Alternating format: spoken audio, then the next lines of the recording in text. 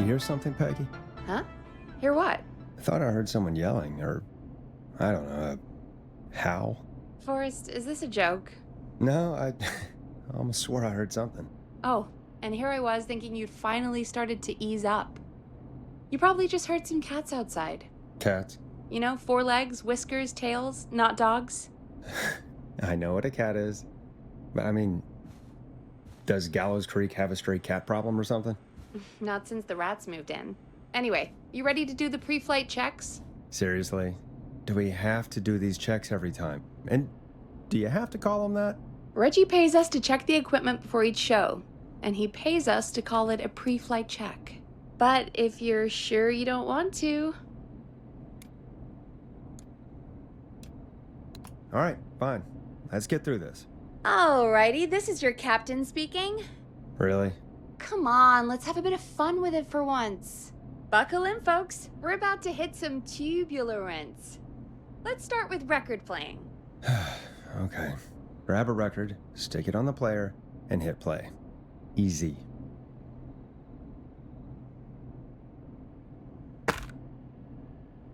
Got it. Great. Now turn it off. All right, up next, phone line buttons. Your captain will be waiting to take your call on line 1. All right, Peggy. Ready for you on line 1. Who's Peggy? This is Captain Donald Key calling. Call me Don. You get it? Yeah, it's a riot. Great, and button 2 works just the same. So, let's move to the Peggy button. You mean the producer line? Like I said, the Peggy button. Press it when you need my help during the show. Is there a Peggy mute button? They haven't invented it yet. Now come on. The Peggy button is the 3rd one on the phone line. I labeled it for you. Press for Peggy. This is your brain, Forrest. Sorry I made you such an unfun turkey. I'm a turkey now, am I? Okay. Are we almost done? Sound blaster next. That's an easy one.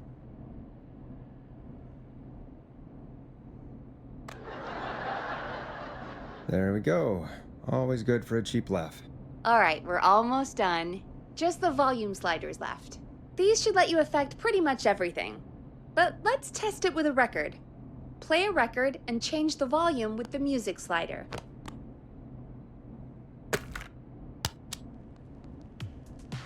All right. Seems to be all working. We done, Captain? We sure are. Coming in for landing. Local time? Should not encourage you. I knew you had a fun side. It's my fun side that gets me in trouble. Now, let's get the show started. After your introduction, our first segment is Guess That Scream. I thought that was a joke. Nope, and don't blame me for this one. It's Reggie all the way, and he demands we do it tonight. Okay, Forrest, shut the music off. Okay, you're live in 3, 2... 189.16. Good evening, Gallows Creek. This is your host, Forrest Nash, and you're listening to 189.16, The Scream. Before we start taking your calls tonight on Gallows Creek's only late-night phone-in talk show, I need to let you know about a special competition we have for you this evening. Guess That Scream. This is actually one of the station manager's better ideas. Here's how it works. I'm gonna play you a scream, then you call and guess that scream. We need you to guess why they're screaming. Did they stub their toe, saw off a finger, or discover the corpse of a loved one? That's good. Now, Forrest, hit them with the tape. We'll play that scream in just a second. Listen close, and then call in to guess that scream. Peggy, what do you mean play the tape? I used to have a tape guy do that for me. You're not in Chicago anymore, Forrest. Here in Gallows Creek, you get to be your own tape guy. Come on, I gave it to you yesterday. Forrest, you do have the tape right. You knew we were doing this tonight. Peggy, let's be real. Guess that scream is a terrible idea. No, I don't have the tape. It may be a stupid idea, but that doesn't mean it can't be fun. We're going to need a scream tonight, Forrest, and you're the one at the mic, so...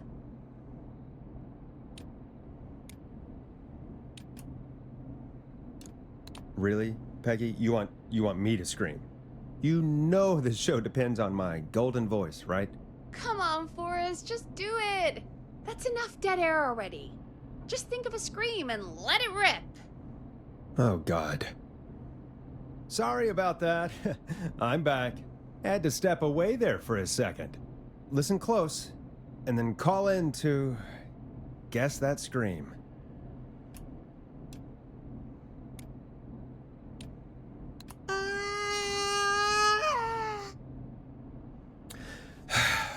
Well, folks, there you have it. Call in with your guesses, and if you get it right, you could win 2 tickets to the amazing Maze and 1 free fried dough. Fried dough? Just call in at 555-239-KFAM with your guess.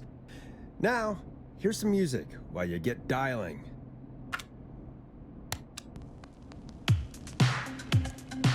Time to go on the journey that is Last Processor with their hit song 1980X.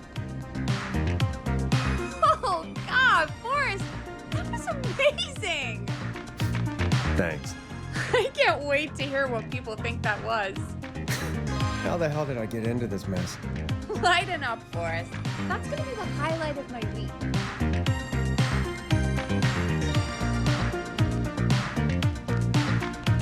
Oh, Forrest, there's a call coming in. Time to turn the music off. Welcome to 189.16, The Scream. Caller, you're talking to Forrest Nash. What's going on with you tonight? Forrest, thank God I made it through. My name is Leslie Harper. I'm the 911 operator and police dispatcher for Gallows Creek. Welcome to the show, Leslie. Are you calling in to guess that scream? As a 911 operator, I bet you may have an educated guess. What? No! Look, I found a body and I need your help. 911 is calling me to report a body. Interesting setup. All right, I'll bite. What's the punchline then? Forrest, I recognize her voice. I'm pretty sure that actually is our 911 operator. I think this is real. Peggy, I'm not gonna be happy if this is a prank. I don't do prank segments on my shows. It's in my contract. Forrest, I really don't think this is a prank. Leslie, if you're telling the truth, you should report this to the sheriff. What was his name? Sheriff Andrews or whatever? I'm at the sheriff's office right now. Wait, what? Sheriff Matthews is dead. What? Sheriff Matthews is dead? I couldn't get any response from the department. That's never happened before, so I came to the station and I found him. Oh, God, poor Sheriff Matthews. Do you know what happened to him? Someone got him. Someone got up very close and I really don't want to say what they did to him. Did he fight back? I don't know. I think he tried. He's surrounded by bullet casings. I think he tried to shoot at whoever it was, but...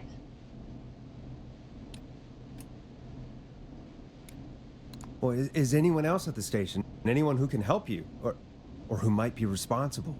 No, I checked everywhere. Deputy Martinez is here, but she's knocked out, tied up, and locked in a holding cell. I called you right after I found her. God. Wait. Please don't tell me that this hick town only has 2 cops. Don't be ridiculous. We have 3, but Officer Gunderson is on leave in Cancun. Leslie, do you have any idea who could have done this? Not a clue. I didn't see anything on my way over. Leslie, you need to call over to Henderson or Quiet Ridge. They need to send someone over from their department. I tried, but I can't call anything but local numbers. Something's wrong. I'll have to go there myself, let them know what's going on, and bring help back with me. But if you leave while there's a murderer on the loose, who's gonna man the emergency line? That's why I called. Forrest, I've routed all 911 calls to come in to you.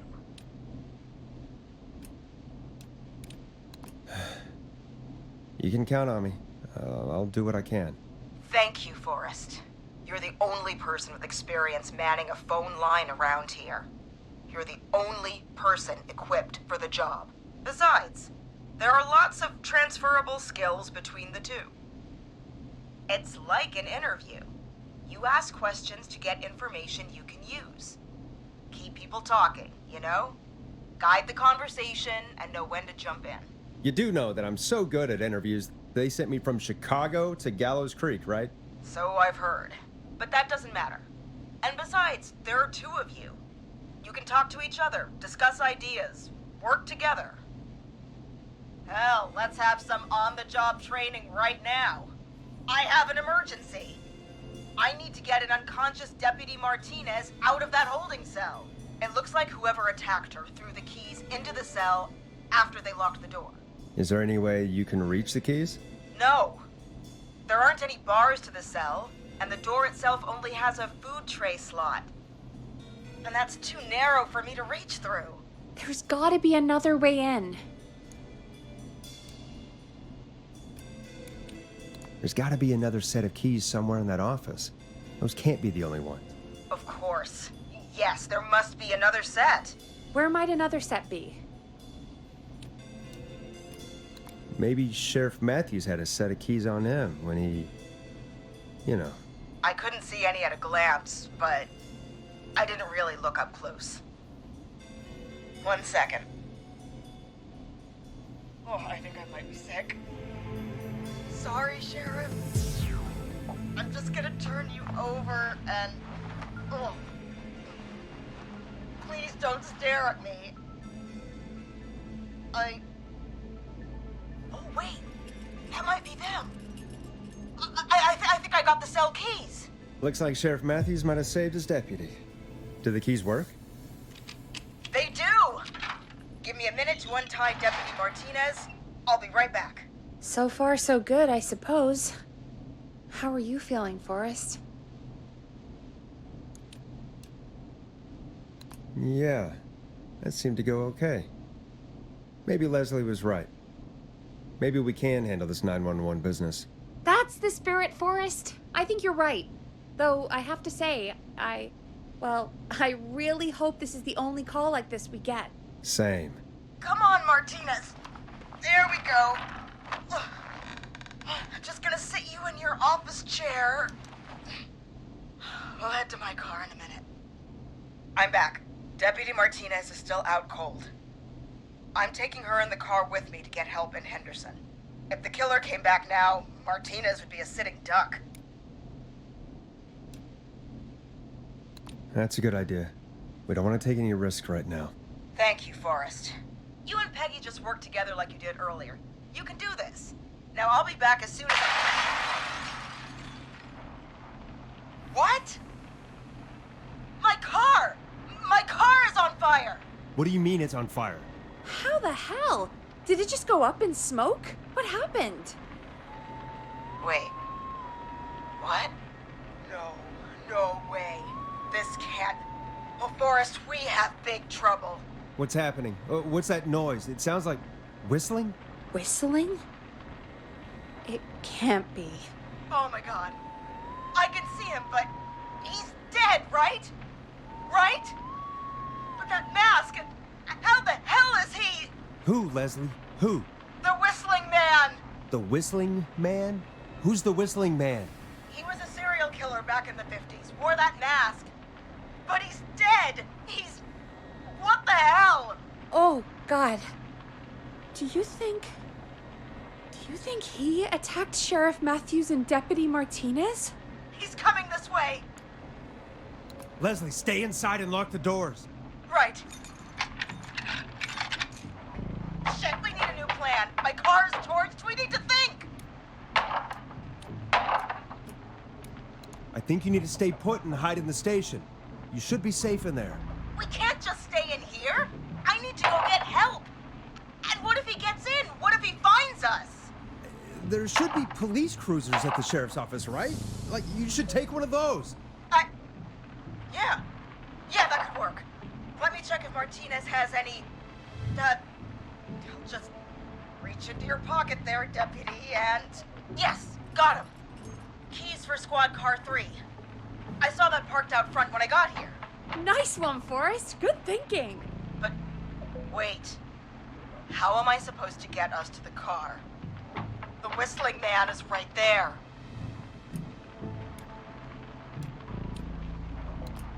The sheriff must have a gun, right? Can you see it? There was a gun next to him. Let me grab it. Shit. It's empty.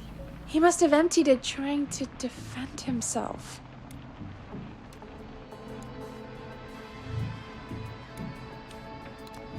Are there any other weapons lying around that you could use? I didn't see anything earlier. Let me check Deputy Martinez's belt.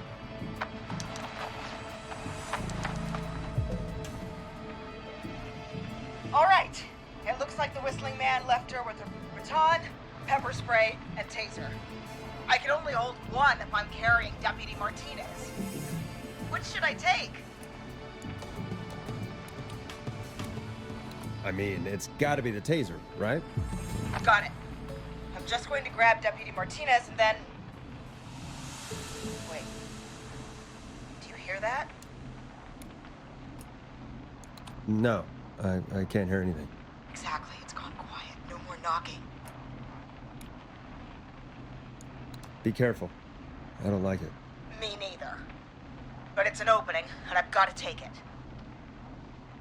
Okay. Deputy Martinez, if you can hear me, it's time to move.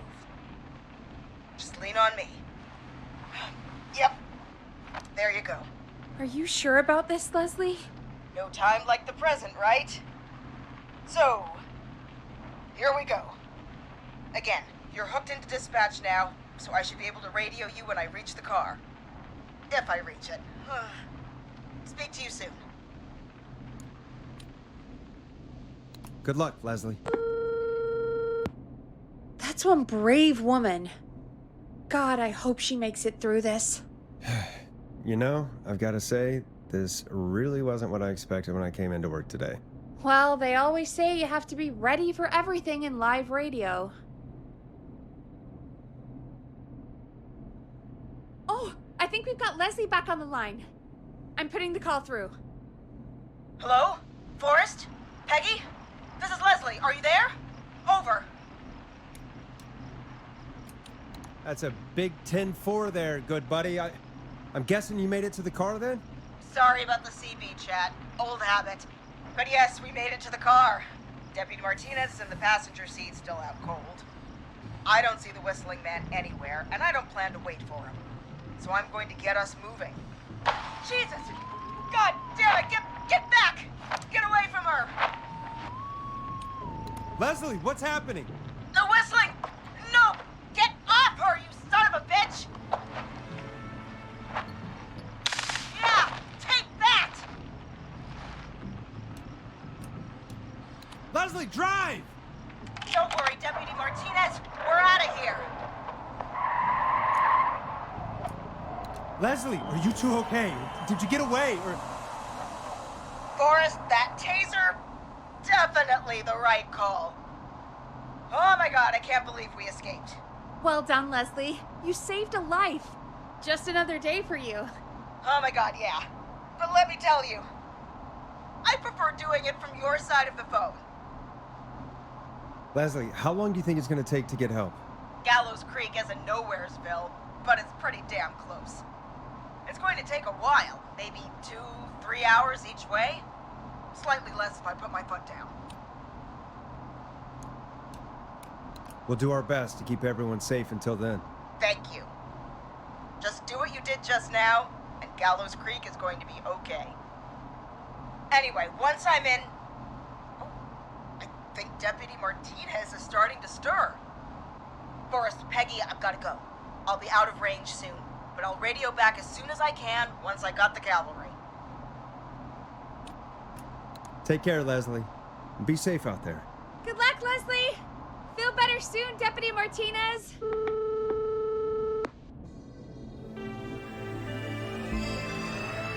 Folks, you heard it here. We've got a killer on the streets of Gallows Creek tonight. Please make sure to stay safe. And Leslie, we're counting on you. We're gonna get back to the show meanwhile. If you have anything on your mind or have any information about this Whistling Man character, then give us a call. We'll talk here on 189.16, The Scream. For now, here's another hit record for you all to enjoy.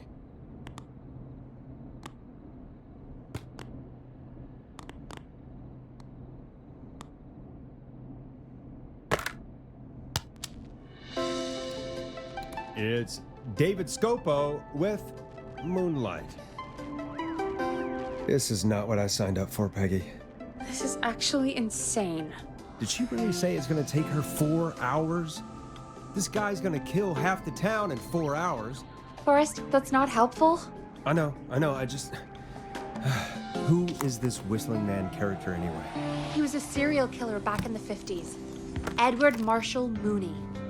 Went around in a freaky mask, whistling, and killed about a dozen folks in Gallows Creek. No reason for it. No motive. He just did.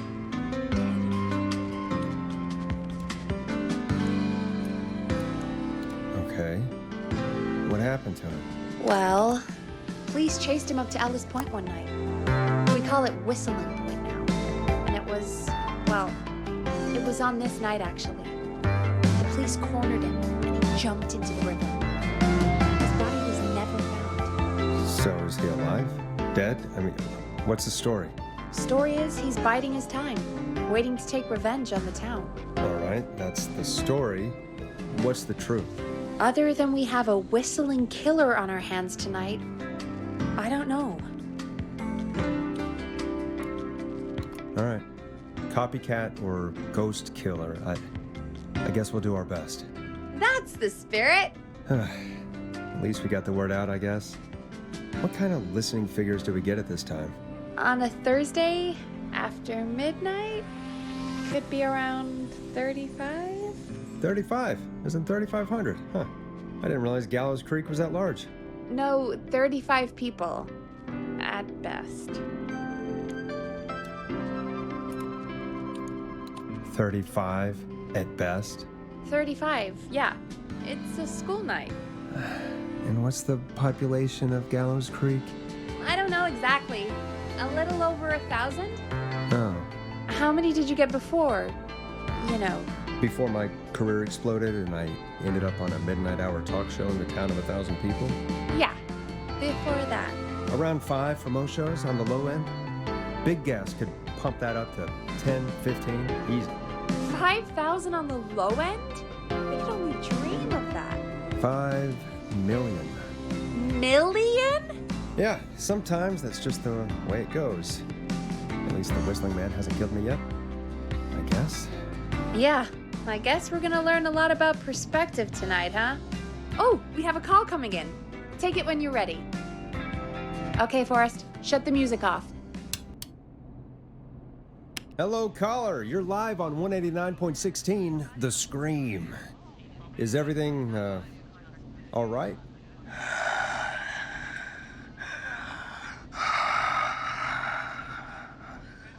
Okay, who is this? Are you, hello? Hello?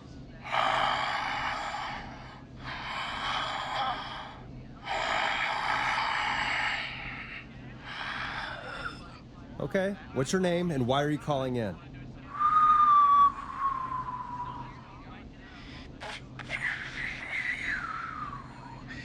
You know my name. I've come back from the dead to kill again. No one's safe. Do you accept requests? I've got a list of names I'd love to see in the obituaries. Maybe you must make a sacrifice to us. A sacrifice? To us? I mean, me. We want cheese cheese-dusted pretzels. I want cheese-dusted pretzels. Or I'll cut your face off. Goddamn kids. I'm cutting them off. Not yet. I want to deal with them.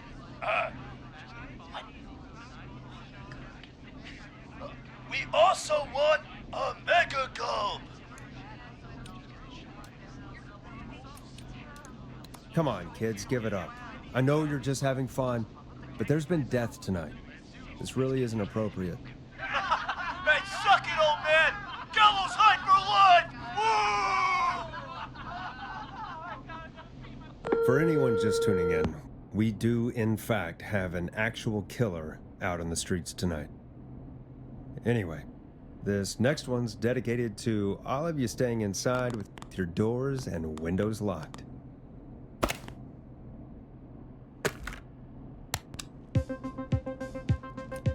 Now it's time to go with The Flow. And this is their hit, Crying for Help.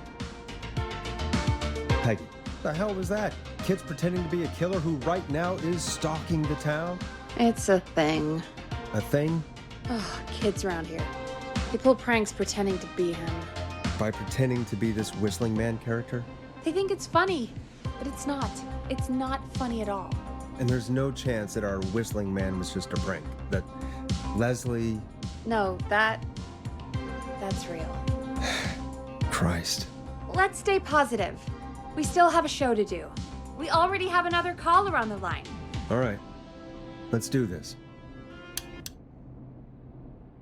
Hello, caller. You're live on The Scream with me, Forrest Nash. What? I dialed 911. I need the sheriff right away. Okay, right. Well, I'm filling in for 911 tonight. What's your name and what's your trouble? My name is Sandra Sharp, and I need the cops now. I'm sorry, but the cops aren't coming. Leslie's on her way to Henderson for help. What? God. Listen, you've got to help me then. I drove to the edge of town for a jazz run, and now some psycho dressed like the Whistling Man is after me, knife in hand. Oh, God. It's actually happening. Where are you now? Did you escape to somewhere safe? Oh, I did, baby. I jazz ran all the way to my car and nothing flat. But I dropped my keys somewhere along the way. I never locked the door, at least I've got a place to hide, but I can't get moving.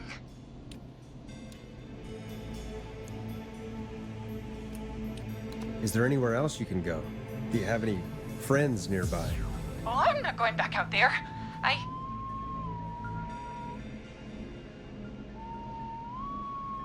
Oh, shoot. Oh, he's back. Look, I don't know a thing about cars, but I gotta start this engine without the keys. And you're gonna have to help me. Wait, I don't... If it helps, I've got a toolkit buried beneath my spare sweatbands.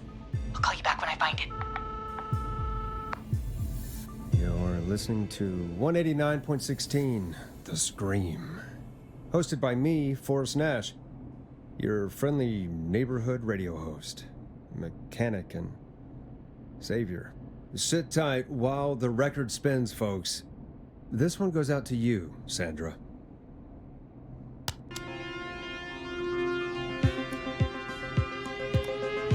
Doesn't the station have a show about cars? The Tamora twins or something? Timberline twins talk motors. Yeah. You know they're not even brothers. Really? They look the same, though. I know, but they're not even related. It's weird. I asked them about it once, and they got really sweaty and defensive. Anyway, go see what you can find. The offices are out the door and down the hall.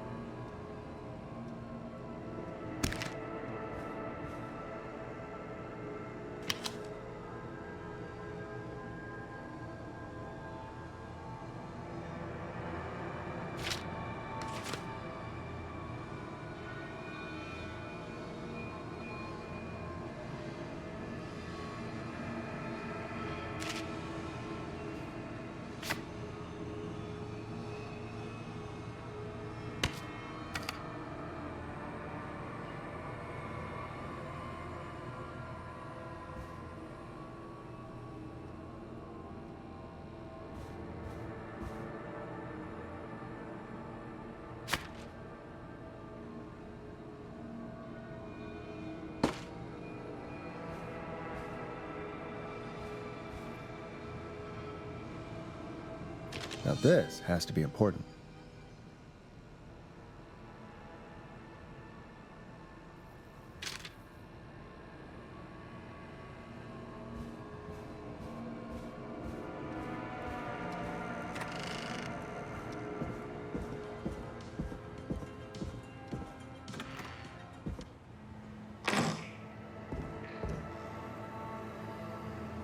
This looks useful.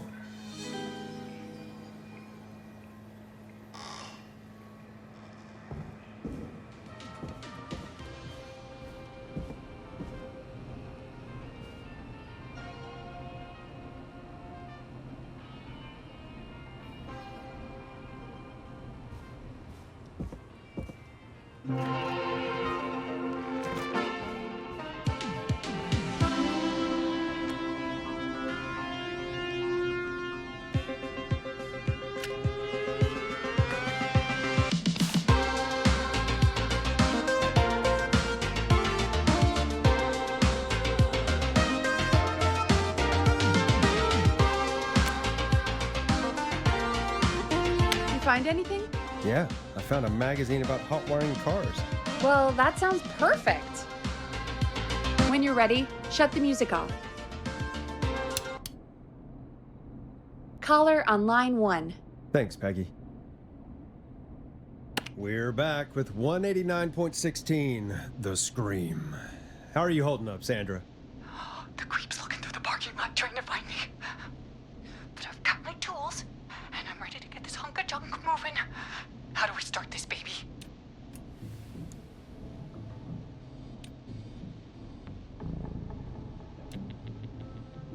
Put the screwdriver in the ignition and twist clockwise. Here goes, baby. Screwdriver's too fat to fit. What next? Unscrew the steering column. All right. Just turn. 1, 2, 1, 2. Oh, God. How long are these screws? Okay. Cover's off. Okay. There's a bunch of wires down here all paired up and... Oh, God, my heart is pumping. Tell me exactly what you see. Okay, we can do this. There's a red wire, a blue wire, a yellow wire, a green wire, and a brown wire. What's the serial number on the steering column? The number is 576-894-320.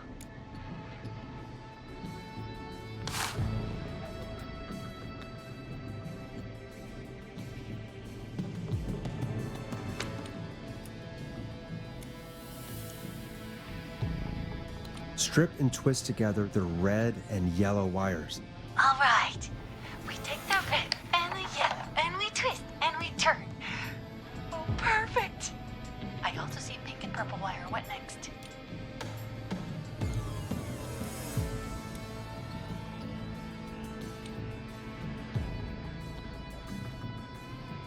Strip the purple wire and brush against the twisted wires. Okay. We strip and we brush and... Energize that body! Fantastic work, baby! Anytime you want to come down to the jazz studio, you get in for free!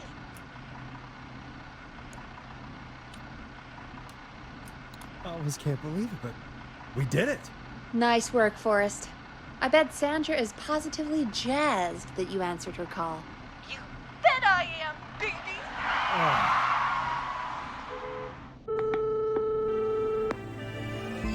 We did it, Forrest! We sure did. Here comes another hit track that we're excited to share with you. And remember, if you're also having car troubles, then tune in to Timberline Twins Talk Motors here on 189.16, Monday to Friday at 5. Take it away, Forrest. Listen in to this next track from Late Night Lurkers, if you dare. I still can't believe this is happening. Right? Like Gallows Creek didn't already have enough to worry about? What do you mean? Gallows Creek is a miserable place to live. Really? Miserable? It's nothing personal, Peggy, but it's not Chicago. Or, no, it's not really anywhere. Well, I like it here. People are polite and, Stab happy? Don't be awful, Forrest. Come on, there must be something you like about this place. I guess some folks have been okay. You're not terrible after a while. Not terrible after a while? High praise coming from Forrest Nash. You know what I mean, Peggy. I do. It's Forrest Nash for I think you're swell. Anyway, I hope the killer is done for the night and that Leslie gets back soon. Me too. Can we at least call off that stupid Guess the Scream contest now? Yeah, that'd probably be a good idea.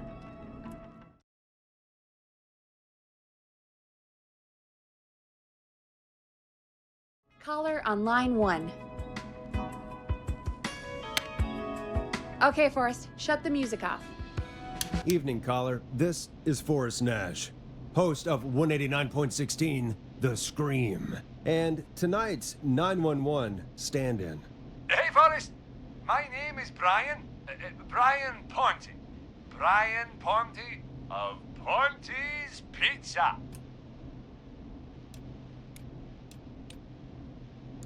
Hello, Brian Ponte of Ponte's Pizza.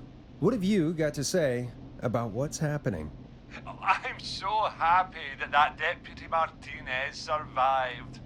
I've seen her a lot over the years down here at Ponte's Pizza. Oh, you did a really great job. And as a thanks for all you did there, I just wanted to tell you that I'm sending you some coupons for free pizza here at Ponte's Pizza. Wow, Brian. That's really good of you, but you really don't have to, though. Oh, it's the least I can do. And if you like it, well, you're in luck, because we're always running great deals that'll have you eating for pennies. Sounds great, bro. And let me tell you, the pizza we have is to die for. No. Poor choice of words tonight, I guess. Yeah, that didn't come out great. I'm sorry, Forrest. Well, I just hope I didn't put you or anyone else off coming on down to Ponte's Pizza. We've got a great special this weekend. Our famous beer and pizza deal. Wait a minute.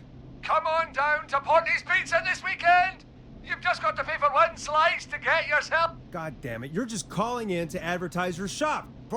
Peggy, hang up on him. Done. Oh, real quick, before I forget, it's probably time we played a paid ad. Now, a word from our sponsors. You know how to play an ad, right? Nope. In-flight check time. Christ. Our captain would like to remind you that the station is required by law to play advertisements from our sponsors. Grab a cassette and stick it in the player.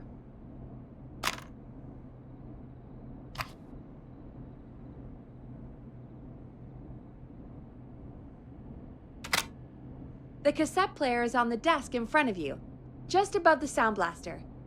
There should be a cassette in the dock nearby. Done. The world-famous annual Gallows Creek Harvest Festival is back! We got it all out on Giblet Field. We got the Little Miss Harvest Pageant, Princess Harvest Pageant, Harvest Queen Pageant, Cotton Candy, Corn Dogs, Cornhole, Corn on the Cob, Crokinole, Country Music, Can Jam, Jams, Jellies, Jamborees, Juggling, Roller Rickies, Roller Disco Lessons, Praying. We got baby crawling, balloon popping, balloons for sale, beard contest, horseshoes, hayride, hay toss, hey you there, safe donkeys and ponies, apple bobbing, firearm, fireworks, funnel cakes, fried dough, seeds, spitting, sand licking, cracker cramming, and cat shop. band, fake tattoo, face painting, puppets, petting zoo, amazing maze, square dancing, story swapping, spelling bee, quilting bee, and sewing circle, pie eating, lawnmower racing, hot dog eating contest, flower contest, and of course our famous gourd measure-off. The festival is brought to you by Mayor Linda Cartwright, sponsored by Gallows & Sons Factory, and dedicated to the memory of Garrett Miley, tragically taken from us last festival. I can see why it's world famous. It's a highlight around here, Forrest. Oh, I am sorry to hear that, Peggy. All right, folks, welcome back to the show. We have a note from my producer. That's right.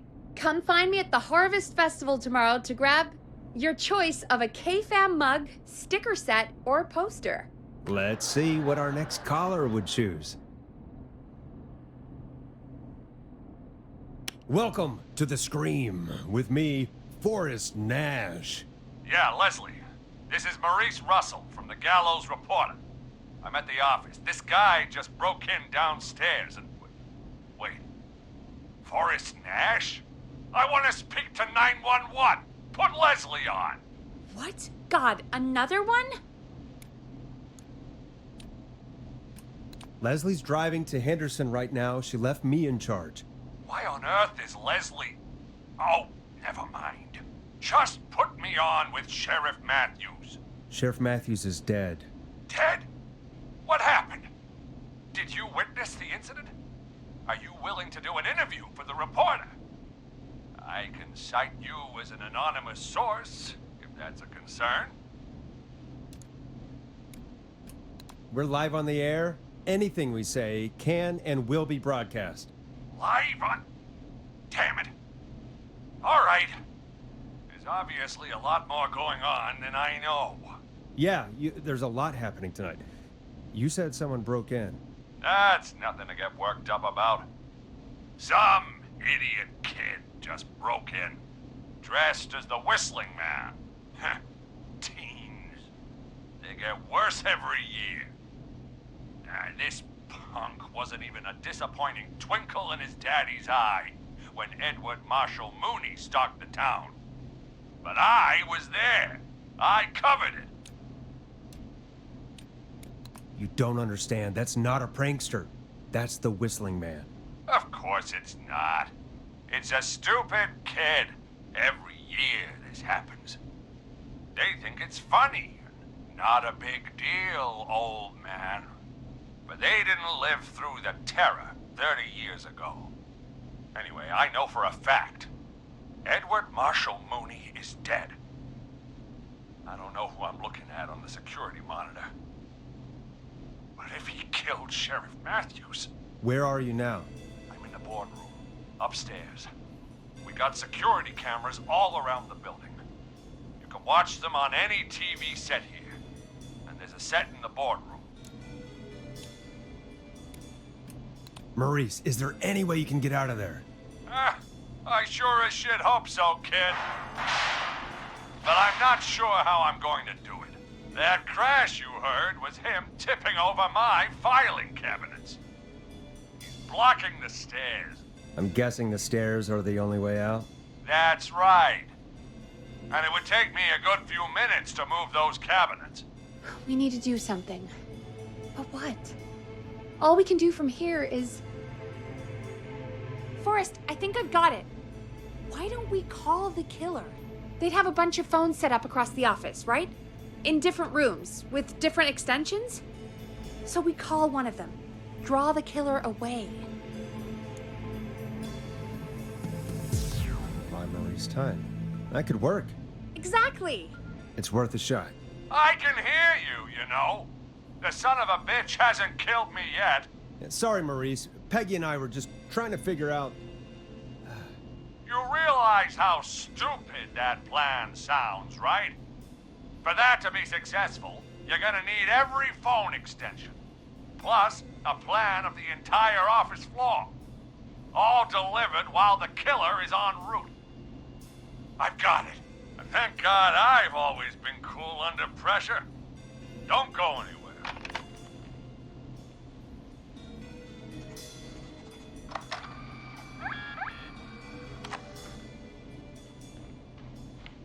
You don't think the killer got him, do you? Mr. Russell, I'm here. The freak's going to be here any second, too. Go check your fax machine. Don't let me down.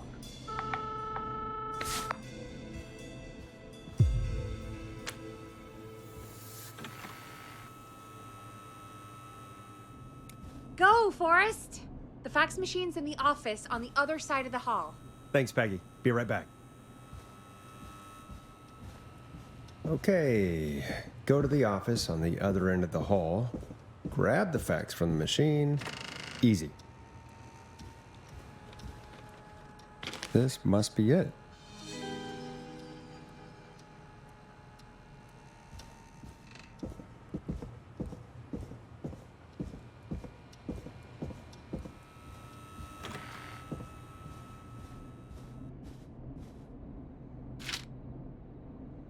Hey, did you get the fax?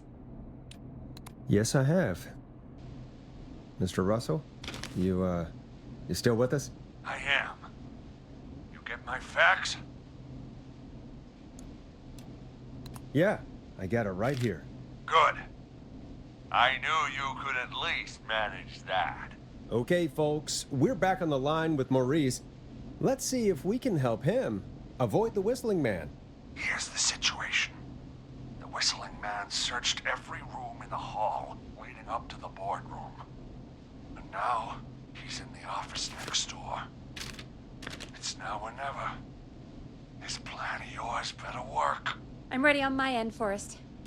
Again, we want to draw the killer away by dialing an extension number, and then move Maurice somewhere safe. So, what extension should I call?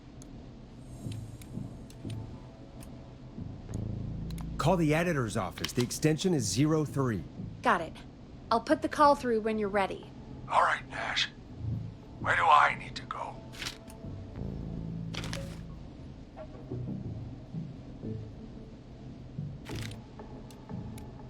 You're moving to the kitchen. Yeah, that makes sense. Go somewhere he's already checked. Not bad, Nash. I'm ready to place the call. Are you ready, Mr. Russell? Don't have much choice, do I? Make the call. Yes, sir. Calling now.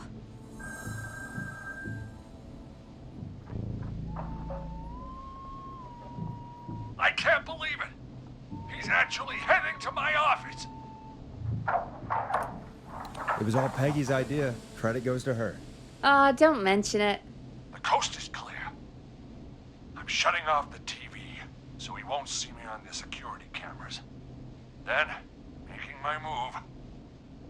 I'll call when I get there. Do you think he'll make it okay? I'm sure he'll be fine. But now what do we do?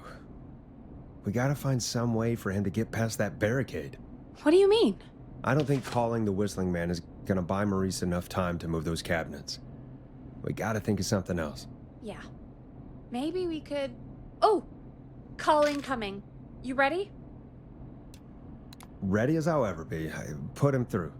Alrighty. Mr. Russell, are you there? I am. I don't think he saw me. I've gotta give you credit for that, but I'm not out of the woods yet. Right, let's review where we are.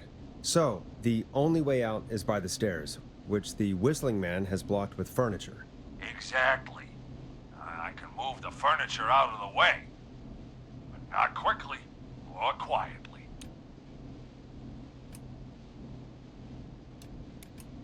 Could you lock him in a room? That'd probably buy you time enough, right? Maybe. But the damn fire regulations say every door in the office has to unlock from the inside. He'd be able to get out just as soon as... Wait, no, I got it. The secret archive through my office, where we keep our most sensitive records. Ooh, a secret archive? Reggie would love that. What have you got back there? Juicy secrets about outer space? Ah, I didn't know you were into conspiracies, Peggy. I may have borrowed a few tapes from our manager's office. He has quite the collection. Will you two chatterboxes pipe down? I've got it all figured out. The secret archive. There's no lock on the inside of that room. Only the outside. You can't break out. If we can get him in there, and I lock him in... We can catch the son of a gun. Exactly. Oh my god. Forrest, we might be able to end the nightmare right here. So should I call the secret archive then? You can't. The archive is a room for secrets, not gossip. So we don't have a phone in there. Oh, we're gonna need to change it up then. Any ideas, Forrest? Maybe we could use a radio. There's no radio in the secret archives. Are there no radios at your offices? I don't have one in my office, but... What is it? Our sports reporter, Hopkins. He has a little portable radio he never turns off when he's here. I'm glad you got a radio fan there. Does he listen to 189.16, The Scream? Gallows Creek's best and only late-night call-in show. Jesus, Nash. I'd expect that level of self-advertisement from Brian Ponte, not you. Don't be a Ponte, Forrest. That's low. Will you idiots focus now? His portable radio should still be here. It should be in the archives, actually. I'll sneak over while our friend is still distracted with his search. I'll call you back once I've got the radio. We're gonna save him, Forrest. Heck, if this works, we might even save the whole town. We're close. Let's make it happen, Peggy. How can we fail? I mean, it's a plan with steps. Get the radio, plant it in the secret archives, lure the killer, and... Oh! Call incoming from the reporter. Putting it through now. Nash, hello? Nash, are you there? I'm here. Is everything okay? I found the radio. It's right where I thought it would be. It's all coming together. I'm just gonna turn it on quickly, make sure it's still got some juice. Maurice, turn the volume down. We don't want that thing blasting just yet. Yeah, I knew that, Nash. I was just doing that when you yelled at me. The radio works! If I make it out alive, Hopkins might just get that day off he wanted. He's earned it. Let's do it for Hopkins, Forrest. Wait. Ah, God damn it. If I can't have this stupid thing turned up, how am I supposed to draw the killer? I can't be in the room when it's on, or I'm dead. You just... Oh, that's a good point. But wait, we're the radio. We can just be quiet until you're ready. If you can do that, then... Yeah, sure. 189.16. Now, even when I know something for a fact, I like to double check. But after your earlier self-advertisement, Nash, I don't think that's necessary. I've got the radio on silent, but I'm tuned in. Now, I just need to get to my office. Sounds like we need to make another call, Forrest. Where should we send the killer?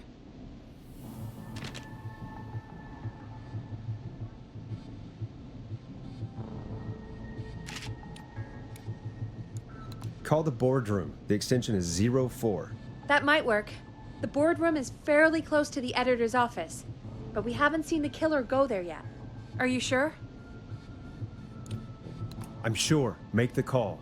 Okay, calling the boardroom now.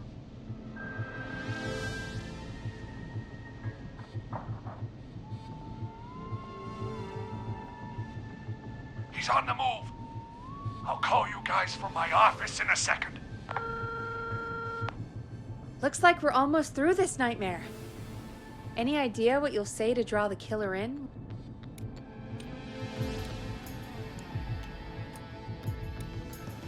I'll pretend to tell Maurice to hide in the secret archive. The killer will hear me, go check it out, and we've got him. Oh, I like that. Make the killer think he has the upper hand, and then BAM! I appreciate the vote of confidence. Ooh, call coming in. Here we go. I'm here. The radio's set up in the secret archive. Just give me the signal, and I'll turn it all the way up. Where will you hide in the meantime?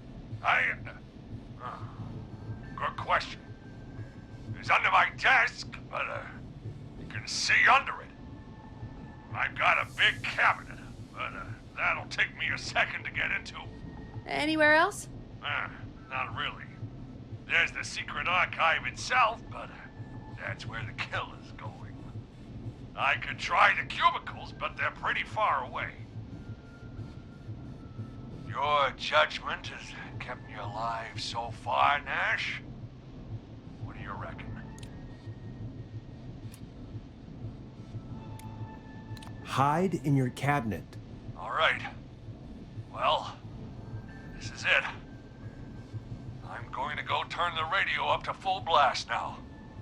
Don't say anything until I've had time to hide. You got it? We know the plan. You can trust us. Here we go.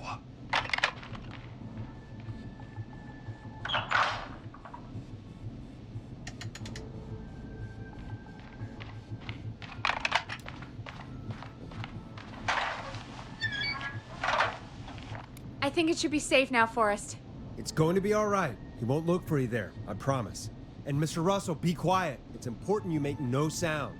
Quick, Mr. Russell, hide in the back room in your office.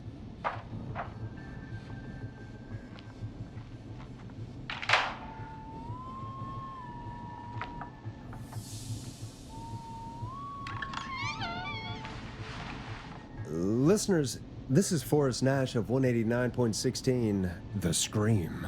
And if you've just tuned in... See you in hell, kid! We've just locked up the Whistling Man. Forrest, you beautiful bastard! I can't believe that actually worked! If I'm being honest, I can't believe it either. Thank God it's over. I'll be off now. Gotta get out of here. Write up a few notes. Call a few friends. I'd feel safer waiting for the cops to come grab this freak with some company. Hey, maybe you and me could do an interview tomorrow for the Gallows Reporter. I'll think about it. Let's see what tomorrow brings. I'll take that as a yes. Talk to you soon. There we are, folks. The Whistling Man is locked up. Let's all take a deep breath. And play some killer tunes.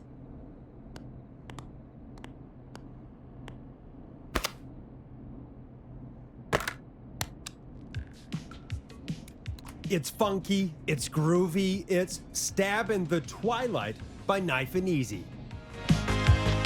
Looks like the night should be pretty easy from here on out. Right? Thank God that's over. I guess we got some downtime now. I could ask you some questions to kill the time? You're gonna interview me. You sure about that? You're not so scary. Besides, we've been working together like a week now, and you're still all shrouded in mystery.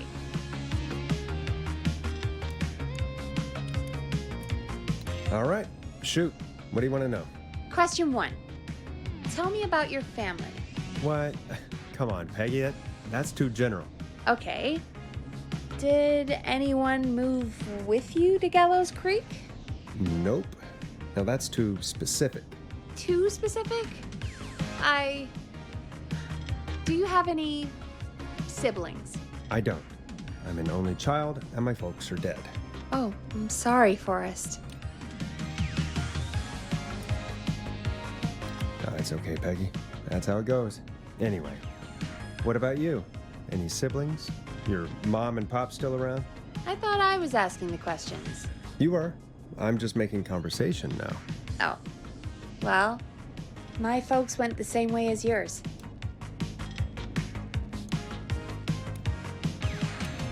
Oh. What happened there? My dad walked out when I was about 13. He'd been a wreck for a while. Then he got himself into a wreck, and, well, that was Dad. Mom didn't take it well. She remarried pretty quick after that. She wanted to forget Dad so bad, she even made me take my stepdad's last name. So I'm Peggy Weaver now. Anyway, Mr. Weaver got sick one day, and my mom didn't last long after he went. I'm sorry to hear that, Peg. Don't call me Peg. Yeah, sorry. I was just trying to be... It's okay, I know. I'm sorry. I'm defensive about that name. Any siblings? Funny you mention that now. No, not anymore. I had a sister, but I haven't seen her since before my dad. Hold on. Someone just rang the door buzzer. What on earth could someone want at this hour? I don't know. Do you want to go check it out? Me? You sure you don't want to go? I can't leave the booth while we're on air. One of Reggie's K-Fam regulations. I'll pass you the key to the stairs.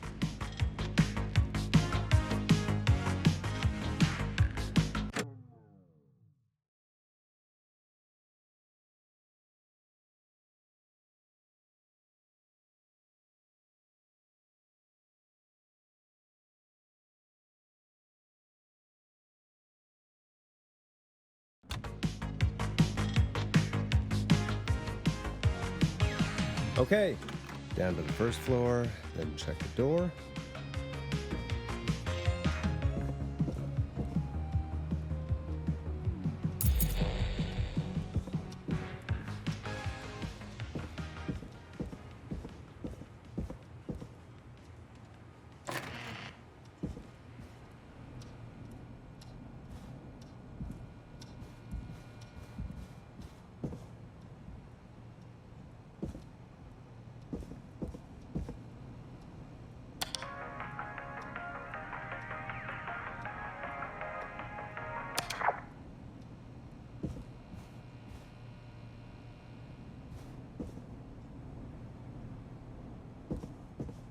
A tape.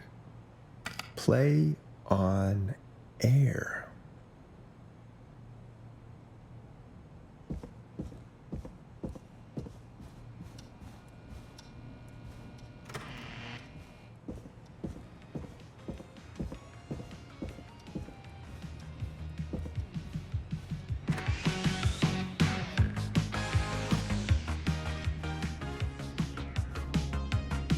Who was there? I didn't see who it was. Are they still out there?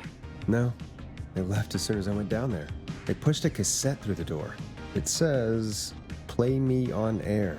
All right. Well, turn the music off and play it.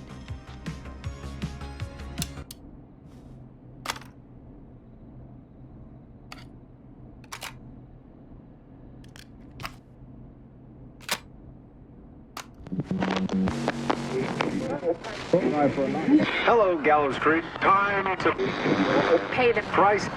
Time to pay for lives. Time to sit there. I will punish you. I'm going to enjoy this.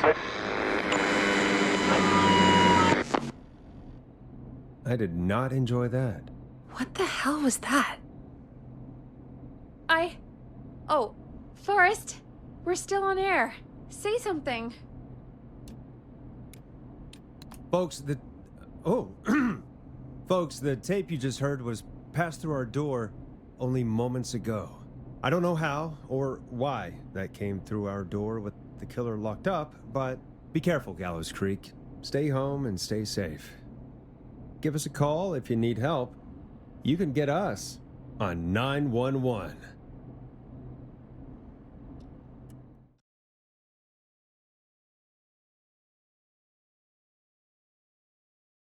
Hey, we had a call come in. Caller, you're on 189.16, The Scream, with... Nash! Shut up and listen to me! Mr. Russell? What's wrong? Are you okay? I said listen! He's gone! The whistling man is gone! So the one who left the cassette, he really did escape. You mean you knew he escaped? And you didn't tell me? We only just found out. We weren't even sure it was him. Mr. Russell, where are you now? What happened? Well, after our call, I cleared the stairs and went home. I phoned some buddies, and we came back here to keep watch. Then what happened? I'm getting to that. We came back here. Door was shut. just as I left it. We had a couple of drinks and, well, there was a bunch of us and we were all armed. They thought we could teach the freak a lesson before the cops got him. Did you let him escape? Of course we didn't.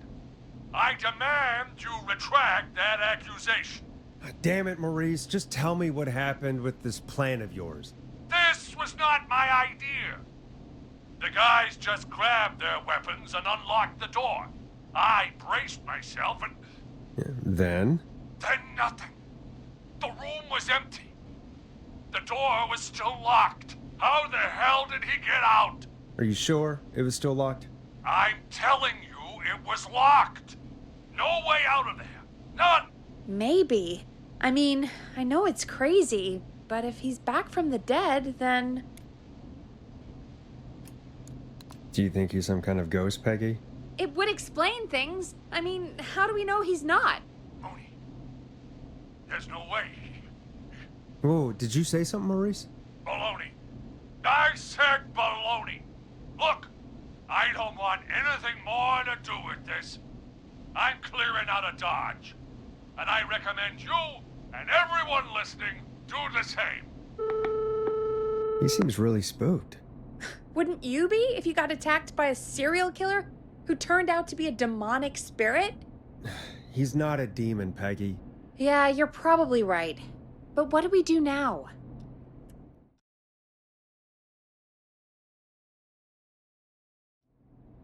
Thank you again, Mrs. Mackenzie, for the helpful tip. The bagger at the grocery store cannot whistle. We'll remove her from the suspect list. Let's go to a break. I need you for a second. All right, folks. We need to take a quick break. This one's for all those folks out there keeping the hatches battened. Let Storm Riders take you on a rock and roll ride with the Glam Jam. All right, Peggy, what's up? I pushed a cassette under my door. Go play it. You stopped the show for a tape? Just go get it.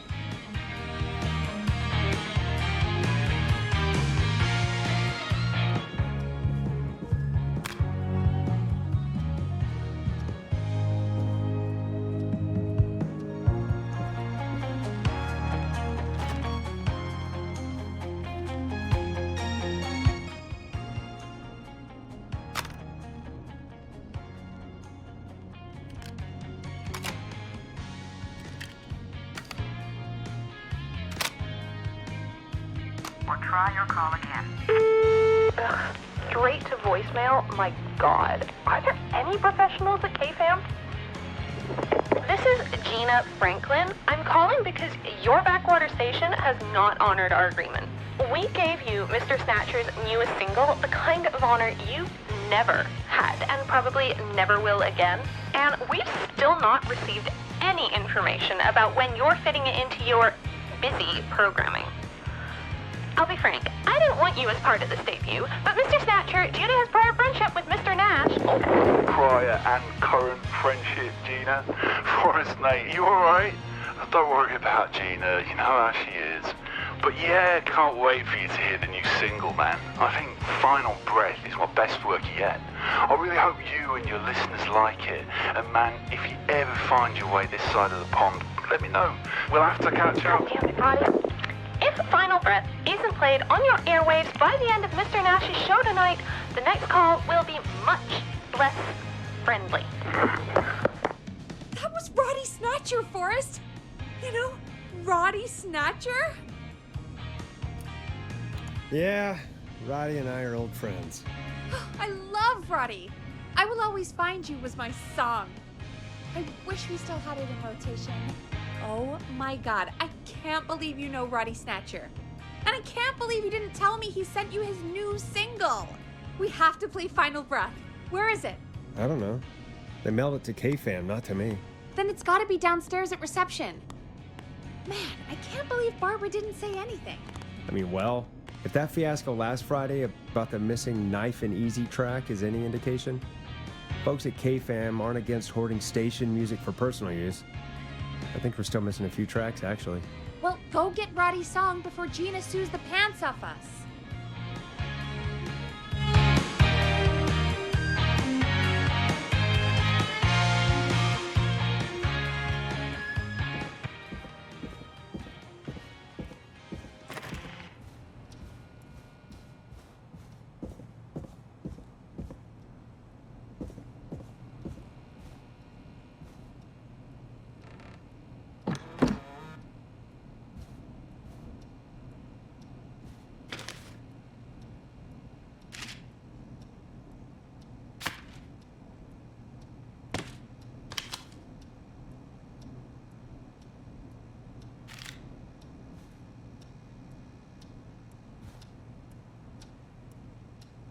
This must be it. Final breath.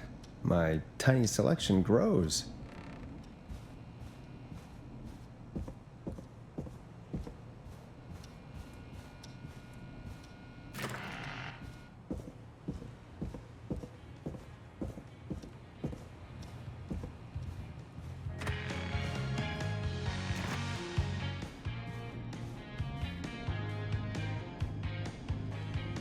Hey, did you get it?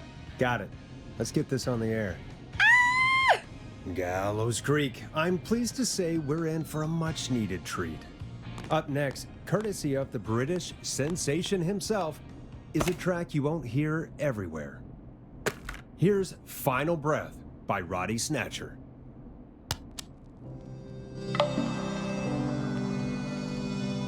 Wow. God, Roddy's the best.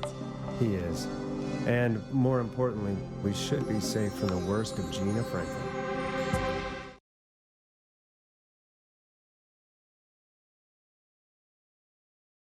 And I think that's every time I've seen him live. Peggy, you just talked through the whole song. Oh, whoops. It's okay. I can just play it on loop later. Oh, shoot. I just noticed we have a caller waiting. I really hope it's nothing serious.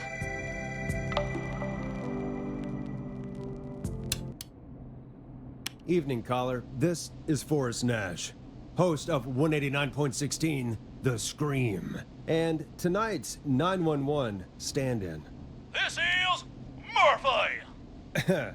Hello, Murphy. What have you got for us tonight? Two things, Forrest. First, happy birthday to my son, Fernando. He's 3 today, and man, being his daddy has changed my life. I've learned how to live, how to laugh, and most importantly, how to love. Aw, happy birthday, Fernando. Happy birthday, Fernando. Thanks. And now, my other thing. I'm putting the word out to this so-called killer. You think you're tough, huh? Big man with a big knife, huh? Prove it. Come face me, a true warrior, at the Gallows Waste Disposal Plant. Guess what? Are you gonna kick his ass, Murphy? Goddamn right! I'm gonna kick his ass! I got all the tapes in Master Robbie's Dojo series. So get ready, whistling man. You just let loose the junkyard dog. Oh, no. And there he goes. Ladies and gentlemen, keep your fingers crossed for Murphy as he tries to become our hometown hero. Anyway, we'll be right back after this commercial.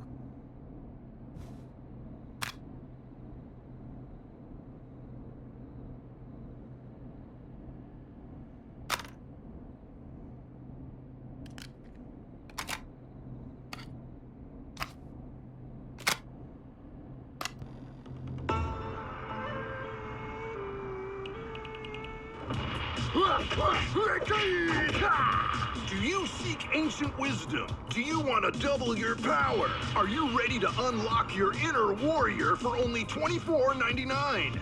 Then step into Master Robbie's deadly dojo of Kung Rate and receive direct by video warrior instruction from me, Master Robbie. you will learn the 4 qualities of an ultimate conqueror. The power of the alligator, the discipline of the tarantula, the speed of the tuna, the poise of the scorpion, and the wisdom of the bullfrog. Using classified techniques, I'll unlock your inner chi after only 5 30-minute video sessions. Ultimate power and wisdom can be yours now for the low price of only $24.99. Just call 555-7861 USA to take your first step to becoming a champion.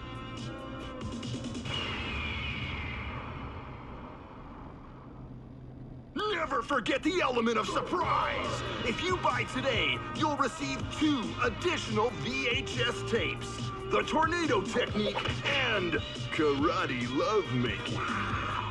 Call today! Do people really buy this kind of thing? Don't pretend like you're not interested. I mean, I wouldn't buy them, but I might watch them, I guess. Yeah, I bet karate lovemaking sure is something. Is Forrest Nash at a loss for words? Let's just get to the show. Wow, what a deal. Only $24.99. And I'm not just saying that because they're paying for the airtime. Just ask Murphy. But unless they pay us more, then it's time to get the show moving along with our next caller. We got a caller. You know what to do. Hello, caller. You're live on the stream with me, Forrest Nash.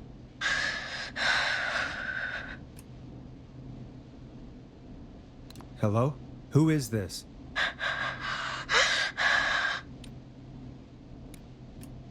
Are you okay?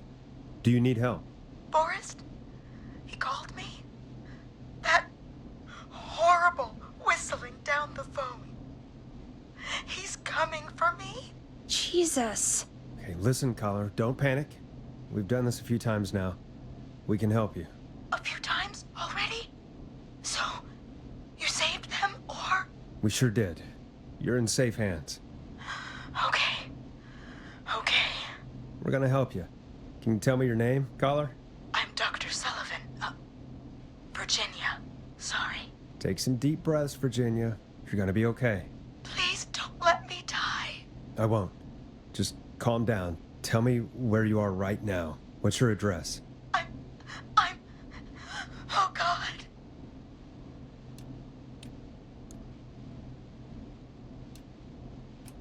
Is there a neighbor you can call for help? No. Everyone's away tonight. There's just a fraternity down the street. You live by a frat house. Yes, they're having a party. Had takeout coming in all night. One covered in beer cans. They're getting wasted, and I'm about to get... Oh, God. Virginia, what's the name of the frat? It's... Oh, God. I can't think. I can't... Any idea what the frat might be, Peggy? If I knew where she was, I might know, but... Wait, the takeout. If we can get takeout to the frat, we can get a message to them to go and help. Virginia, who did they order takeout from? I don't know.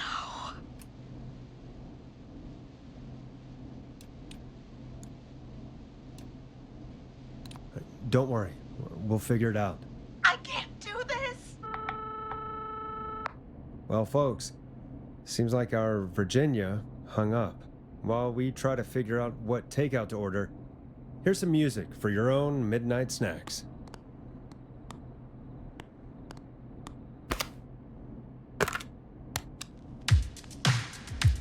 Enjoy this classic by Smooth. It's their hit song, The Word.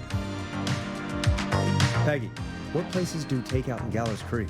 Off the top of my head? Well... There's the barbecue place, Grilling Spree, and you can order from Chalupa Cabras. Oh, and of course we have Ponte's Pizza. That's it, I think.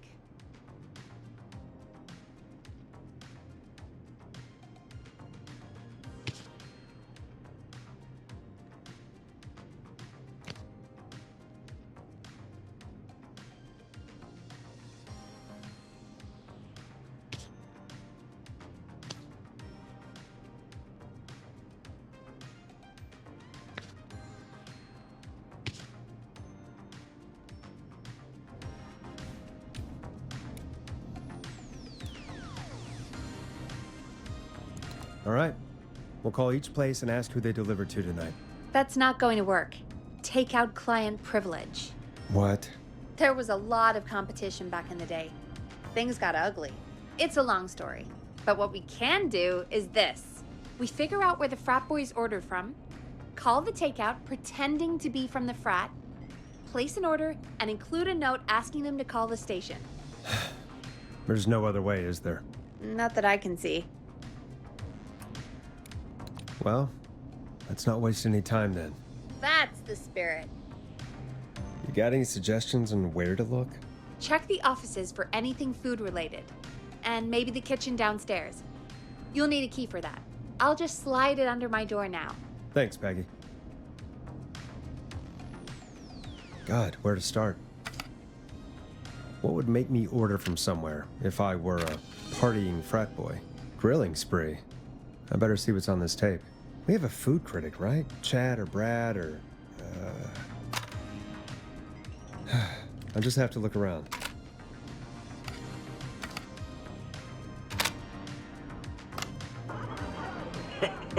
Great party, man. Thanks. Can I grab another beer? Hey, sure thing. Let me grab you one out of the fridge. Oh no, we're out of beer. What am I gonna do? The party is going to be over. Fear not. The Grilling Spree will give you a free 6-pack of beer if Gallows High wins this Tuesday. Say what? That's right. Order a meal deal from us and you'll get a free 6-pack of beer if Gallows High wins. A free 6-pack? Righteous! You heard me. 6 beers if Gallows High wins. Sounds like you've already had enough beers. I hope we murder them. Me too, Billy. Me too. Come on down to Grilling Spree or call 555-749-8335. We've got barbecue you'll die for.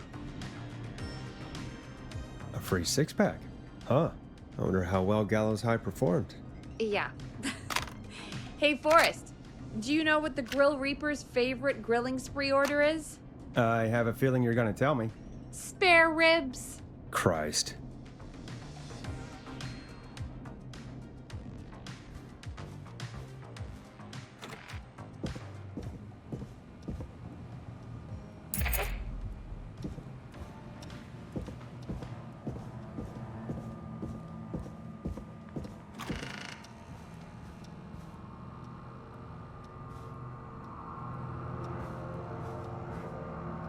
Go Gallows High, I guess.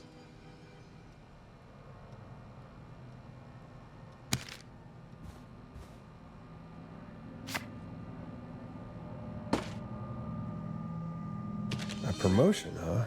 Maybe if I find the pizza box.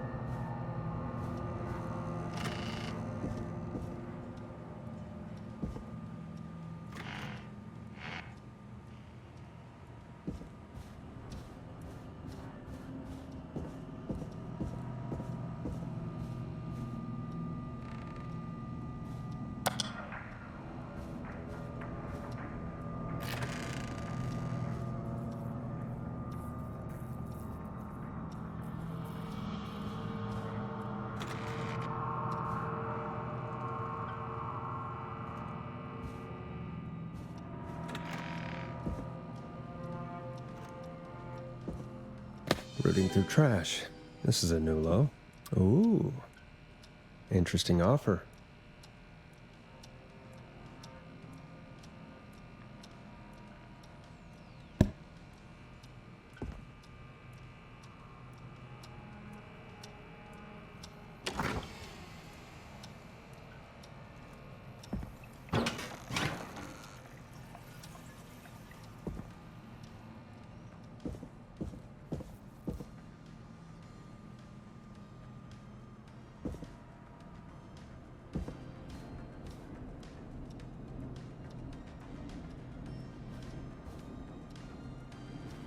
Nice. New music to play.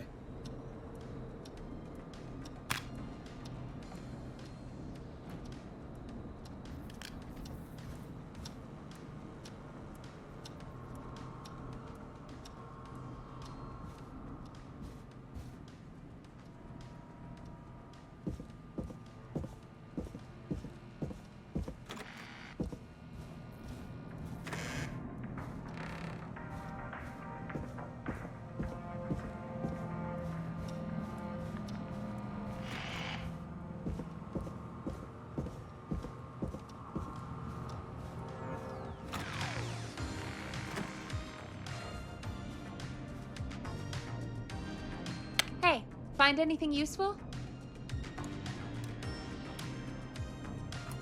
Yes, I have. That's great. Are you ready to get back on the line? Let's make the call. Time to turn the music off. Okay, Forrest, what'll it be? Call Ponte's Pizza. You got it.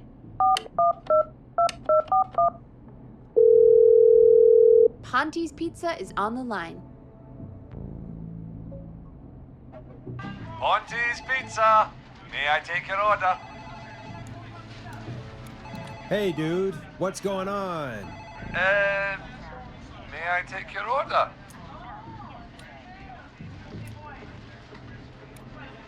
I need some garlic bread. I need the bread! Can do. Where do you want that delivered? Same place as before, you know. The frat house. Got it. And we'll have that over to you right away. Oh, and one more thing. Can you add a note to the order that says to call K-Fam? K-Fam? Oh, consider it done. The folks at K-Fam are huge fans of Ponte's Pizza, you know. I should really call them and let them know. And now we wait. We should put a song on. Agreed. This one goes out to our delivery workers.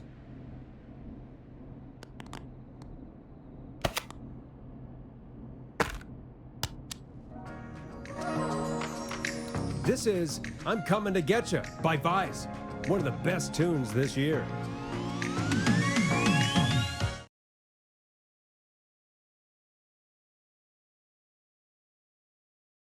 Which of the takeout places would you order from?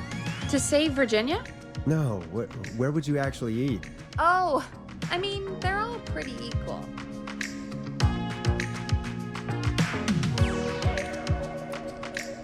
Sure, but if you had to pick one. All right. Not Ponte. He's not Ponte. Right, so between Grilling Spree and Chalupa Cobbers. I mean, it depends. Do I want a plate full of meat?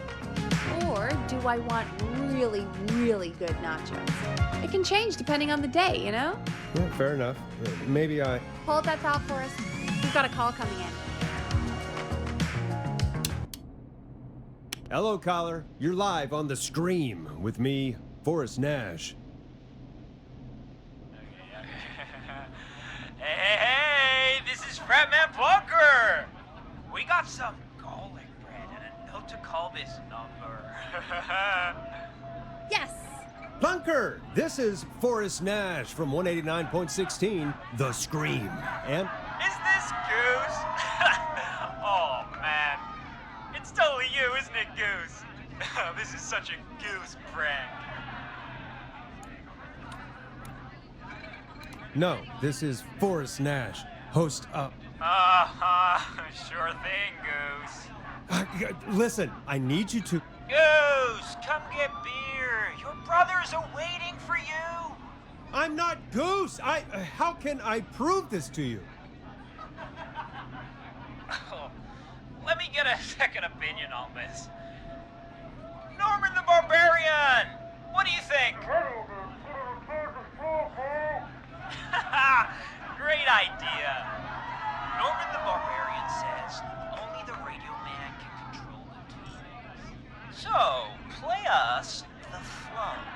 Wait, really? What? The flow? Norman the Barbarian demands it. Okay. I'll play the damn song.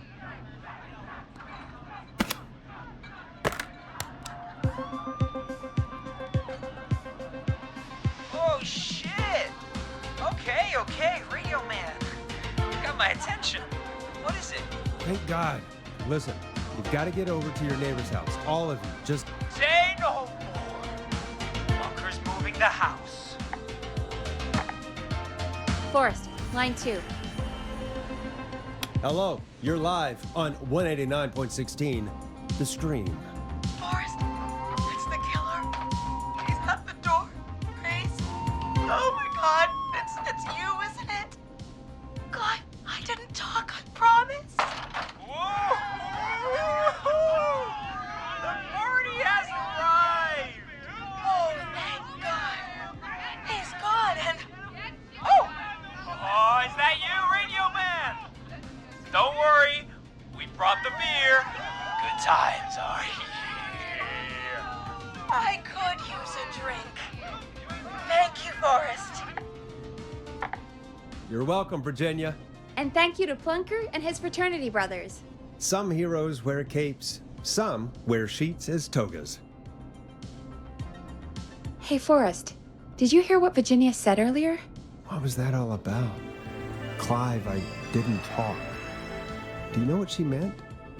There's a janitor here at the station named Clive, but your guess is as good as mine. All right, folks. Seems we may have a lead. If any of you know a suspicious Clive, then please call in. It could save lives. In the meantime, looks like we have another caller. Okay, Forrest, shut the music off. Hello, caller. You're live on The Stream with me, Forrest Nash. It's great to speak with you, Forrest. As a local small business owner, I find this all horrifying. A killer roaming the streets of our fair town? Ooh, terrible. I hear you there. It's a scary time for everyone in Gallows Creek. How are you holding up? You somewhere safe tonight? Yes, Forrest, I am. I'm here at work in my small business. It's a safe, family-friendly place. Oh, what small business do you own? Oh, well, I'm not really big on promotion, but since you ask, it's Ponty's Pizza! The best and only pizza place in town! Come on down and get yourself a cracking deal on our 2-for-1. God damn it, Ponty, no! No free ads! I mean, I guess we can't be that mad at him. Calling Ponty's did save Virginia. I can be mad, Peggy. That sort of thing just... I can be mad. Look, he's gone now. We already have somebody else on the line. Just take a deep breath and let's keep going. Evening, caller. This is Forrest Nash, host of 189.16, The Scream, and tonight's 911 stand-in. Hi. Hello? Am I on air? Sure are, caller. What's your name? And what have you got for us tonight? Name's Eugene Stein, and I've got a heart full of love, Forrest. I'm hanging out in the middle of the maze, listening to your show, looking up at the stars and waiting for her. You got a special lady coming out to see you. Yeah. Molly. We planned to get lost in the maze tonight, to take our first journey together into the love labyrinth. That's why I'm calling, actually. I thought she'd be here an hour ago. And since I've listened all night to how cool you play it, I thought you were the perfect guy to ask. Should I call her up and ask if she's coming, or wait and see? For real, kid? If you've been listening all night, do you really need to ask me? Yes, that's why I'm calling. Eugene, you really need to go home to your parents. My parents are dead, actually. But, Oh, jeez. yeah, I guess it's not the night. Hang on. I hear some rustling. I guess she came after all. Molly! I'm in the middle! It'll take a little while to get here, but, thanks again, Forrest. It's been good talking. wait a second. Molly can't whistle. No, this is supposed to be the best night of my life, not the worst. Eugene, do you know the way out? It wouldn't be the maze if he could just remember the way, Forrest. She's right! Listen, Eugene, breathe, hide, and call back in a minute. We'll get you out.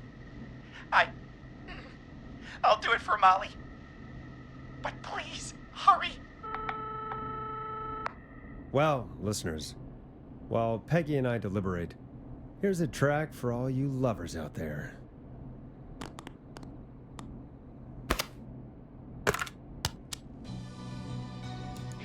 Hope you enjoy this one as much as I do. How the hell am I supposed to get him through the maze? You know Barbara, our receptionist? She's a maze fanatic. Shame she isn't here. I was supposed to go with her last week, but she changed her mind. Maybe we should call Barbara then? If she's so big on the maze. We could, but I don't actually know her number. But she probably has maze stuff somewhere. Go and see what you can find. That'll hopefully be enough. Which one is Barbara again? Barbara! You know, Barbara! Forrest, I've seen you speak to her. Help me out, Peggy. She's the receptionist. Sits at reception, never does any work because she's talking to Brad all day. Ring any bells? Right, yeah, sorry, I guess it's just the stress of... No excuses. Just go and find something to help us.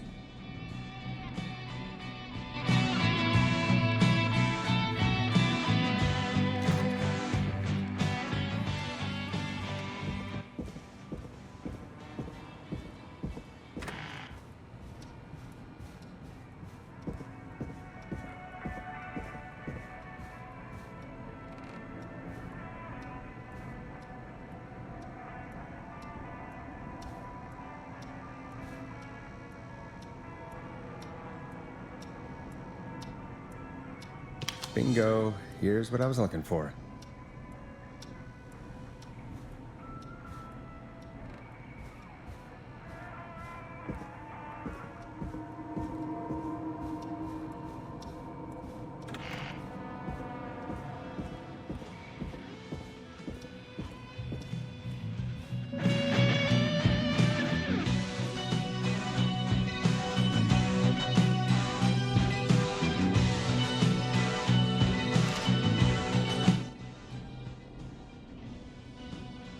Any luck? Yeah, I found a map for the maze in the trash. Why was it in the trash? Never mind. It doesn't matter right now. That's a question for Barbara later. Eugene called while you were away. He's on line 1. Welcome back to 189.16, The Scream. I hope you lovers like that track. And I hope we can help our lover in the maze. Eugene, you're back on air. I'm lost, Forrest. I just ran and I don't know where I am. I'm at a crossroad, facing a tractor statue. There are hay bales painted gold on my right. Go left.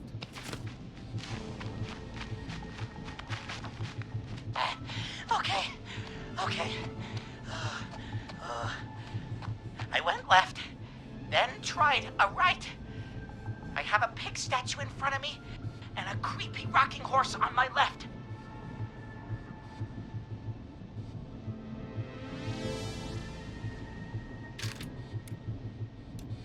Go backwards. Oh, God! Why didn't I just invite her over? I'm at a crossroads. There's a pitchfork statue up ahead. Which way?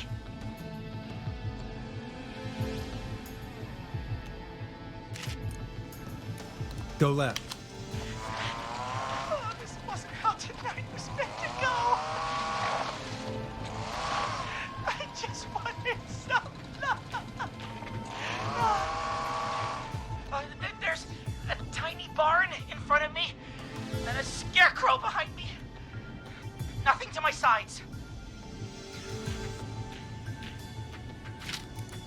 Go right.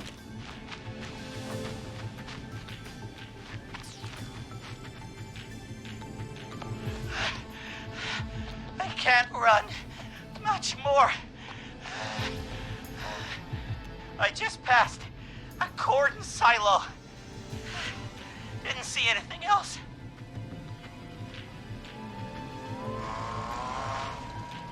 Please. Where do I go? Go right.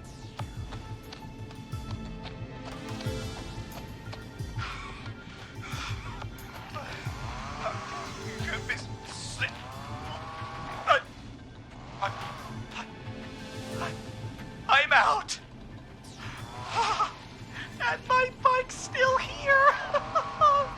Oh, thank you, Forrest. I love you, Molly! That was tense. I think I held my breath the whole time. I think it went pretty well, all told. I think you're right. By the way, why do you think Molly missed their date? Do you think she's okay? Unfortunately for Eugene, I think she probably never left home.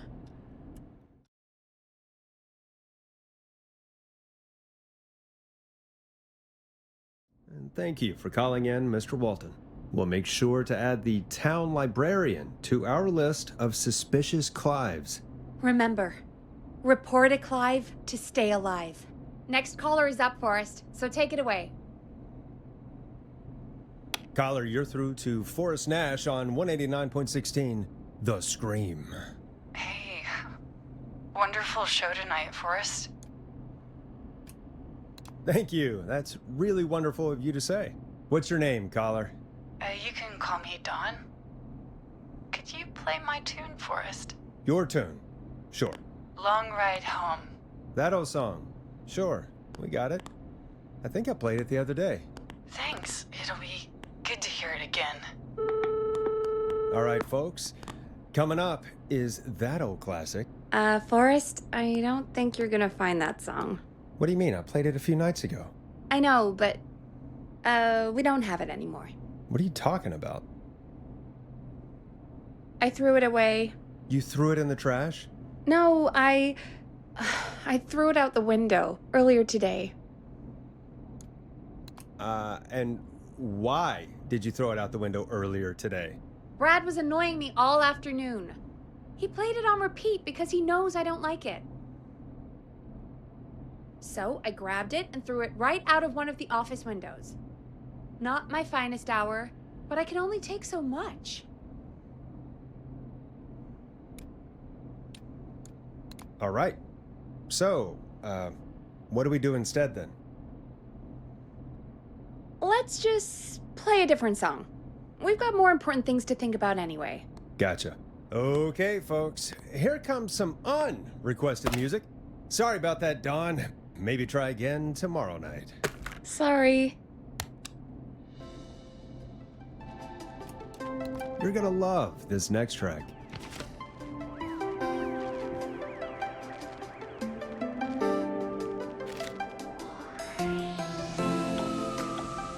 Of all the songs to request, why'd it have to be that one?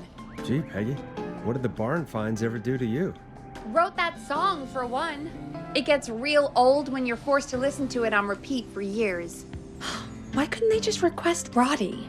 Oh, Forrest, scrap the song. We have another caller.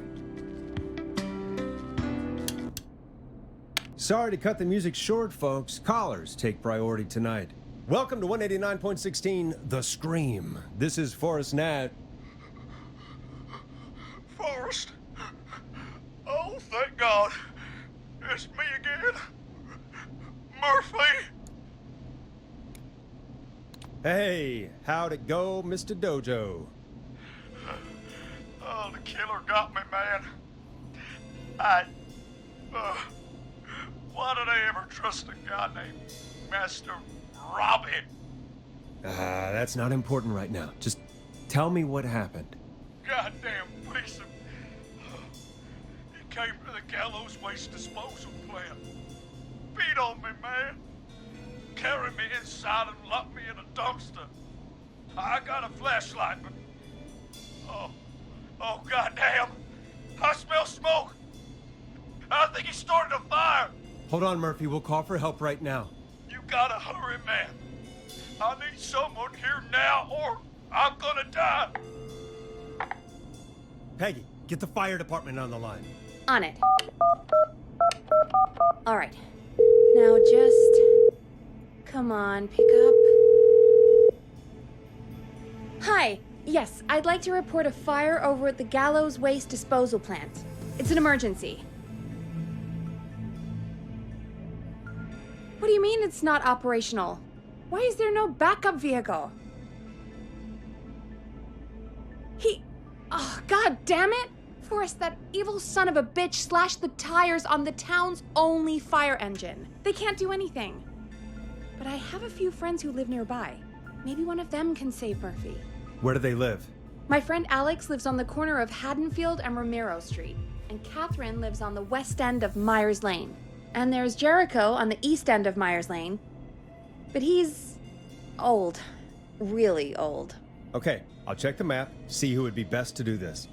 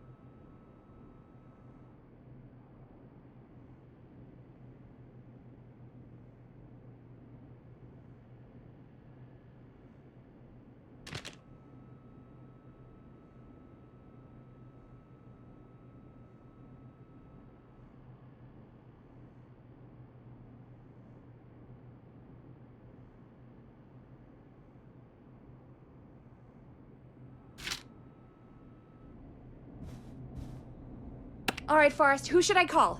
Who can help Murphy? Call Catherine. All right, give me a second.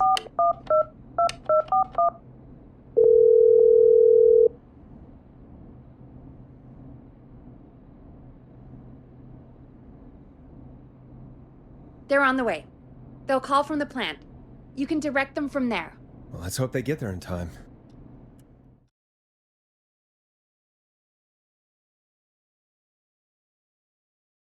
Call coming in. It's Catherine. She and Murphy are now both on the line. Hello, Catherine, are you there? What's happening at the plant? The whole damn thing is up in smoke. Oh, God damn it. I'm going in.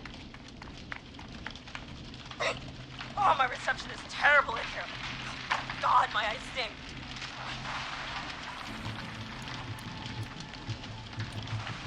Murphy, can you see anything at all? Yeah, I got a little flashlight. Looks like old cans, bottles, and newspaper. What does it say on the newspaper?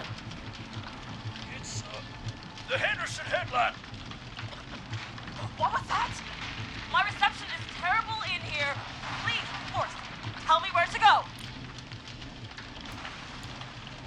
Go to recycling. Recycling. Got it. Come on, Catherine. Shit. The plant's messed up again.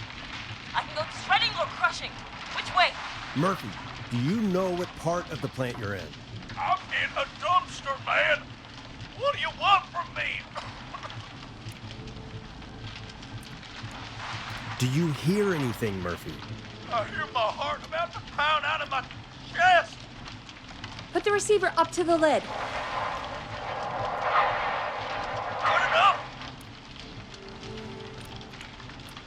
Catherine, go to the crusher.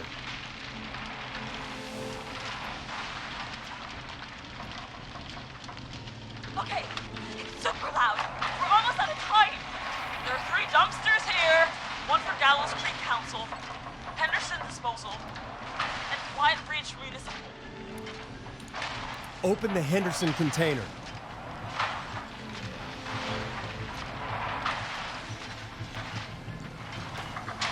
The lock is I found him! Thank God! Let's hold ass! It's coming down! Oh, shit!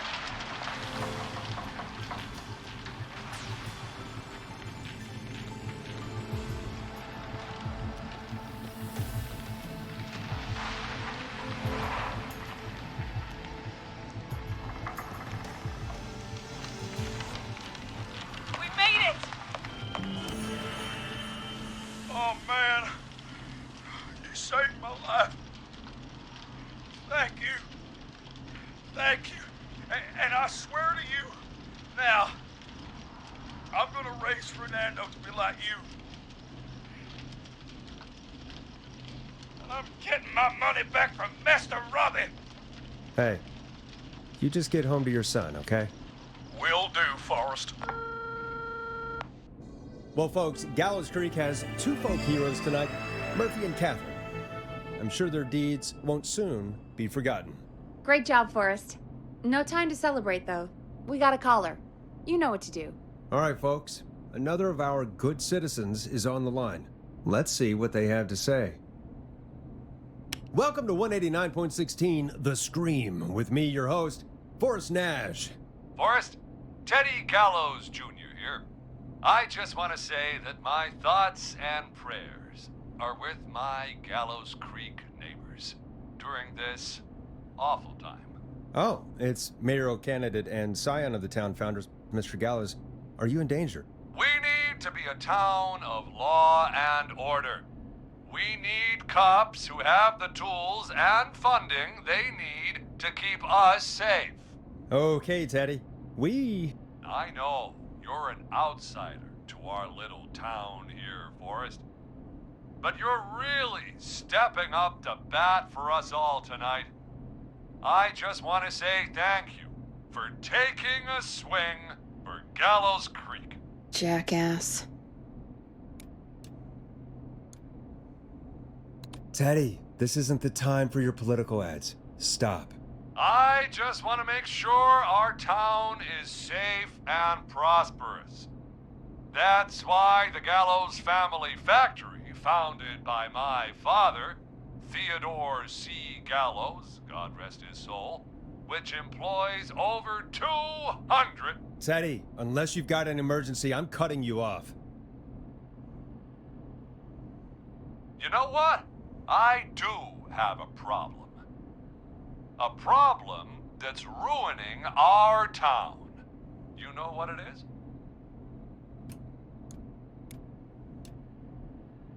Yeah, how about the goddamn serial killer? The problem is that woman, our current mayor, Linda Cartwright. Oh, here we go. She just isn't one of us. Linda Cartwright is un-American, unstable, and... You're not better than anyone, Teddy.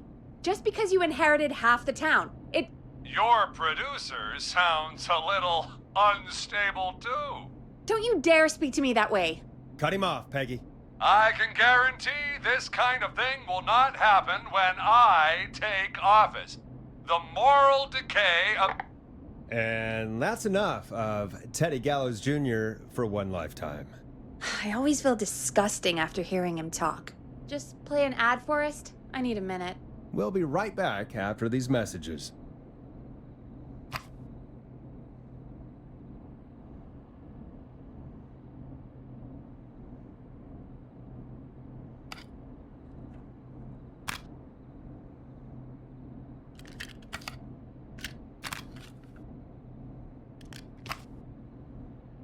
Time to play a commercial.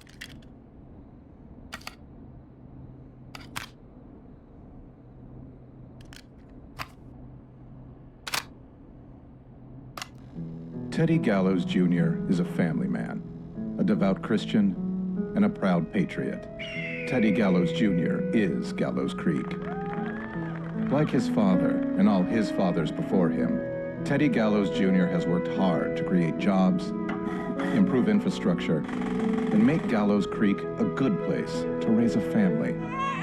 Unlike current mayor Linda Cartwright, Teddy Gallows Jr. lives in Gallows Creek. He's our neighbor, and he stands with our neighbors. Like Sheriff Matthews, who, after years of keeping the peace, Mayor Cartwright is trying to force into early retirement.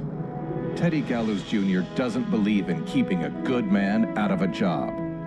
Teddy Gallows Jr. believes in the American dream. Does Linda Cartwright? Help Teddy Gallows Jr. keep Gallows Creek a good American town. Help him become mayor. Take a swing for Gallows Creek. Vote for Teddy Gallows Jr. My name is Teddy Gallows Jr., and I approve this message. God, what a jackass.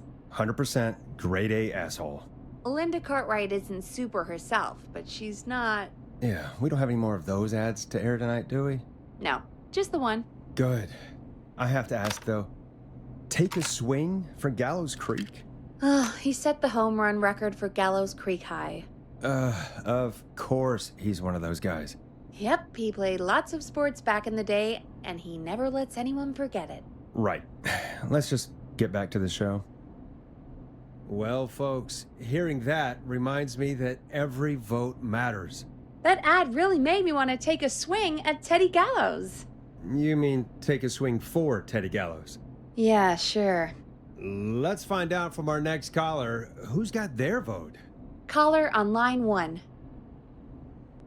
Hello, caller. You're live on the stream with me, Forrest Nash.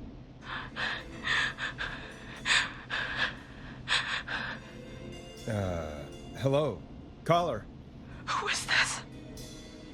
I need the police. I'm Forrest Nash. I'm standing in for 911 tonight. What's wrong? There's a guy hunting me and my friends. I think he's killed some of them already. That's him. He's just outside. I can see him from up here. God damn it. She's just a kid. Where are you? Are you somewhere safe? Oh my god. Oh my god. Stay with me, kid. Focus. I can't do this. Yes, you can. Focus. Tell me, what's your name?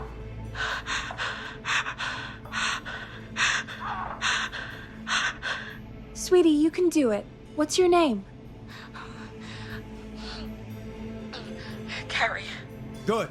Carrie, listen to me. We're gonna get you out of there. All right? Now, where are you? The old murder house. Upstairs. I'm at the end of a hall. There's a bathroom, a couple bedrooms, a closet. Oh, he's coming. Where should I go?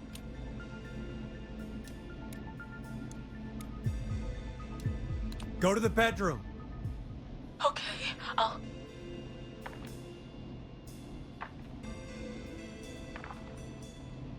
He's here.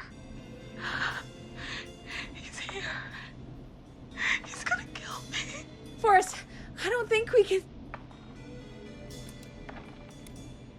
Don't move!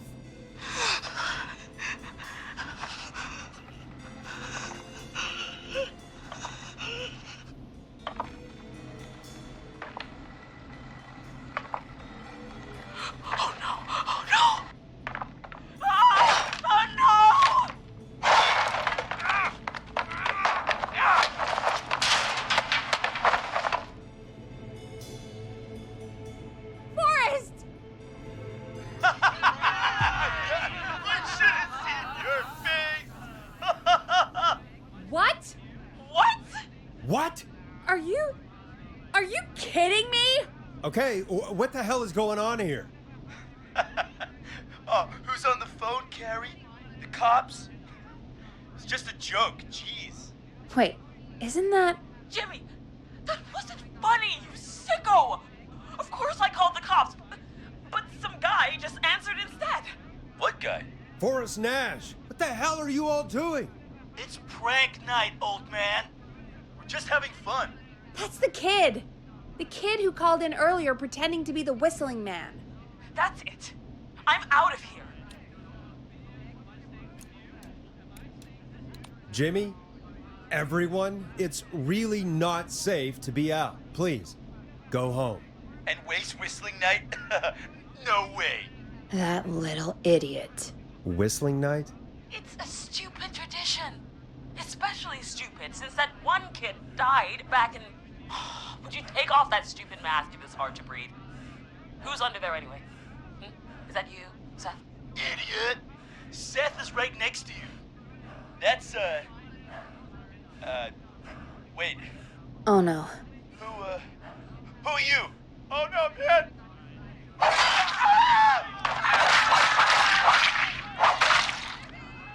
Everyone, get inside! Everyone, run! You two, barricade the door. Scott, Heather, you barricade the back. As long as he's out there and we're in here, we're safe, right? You bought time, but not much. Forrest, we have to... Heather, I already called the cops. Forrest picked up. He's the best we're gonna get. Who is with you, Carrie? My friend, we drove out to the old murder house and... Oh, of course! The van! Who's got the keys? Jimmy had them. Jimmy. Oh.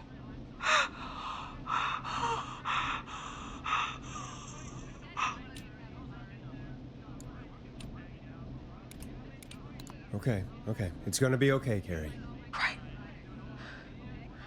We'll figure something out. Between all of you, there's gotta be a way to beat this. Just sit tight, okay? Heather, shut up. If we do that, we're gonna get killed. If only Jeannie were here. Jeannie? Jeannie McPherson? Our intern, Jeannie? Yes. She's my best friend and the smartest one out of all of us. She stayed in tonight. Forrest, listen. We'll see what we can come up with, and, What? Scott, you're not any good at... And... No, Chad. Out of all of us, you're not the one to... Everything okay? No. We're figuring out a plan, but everyone's volunteering to do things they're just bad at. I think we can figure out what to do, but I don't think we can agree on who should do what. I think you'll have to be the tiebreaker, or else these idiots are gonna get us killed. But Shut up, you... Forrest, I'll call you back. But I don't know anything about your friends. Ugh, these damn kids never learn. Breathe, Peggy. It's okay. Ugh, they do this kind of thing every year, Forrest. People get hurt. All right, folks. We're gonna work out a way to save Carrie and her friends. This next one goes out to all the trapped kids out there.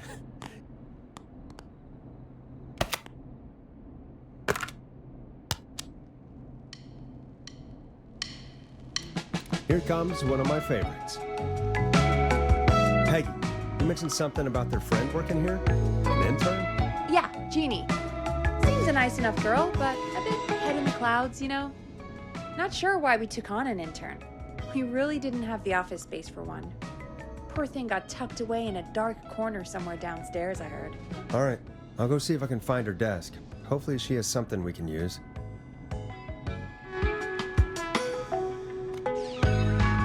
Peggy said her desk is downstairs.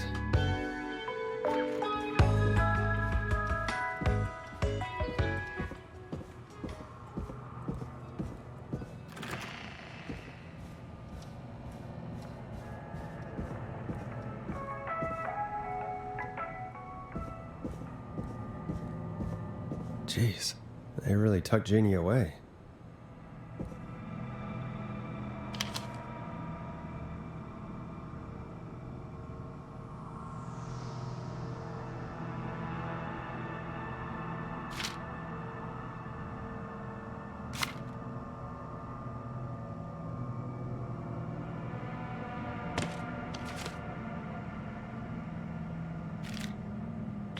Friendship quiz. This might work.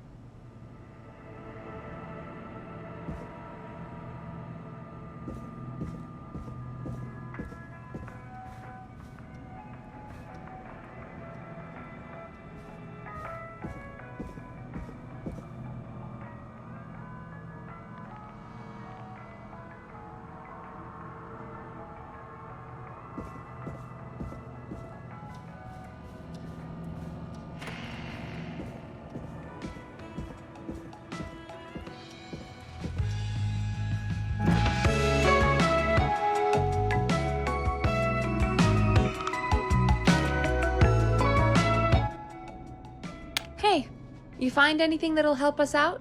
Yeah, I found a friendship quiz with all these kids on it. If you think that'll help, then good enough. Carrie's on line 1, whenever you're ready. This is Forrest Nash, back again with an unlucky caller on this unlucky night. Carrie, are you there? Yes, we've got a plan, but we can't agree on who should do what. You want me to be the tiebreaker? Exactly. I'm ready. What's the first step? Okay, first things first, we'll need a spotter. Someone who can keep an eye on the killer. We'll need someone on the roof. It's gonna be a hard climb. We're deciding between Heather, Kyle, and Hot David.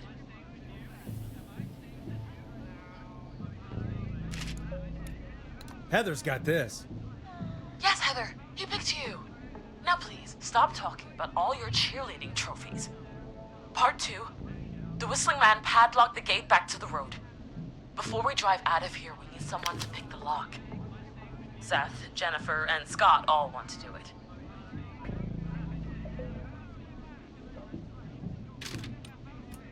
Jennifer. Jesus, Jennifer, you carry a bump key? Why didn't you say so earlier? Anyway, that brings us to part 3. Getting the van keys. I'll volunteer for this. I don't know Jimmy as well as you guys, so it'll probably be easier that way. Then it's part 4.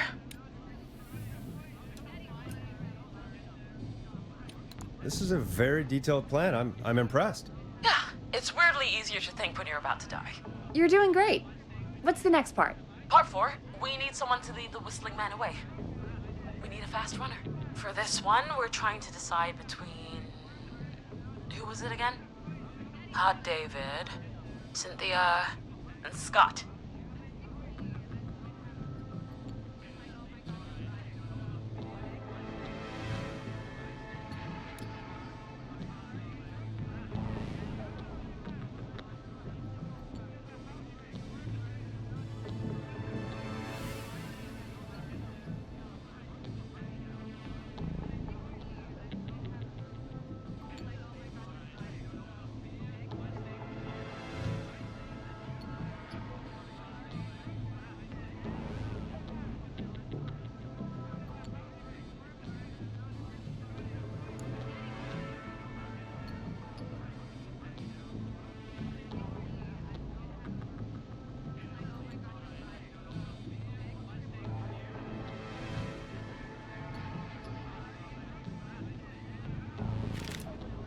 Hot David. Yeah, you do spend a lot of time running shirtless. You got this, Hot David. Sweet. Okay, let's recap. We get the eyes on the roof. A runner distracts the killer while we grab the van keys and pick the lock on the gate. Now the tricky part. The getaway. Ooh, what's the plan there? Well, we can't all outrun the Whistling Man. But he thinks we're just a bunch of stupid teens. So, let's use that against him. Part 5. We trick the killer into a trap. Someone can pretend to be injured. Who would make the most believable bait? Who you got?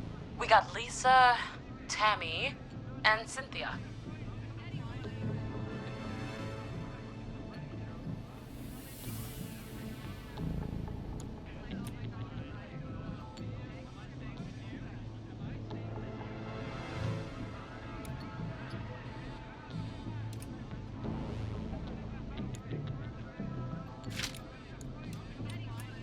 Lisa. Whoa. You're right, Lisa. Having to smile at rude customers is perfect practice. That should take care of the killer. And then it's time to get out of here. Finally, part 6. We need someone who can drive us through the woods and back to Gallows Creek alive. Who's our getaway driver? Should it be... Who have we got? Chad? Scott? Cynthia? Whatever. Forrest, you know what to do. Chad. Oh, perfect. Your go-karting experience will be great, Chad. Thanks, Forrest. We'll just take a few seconds for ourselves, and then it's go time. Sounds good. Talk to you in a sec. Good luck, Carrie. That actually sounded like a pretty good plan. I hope you're right. Yeah, let's hope.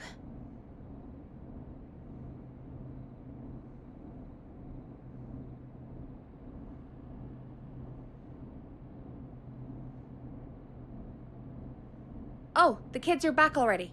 Line 1 again. If you're just tuning in, we're coming to you live with a bunch of teens about to flee a madman. Listener discretion is advised. Are you ready, Carrie? We're good to go, Forrest. Alrighty then. Hit it. You got this. Here we go, everyone. Spotter, to the roof. Go, Heather. She's off and away. All right, Renner. Get ready. Wait for the spotter's signal. Spotter says go.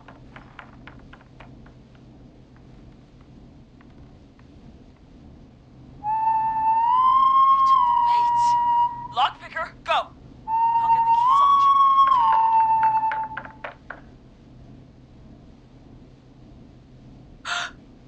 Oh, Jimmy. Oh, his face is... The keys, Carrie. You need to get the van keys. His face is lying next to him, Forrest. He got caught. Oh, God. Just, focus. Breathe. Right. The van keys. Got him. It's... Jennifer got the gate unlocked. And Hot David should be back any second. Perfect. It's working. I can't believe it's actually working. You're doing great. Focus. You got this. We got this. Next step, trap the killer. All right. Bait. Get into position. Everybody else, hide.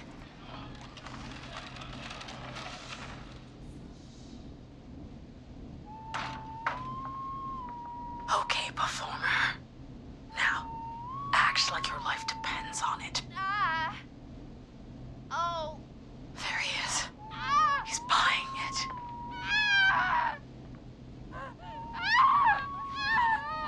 Now! Push the bookshelf over!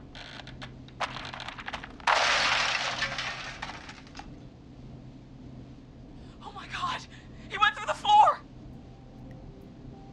Spotter! You need to climb down now! We gotta go! She's coming down. And yes! Heather! Quick, everyone to the van. Driver, take the keys.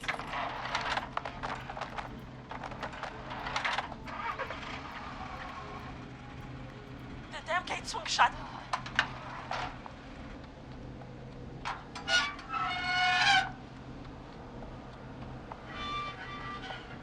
Huh? What? It won't stay open. I'll hold it. You drive through. Carrie! What was that? It's a whistling man. Drive! Now!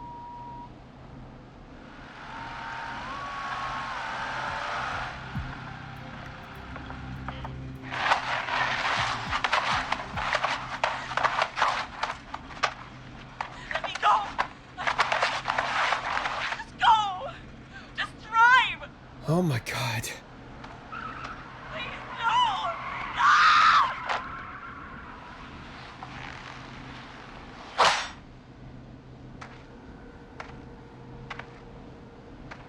Carrie?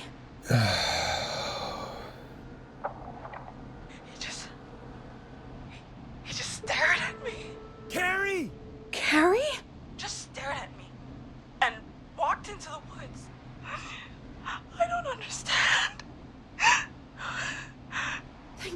glad you're okay. Can you get somewhere safe? I can make it home. Thank you both for helping. If you hadn't, It was your plan, Carrie, and it was a great plan.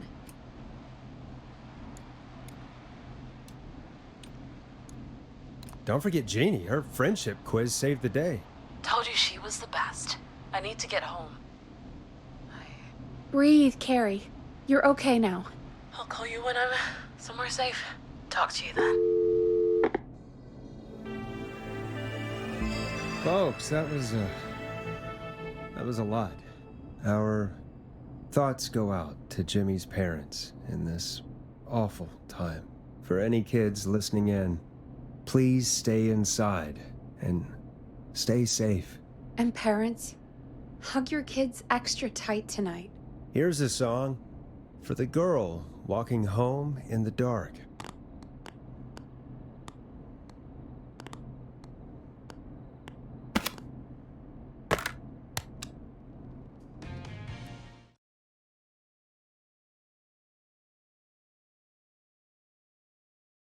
Hey, we had a call come in.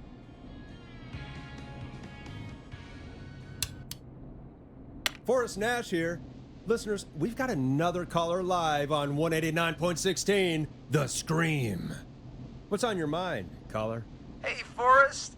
I just wanted to phone in and say that I think I speak for everyone when I say that you're providing a real service for Gallows Creek tonight. It's cool what you're doing, man. Well, I'm just doing my job, friend. Anyway, tell me about yourself. What's your name? Are you keeping safe tonight? Yeah, man, I'm good, thanks. I'm at my roller rink, trying to get everything ready for the Harvest Festival tomorrow. I had a guy from Starling Security here earlier installing the Starling 4000 system, so I'm a little behind. As for my name, my friends call me Roller Ricky, and I now consider you a friend, my man. We're friends now, huh? Well, that's kind of you to say. Thanks. Yeah, man. Sounds like roller skating is more than just a job to you. So is this vocational? I wasn't always Roller Ricky. Once upon a time, believe it or not, I used to go by just Ricky. Yeah, back then, things were pretty rough. I used to roll with a bad crowd. Not all bad, but there was this one guy. Anyway, some bad stuff went down. I harbored a lot of guilt for a long time and turned to the bottle. I didn't really talk about it or even know how to talk. It's just how it was. That bottle took the best years of my life. Or so I thought. It's never too late, Roller Ricky. How did you turn things around? I joined a support group.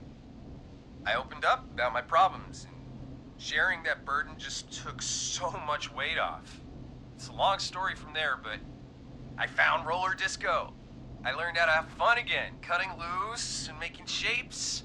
Now whenever I get down, I get down. I'm finally free from it all, man.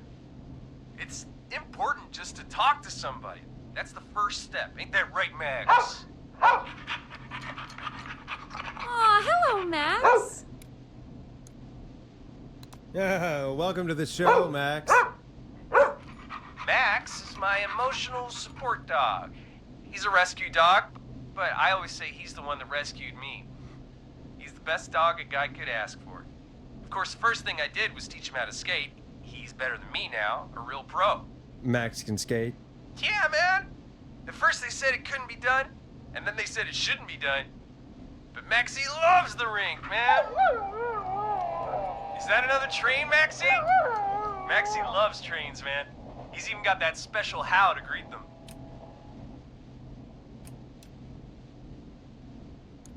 Maxie sounds like a really special boy. Maxie appreciates all the positivity you're throwing out, my man. You know, I'm actually hosting free skating lessons tomorrow at the festival. I think it's a great opportunity to give back to the community. Man, all this talk of skating's got me itching for a boogie. Before I switch my radio off for the night, could I request a song for us? Something I can groove to, you know, something funky. It'll be me and Maxie's final boogie breakdown tonight. Then I think we'll take it down a level. I can do that. Thanks again for calling. You and Max, be safe now, okay? Bye, Maxie. You got it, man. Peace. Well, folks, this next one goes out to Roller Ricky and Max. Enjoy.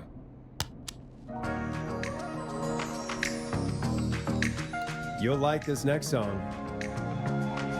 I really needed that call, you know, after everything. Yeah, I get that. He talked a bit much for my taste, but it is inspiring to hear somebody come back from the brink like that. Yeah, that's what I meant. You were thinking about Max on skates, weren't you? Well, would you look at that? Another caller on the line. What are the odds? Better take it.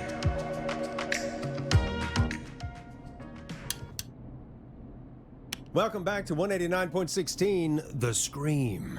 This is Forrest Nash. How are you tonight, caller? I'm doing okay. I made it home safe. Gary! Hey, I just wanted to thank you for doing what you could earlier. You know, even though we lost Jimmy, and I don't know. Hey, it's okay. You were so brave earlier. You're safe now. I wanted to ask you why he didn't... Why am I... Why what, Carrie? Why did he spare me? After what he did, why let me go?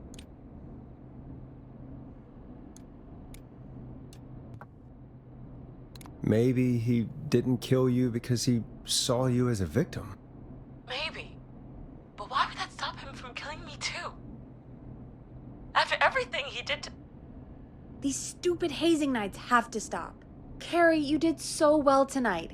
Stay safe and rest. Help is coming to Gallows Creek. We just need to hold on. Thanks, Peggy. Hey, Forrest?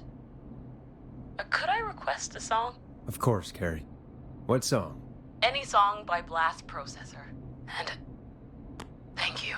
This next one goes out to Carrie.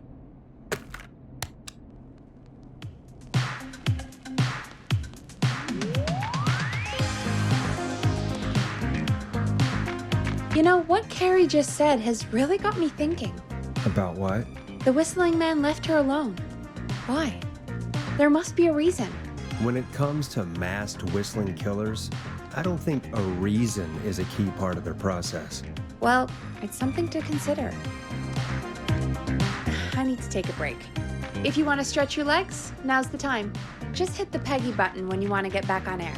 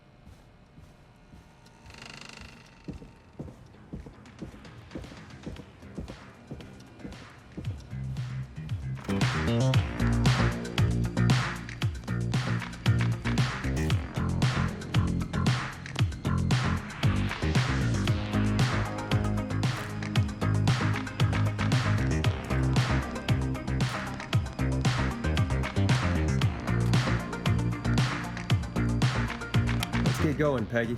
Alrighty, we could run another segment or... Scratch that, Forrest. We have a caller.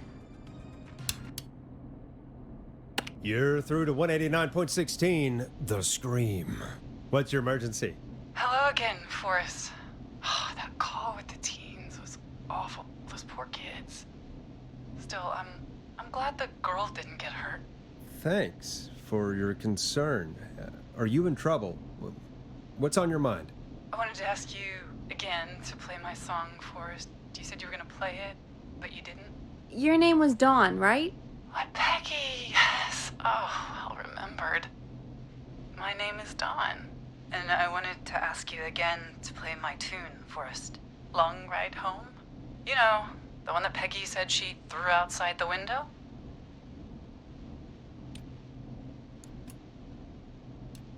But we don't have that song. As you just said, Peggy threw it out the window. But, Forrest, you do have it. It's just outside the window. There's a serial killer on the loose. I can't just go outside hunting for a record. I'm really sorry, Dawn, but we just can't get it right now. But wasn't the Whistling Man just at the old murder house? It's miles from the station. It won't take you a second to grab it. Don, I'm not sure if you've heard, but there's something unnatural about this freak. He's fast. I'm not risking it. Oh, but I think you will. Forrest? Peggy, I'm calling with more than a request. I know something. I think I know who's gonna be next. What? Are you serious? Play my song, Forrest, and you'll find out. Well, folks, here's some music for you while I think things over.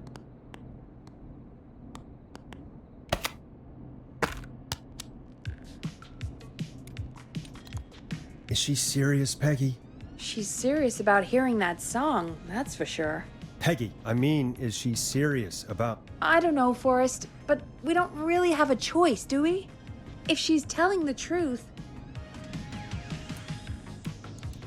All right, I'll do it. You're a good man, Forrest. I'll slide you the key to the fire door. Wait. Our fire door has to be unlocked? Yeah, you know, I never thought about it, but yeah. We should talk to Reggie about that later. Anyway, I'll hold the fort down while you're out. Maybe I'll even get a caller. That could be exciting. 189.16, The Scream. With me, Peggy. 189.16.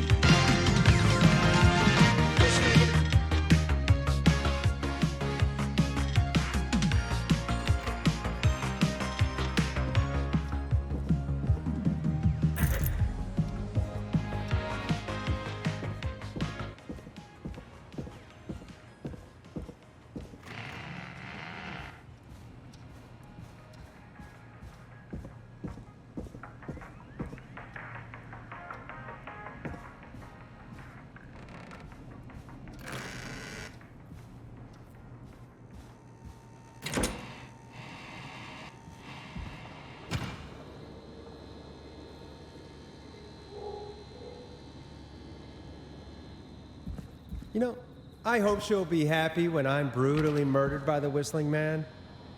Out here, in the open, alone.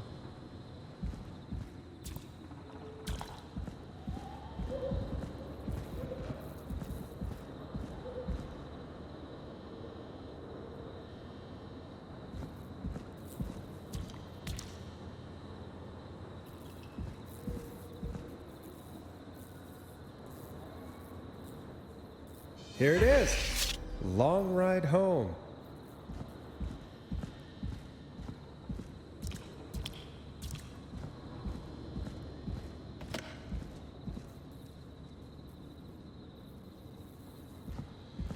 Of course, it locks behind me.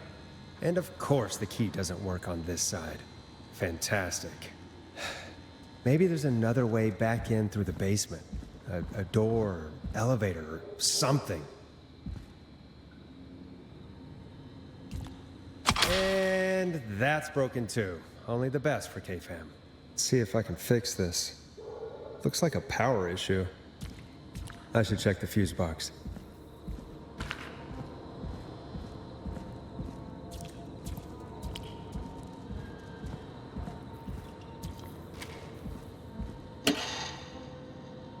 Looks like I'm gonna have to hunt around for some new fuses.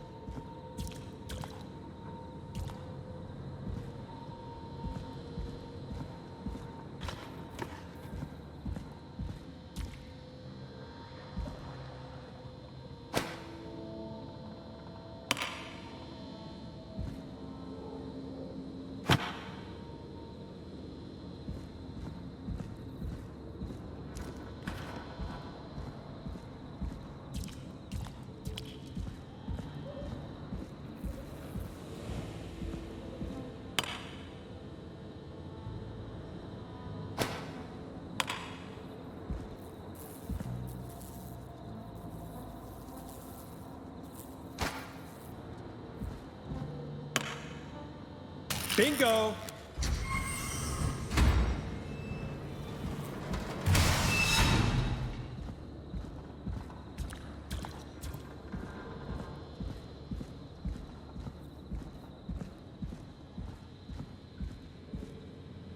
I could probably survive that fall.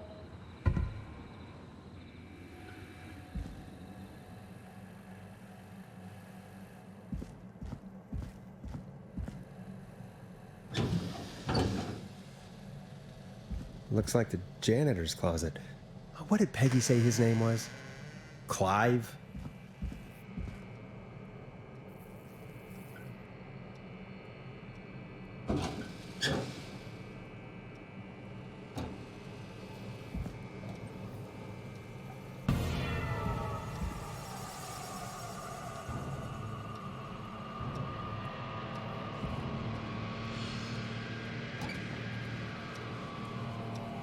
What the hell?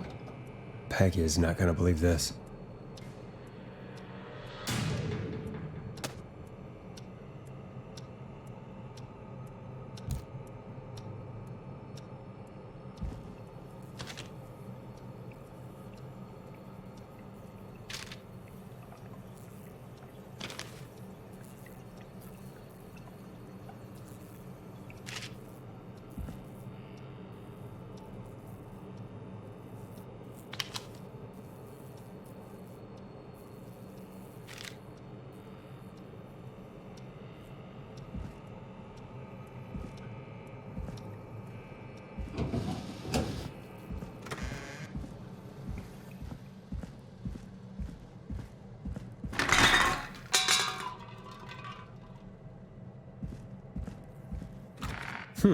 I wonder how the show's going. God, please let this be the last locked door.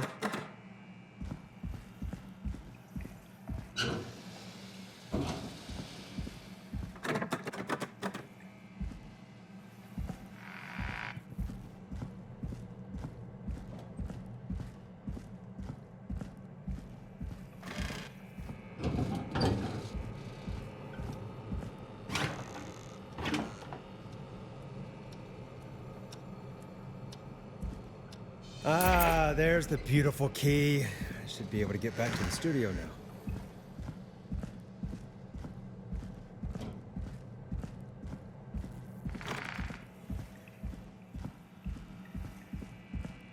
Yes!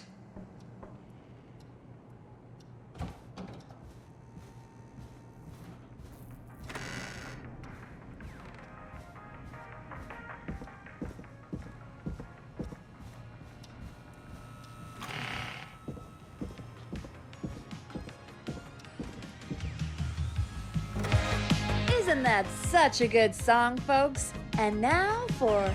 Jesus, Forrest, you've been gone for ages. I thought something had happened. Something did happen.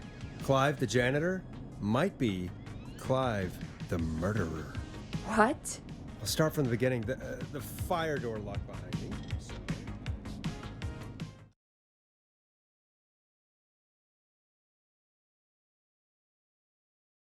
Why did you heave that thing all the way up here? Because the basement's creepy as hell, and I don't like standing around down there. Fair. All right, let's run through this again. We have a creepy board you found in a creepy basement made by our creepy janitor, who you think is the creepy whistling man. Yep. And on the creepy board are the names Chuck Brody, Kim Walker, Rebecca Allen, and Aunt Williams. Correct. And you think one of these people will be the whistling man's, Clive's, next target. That's right. And we've got to find him. You said there are 4 locations listed there too? The hospital, the power station, the gas station, and the trailer park. Clive must think the target is at one of those locations. Forrest, you're gonna have to figure out if any of the potential targets are at one of these locations tonight. Hit the button if you need any help.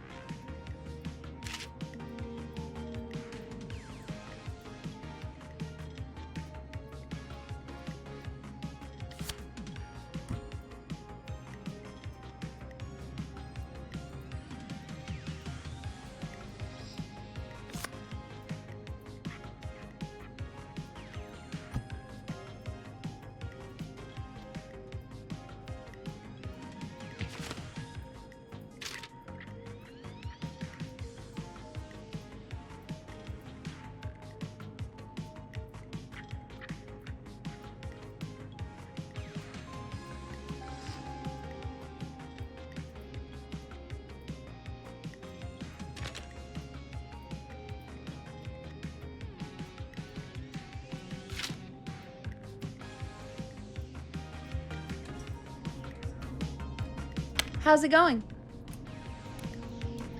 I'm ready, Peggy. Are you sure? We've only got one shot at this. I'm sure. Let's do this. Okay, name first. Who do you think the target is? Chuck Brody. And where will I find them? The gas station. Okay, I'm dialing. One moment.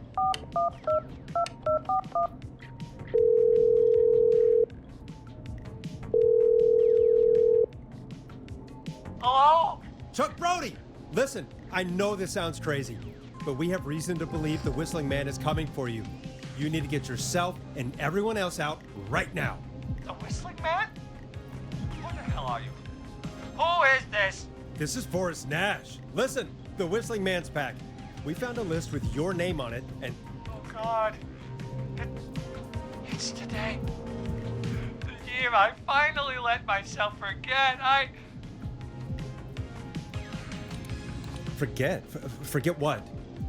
Forget. No, man.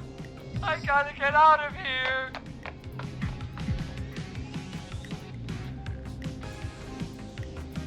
I think he ran off. Well, fingers crossed that Chuck...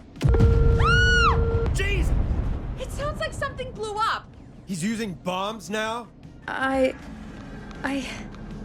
Is Chuck? I don't know. Hang on, we're getting a call. Hello? Chuck? Chuck! Forrest, the whole goddamn gas station's gone up. Is anyone hurt? I don't think so. I got everyone to follow me out. Town's only ambulance was blown to hell, though. Yeah, damn it, that fireball threw me. I've got to get to the hospital. I'm not feeling great.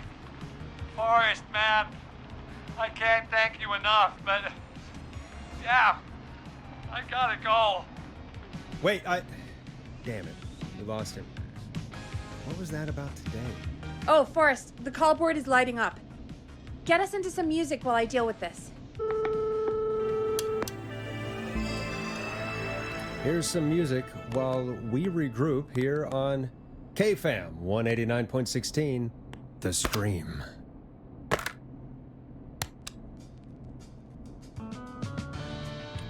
A classic back by popular demand. This is Long Ride Home by the Barn Finds.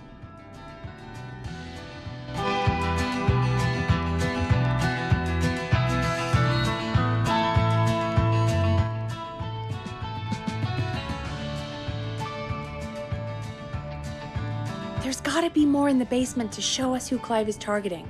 And if that's the case, we can get ahead of him. Stop the killings before they can happen. Forrest, we need to go back down. By we, you mean me, right? Yep. Like I said, I need to handle all these calls. Maybe start with that creepy mannequin room you mentioned before. I still have a lot of questions about those, by the way. Me too.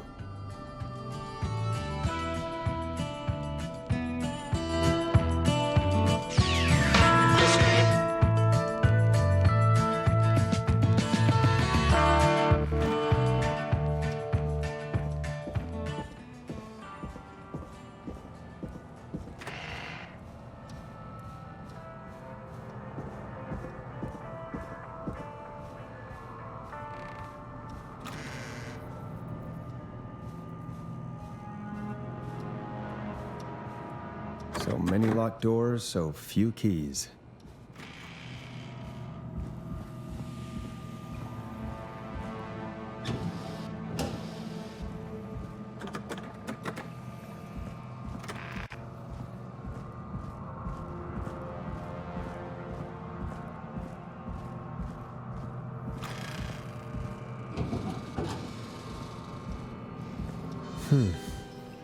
A key? Was this always here? I must have missed it when I brought everything upstairs.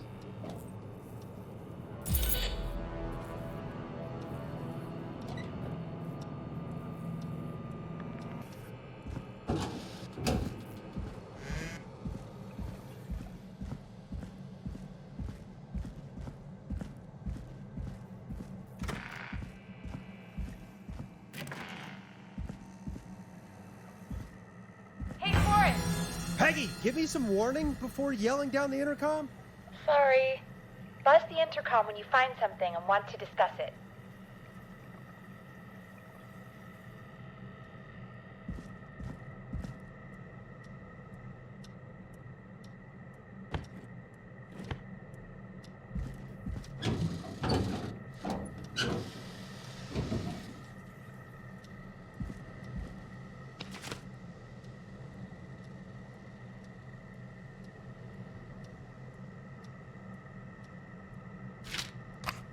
Peggy, I've found a tape and a map down here.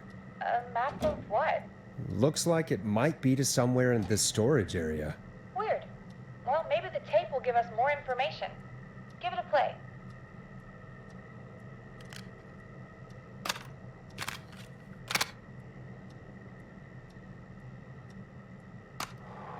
George Barrow, 1968. That's when this all began for me. Follow the maps, find the tapes. I'll be waiting. Wait, George Barrow? We all heard that he drowned after a night out drinking. Was it actually Clive? Has Clive really been the whistling man for that long? He says I need to follow the maps and find the tapes. I guess that's what this map is about.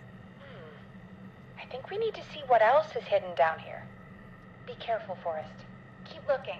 Buzz the intercom when you found something.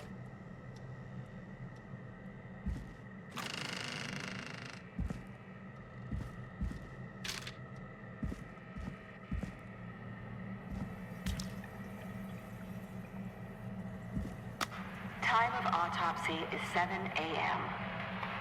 Cause of death is asphyxiation from drowning. The degree of rigor mortis indicates that the subject has been deceased for 5 hours. That puts the time of death...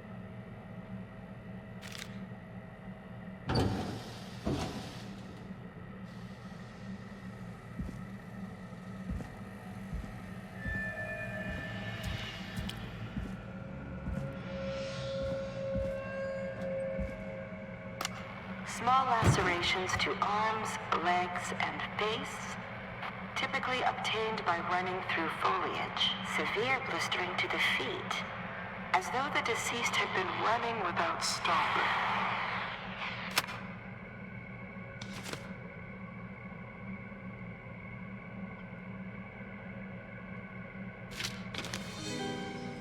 This looks useful.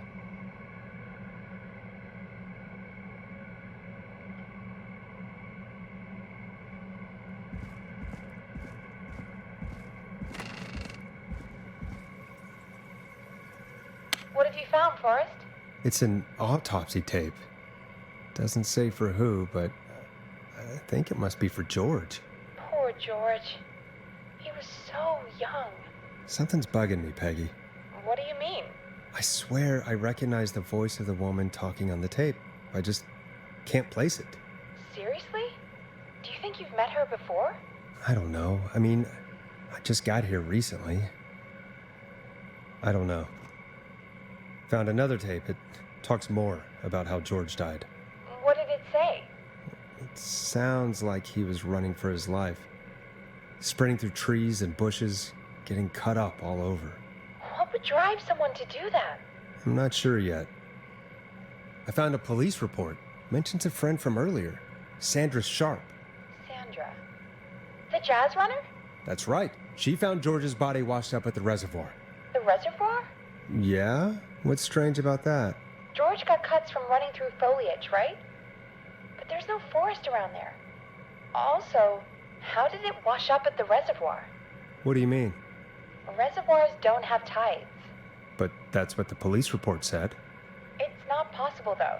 I did a school project on reservoirs and got an A. But, yeah, not important right now. The important thing is that it doesn't make sense. What are you suggesting, then? That the body was originally found somewhere other than what the report suggests? That the sheriff tried to cover it up, but accidentally let something slip? Something like that. I think. Well, Sheriff Matthews wrote the report. If he hadn't been eviscerated, we could have asked him. True. But Sandra is still alive? Once we're done down here, we should give her a call. Do you think you found everything, Forrest? I think there's got to be more down here. I need to find all the tapes. You think so? How much did Clive hide down there? Well, if there are more tapes, then there must be more maps to follow, right? That seems to be the case. All right, then. Buzz the intercom when you find something and want to discuss it.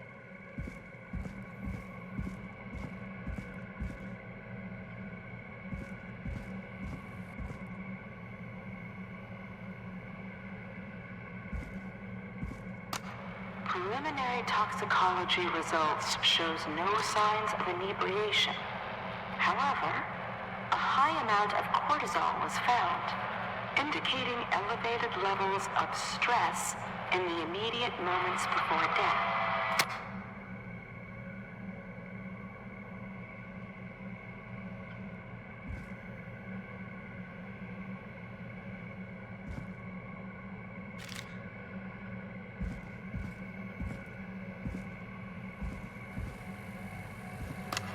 Additionally, there appears to be a post-mortem injury to the arm.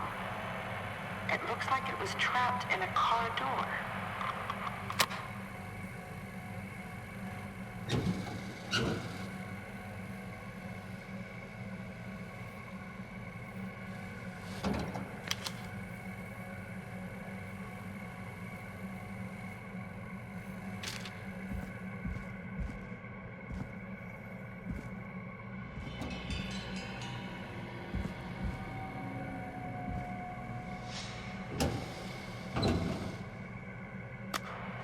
It is the coroner's opinion that the subject likely feared for his life and was chased, resulting in a fall from a height into a body of water, where he hit his head, was knocked out, and drowned. Following that, he was moved.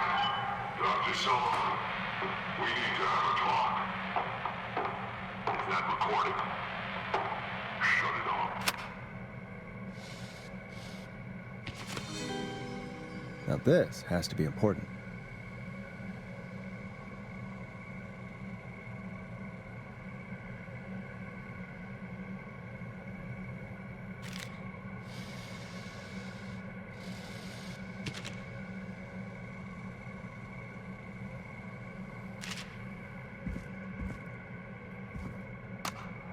If you're listening to this, then I'm probably dead.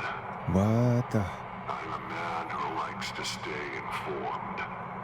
I've got subscriptions to newspapers all over the country. A few weeks ago, I noticed headlines cropping up in those papers, one after the other.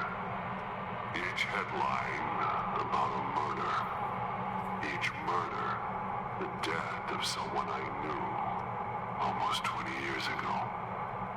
And each one drawing closer to Gallows Creek, drawing closer to the anniversary. None of us are innocent, but I don't think we deserve killing.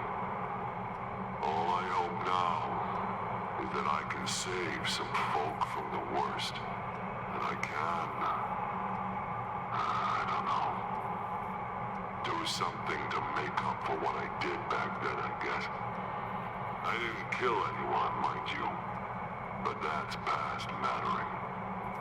Now, there's more I could say, that I should say, but my employer made it clear that my family would pay a high price if I ever spoke out.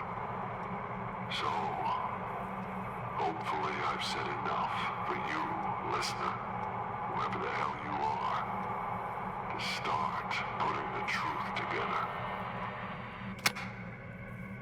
What the hell? Peggy is not gonna believe this.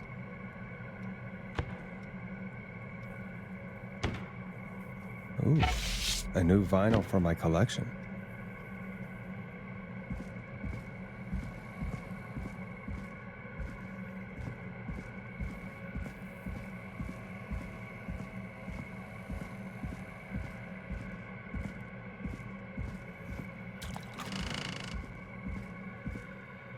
What have you found, Forrest?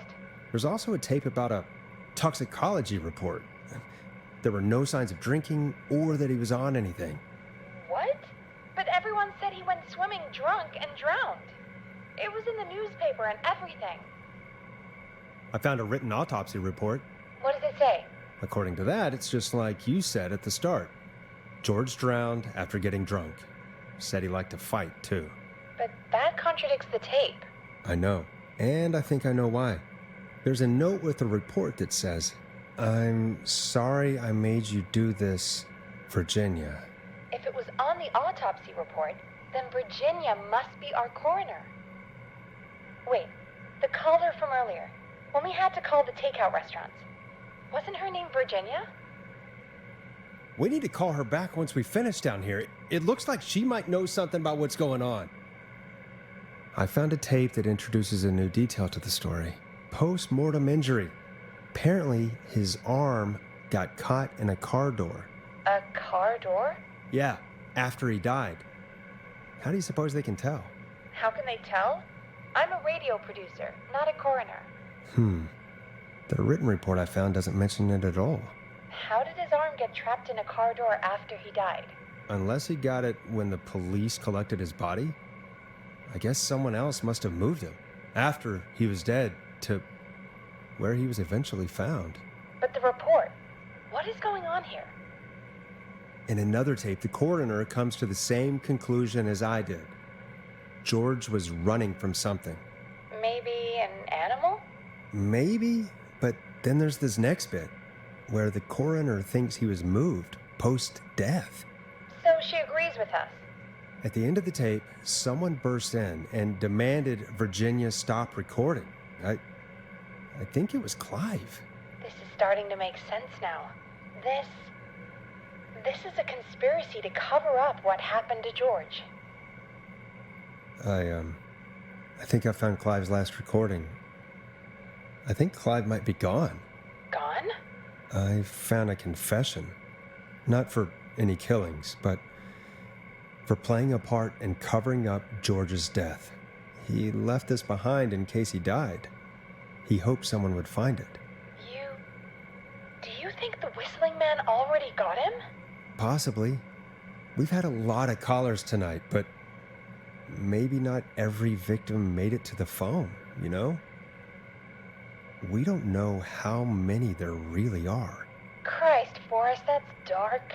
I know, but Clive said he had read about other murders in other towns, and that the murders were all folks who knew about the incident. And the killings were getting closer to Gallows Creek. He said he wanted to do something good for once. The board in his office. He wasn't tracking people down to kill them. He was tracking them down to save them. Ugh, why didn't he just come out with all of this? He said his employer threatened his family if he spoke out about any of it. His employer? The one who orchestrated the cover-up? Oh, Clive. I'm sorry for thinking you'd killed all those people. Do you think you found everything? I think so. Forrest, what's going on here? Someone wanted that boy's death to seem like an accident. And they hired Clive to make it look that way. Come back upstairs when you're ready. We need to figure out our next step.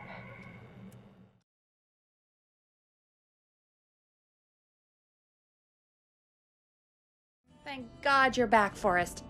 I've been running out of stuff to pad our airtime with. Peggy, you work in radio. Forrest, I'm stressed. I mean, really, how are we supposed to keep a show going with all this happening? This is our job, Peggy. We gotta do it. You're right. So, what's the plan now? I think we should call Virginia back. All right, I'll get her on the line. When you're ready, shut the music off. Hello again, Gallows Creek. This is Forrest Nash. We're circling closer to the truth behind tonight's events. 60. To this end, we're calling back one of our earlier callers, Virginia Sullivan.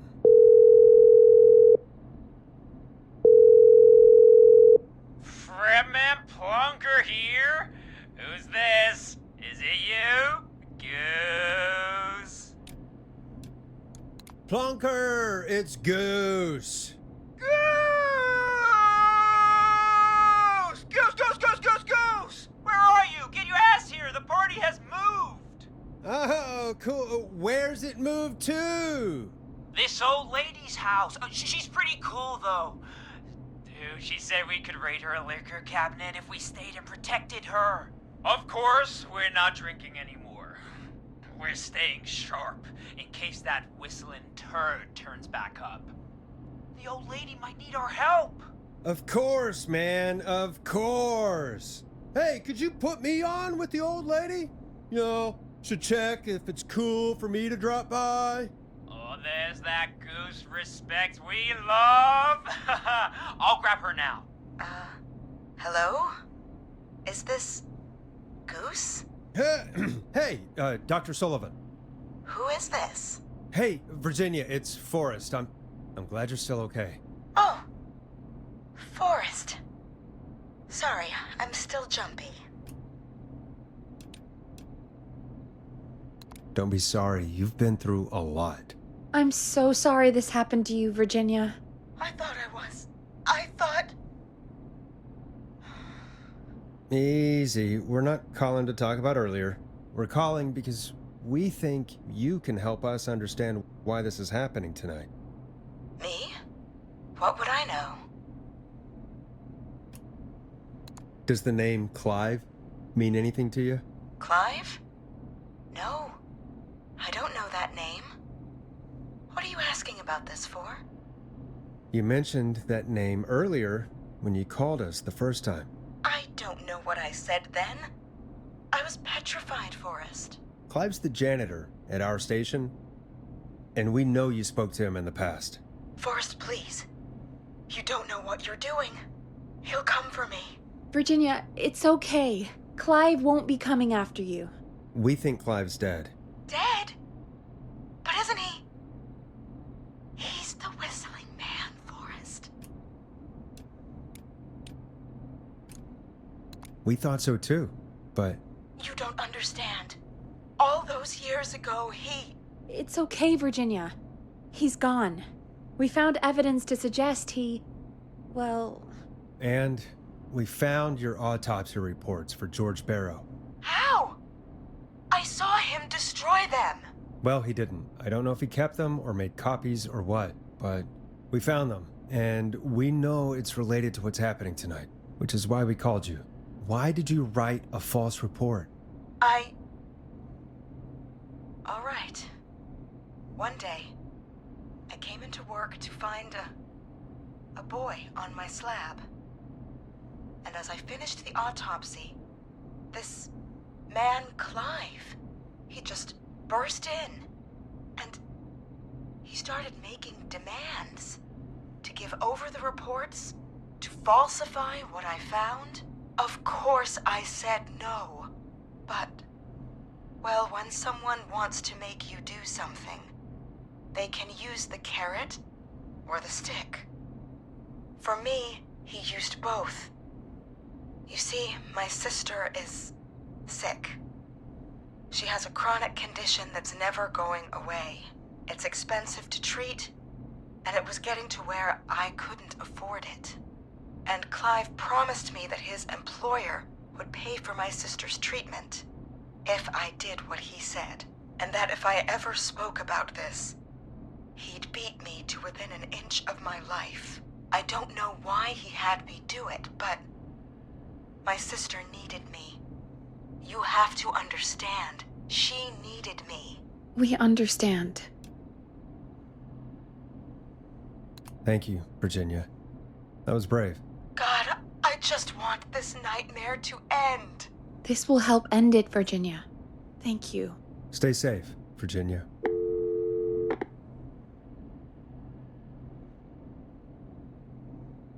So, Virginia's tied up in all of this. Clive threatened her to keep quiet about George's death. But for who? Why cover up these details? Well, we know Sandra was involved in George's death. Do you want to call her? I do. All right, but before we go asking questions, I think we should know what we want to ask. Is that fair? Yeah, we need to ask her about finding the body. She was the one who discovered it, but something just doesn't add up. 100%. She knows more than she's saying. I wonder what she's hiding. We'll hopefully find out soon. Anyway, just be careful when you're talking to her. Don't push too hard. We don't want her to hang up. I'll be careful. All right, calling her now. Hopefully she's at her jazz studio.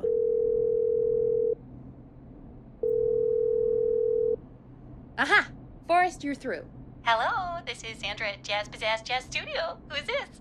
Hello again, Sandra! It's Forrest Nash of 189.16, The Scream. And you're live on air. Oh, I always thought folks called into a radio show, not the other way around. How jazzy. What can I do for you? Well, we're trying to understand what's behind the attacks tonight. We had a few questions. Why, Forrest, of course. Heck, after the way you saved my life, I'd say yes to just about anything you asked. Really? Well, that sounds nice. I might just call you back tomorrow then, too. You got my number. But what about tonight? Is there anything you want to talk about right now? Remember why we called, Forrest? Of course. Do you know why the Whistling Man might have targeted you? Ha!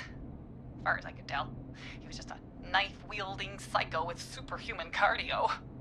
He'd have chased after anybody. Right. Well, we think he might be chasing specific people. People who know about the death of a boy named George.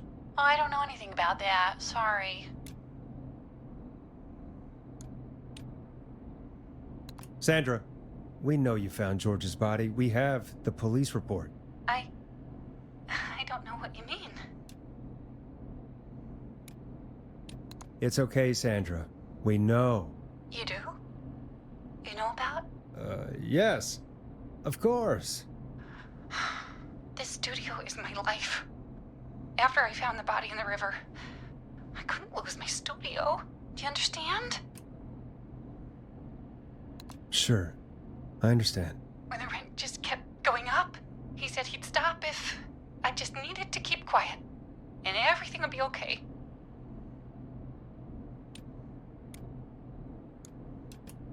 Of course. We understand. I mean, it's not like I killed him.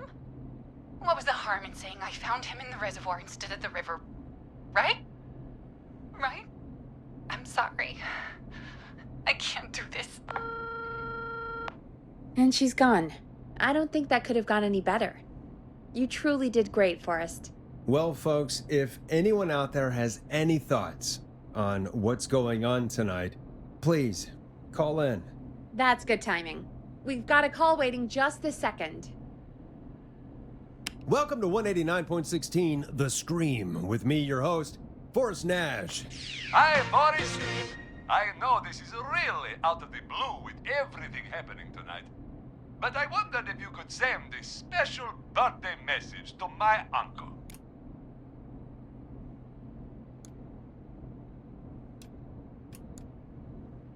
You know what? I'd welcome a change of pace. I'd be glad to.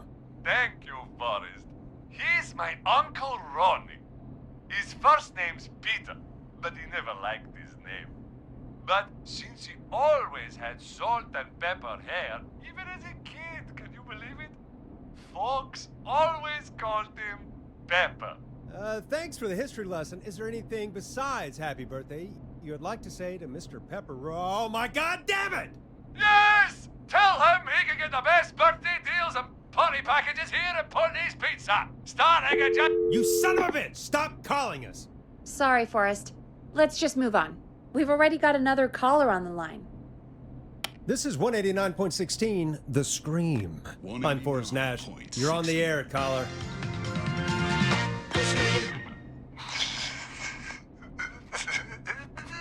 caller.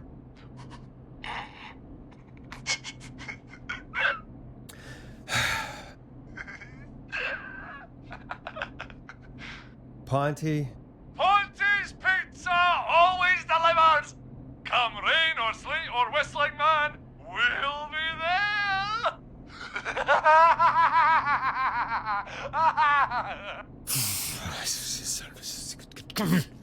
Forrest? Forrest? Are you okay? Forrest? I hope the whistling man gets in with his own pizza slicer. Jesus, Forrest? Sorry, that was too much. It's okay. It's been a high-stress night. Don't worry about him anymore, okay? Not for tonight, anyway. I think he's spent for now. We've got another call, whenever you're ready. Folks, don't spend your money at Ponty's Pizza. That's all I'm gonna say about that. Moving along, I'd like to welcome another caller to 189.16 The Scream. With me, Forrest Nash. Who, may I say, is calling? Well, hello again, Forrest. Don. We played your song, Long Ride Home. Did you hear it? Can you tell us?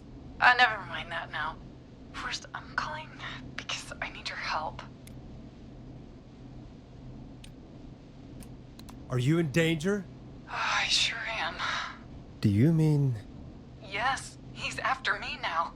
you? I think so. He must have heard me on the radio helping you. Helping? You didn't exactly help. Maybe I've been helping more than you know. I was out following a lead, trying to work out who would be next, after Chuck. And what happened? And I started to feel like I was being followed. I came back to my apartment building, but this newfangled security system has me locked out. I need you to help me get inside. Can a neighbor let you in? I only moved in last week. I don't know anybody yet. There's not even a buzzer here, only the keypad for the entry code. I need that code to get inside. Which apartment block do you live in? Maybe one of our listeners lives there too. It's the new Woodside apartment building between the town hall and the trailer park, but I doubt any of your listeners live there. I don't have many neighbors. Sounds like a prime piece of real estate. The sound really carries at night. Shit.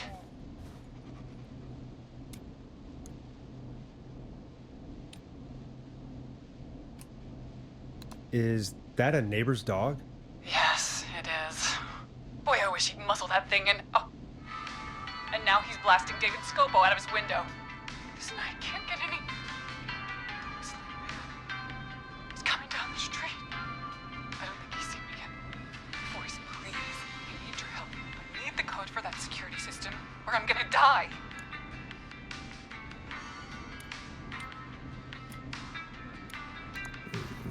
What's your neighbor's name? I don't know my neighbors, remember? Please, I need to get in. What's the name of the security system? There's a sticker on the box. It says Starling Security 4000. There's a keypad, and it looks like it wants a 6-digit number. Starling Security 4000, huh? That's right. Very newly installed. I need the key code before the whistling man gets me. Yeah, of course. Don't worry, Don. Thank you, Forrest. I knew I could count on you. I'll sit out of sight. Call me back soon.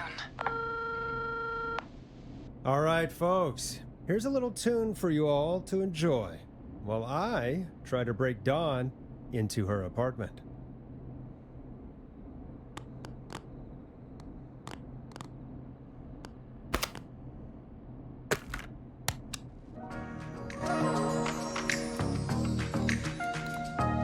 You were pretty quiet there, Peggy. Forrest, was it just me, or was there something... Yeah, it wasn't just you. Something was weird about that. Yeah, well, tell you what, we have a Starling 4000 or whatever here at KFAM. Clive bought one for the station. Maybe we can find something to help. Well, I'm not sure who, but to help someone.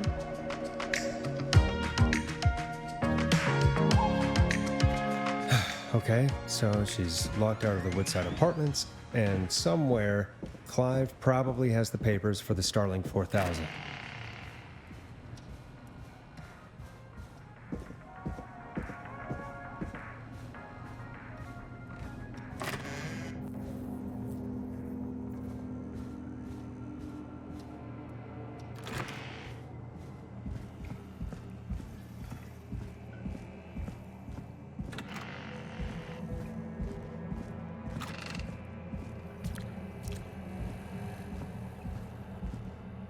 Order delivery form.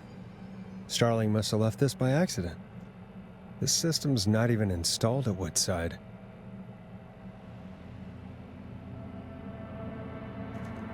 Starling 4000. User manual. Ah, these codes should come in handy.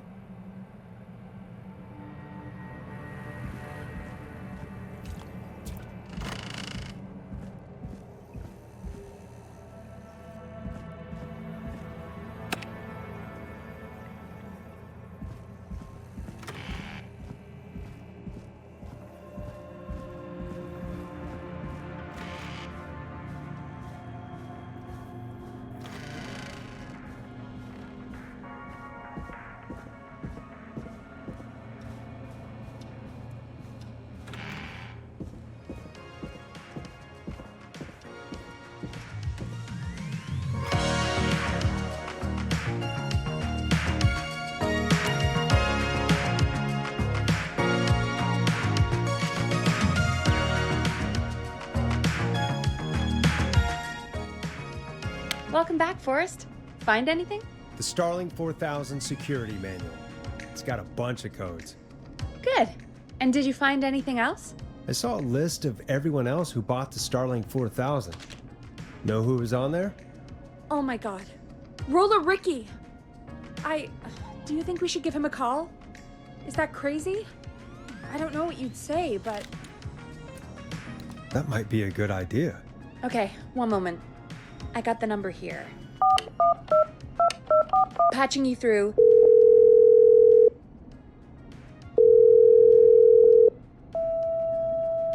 Shit. He probably can't hear it over the music. Forrest, I don't know about this. This is super weird. Just put me through to Don. I'll take care of this one way or another. Okay, if you say so.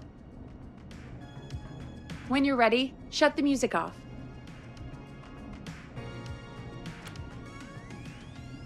Line 1, whenever you're ready. Don, are you there? This is Forrest Nash from 189.16, The Scream. Oh, thank God you're back. I've been so afraid. What's the code to the gate?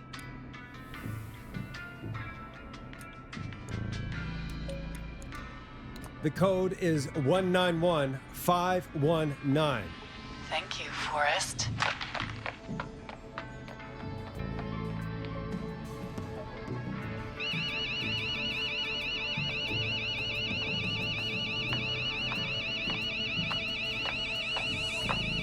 Son of a bitch. Ah!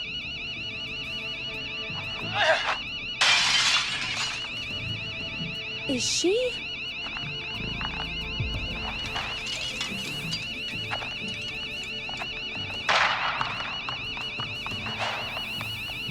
Yeah, stay out!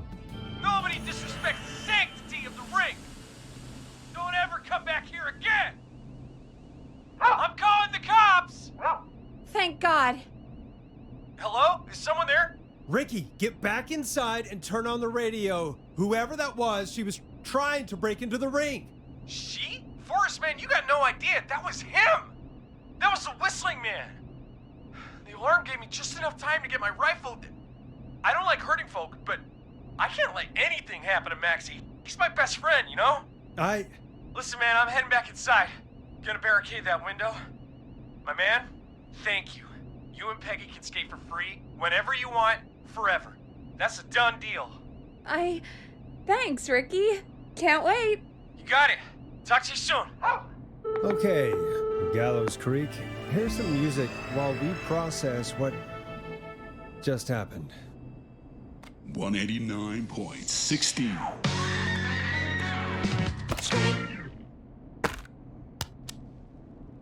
So, the whistling man is a woman?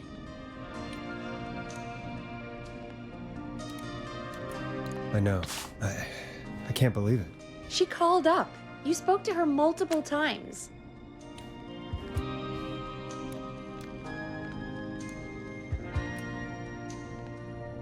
Yeah, she seemed pretty normal. Why do you think she requested that song?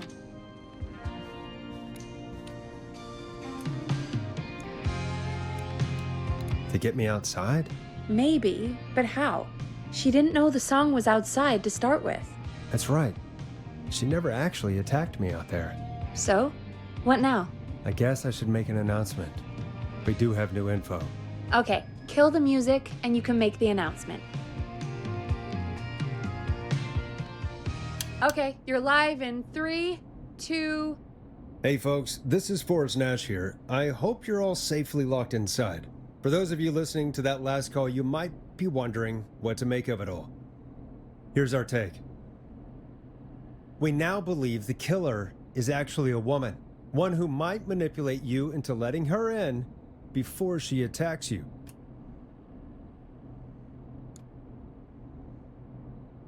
We're neighbors. Look out for each other and stay safe. The killer was calling themselves Dawn. This could be a fake name. If anyone needs help or you have info on the killer, please call in.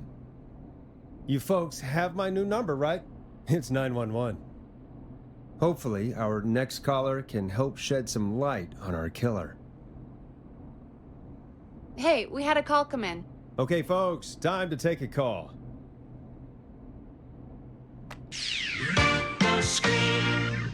You're through to Forrest Nash on 189.16, The Scream.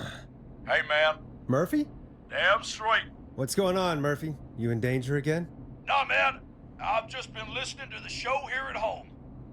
And since you asked folks to call in if they could help out, well, I'm calling. I don't know if I can say as much as other folks have, but I figure I wouldn't be a good role model to Fernando if I didn't try to help, you know? We really appreciate that. 100%. Thank you, Murphy. Oh, thanks. So, what do you want to know? Well, what can you tell us? I don't know, really. All right. Well, do you know anything about the death of George Barrow? Absolutely nothing. Okay. What about the killer herself? Herself? Man, I didn't get my ass kicked by a lady. The man I went toe-to-toe with was a man. You heard the last call, right, Murphy? Yep. So you know it's a woman, and you were trained by a VHS, Murphy. I know, but... Man, how could it have been a woman under that mask? Let's just move on. Do you know anything about the history of the Whistling Man? No, sir. Tonight's the first time I ever heard of him. What? I moved here 3 years ago, man. What do you want from me? Hey, man, no worries. Just thank you for trying. Right. Sorry I couldn't help you all more, man. Now, if you'd have asked me about gators... Forrest, we have a call coming in. Sorry, Murphy. I think that's all we've got time for right now. All right. I'll catch y'all with the gator talk later. Night. Well, folks, that was a bust.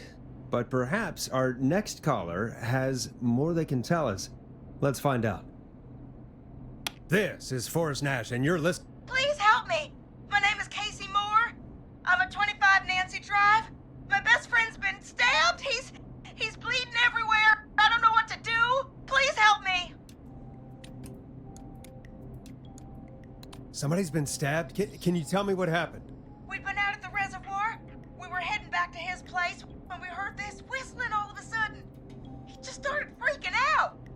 He screamed at me, told me to hide. I'd never seen him like that, and I just panicked and ran and hid in a bush. Oh no. Forrest. Then what happened? He went up the road and talked to someone. I couldn't really hear or see anything. It sounded like he might have known the person, and they just stabbed him. Casey, was he talking to a woman? I don't know. They had a mask and wore all black. That's all I know. Please, we need help here. I'll get you help, but I need to know. Where did the masked person go? They left. They left him to bleed out. I waited until they were gone, then dragged him into the garage and called 911. Wait, why didn't she make sure he was dead? I don't know. I think I heard them say something like, "It's not so funny now, is it?" before they left, but please, he needs to get to the hospital. I can't drive, so we need an ambulance. Forrest, the ambulance was destroyed in the explosion at the gas station. You should get all the info you can. Can you tell us where your friend was stabbed? They stabbed him in the stomach, and then stabbed him again in his leg when he was on the ground, and it's... Oh, the knife is still there in his leg! What's your friend's name, Casey? It's Jason Parker. We'll be right back. Peggy, patch us through to the hospital. On it. Phoning St. Gabriel's now. Switch to line 2. Hello, St. Gabriel's Hospital. How can I help you? Hi, this is Forrest Nash from 189.16. We have a stab victim at 25 Nancy Drive named Jason Parker. He's been stabbed in the stomach and the leg. He's bleeding heavily. Oh God, I'm sorry. But the ambulance is, well, you know. I know, but please, we need something or he's going to die. Forrest, listen, you're going to have to get him here. We need to see him and we can't get there ourselves right now. We don't have any way to drive him right now. And even if we did, he's bleeding out fast. All right, listen. We need to buy him time to get here. That means stopping the blood first and then finding someone to stabilize him. To stabilize him, you really need someone with first aid training. Do either of you have any? No. Me neither. Damn it. I'm really sorry about this, but I have other patients who can't wait. All I can do is talk you through the procedure as quick as I can, and then leave the rest to you. You think you can handle that? Hit me. I'm sure we can handle it. Okay, from the top. If he's bleeding out, then you need to get him comfortable and try to stem the bleeding. Lay him down. Apply continuous pressure directly to the affected areas. When the bleeding slows, get a clean cloth of some kind and hold it over the wounds. Get them comfortable. Apply pressure. Clean cloths when slowed. Got it, I think. You said he was stabbed, right? If the object he was stabbed with is still in him, don't take it out. It's stopping the worst of the bleeding right now. If anything, you should secure it so it stays where it is. I wouldn't have thought of that. It makes sense, though. God, that was a lot of info. But I think we can handle this. Glad you got it so far, because there's more to go. I'm still with you, Doc. What else do we need to know?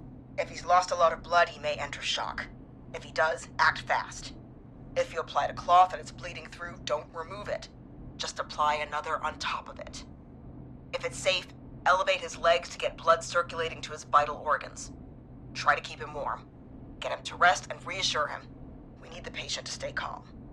All right, don't replace bandages. Elevate his legs. Keep him warm and calm. This is a lot. I'm really sorry. That's as much as I can give you right now. Try to stop the bleeding. Find someone to get him stabilized and get him here as quick as you can. Good luck. All right, Forrest. Casey's still on line 1. Hello? Hello? Forrest, are you there? I'm here. How is Jason doing? Badly. He's still bleeding. I need help. I've been putting pressure on his stomach wound since you left, but he's still bleeding. I don't know what to do. That's good, Casey. The nurse said to do that. What about the knife in his leg? It's gotta be hell. Should I pull it out? No, don't touch the knife. The bleeding will get worse if you pull it out. Are you sure? I'm sorry. complications. No, don't worry, Casey. We're a team here. We're all going to get Jason through this. Casey, is his leg wound bleeding right now? I hate looking at that knife. Yeah, it's bleeding. His stomach is worse, though.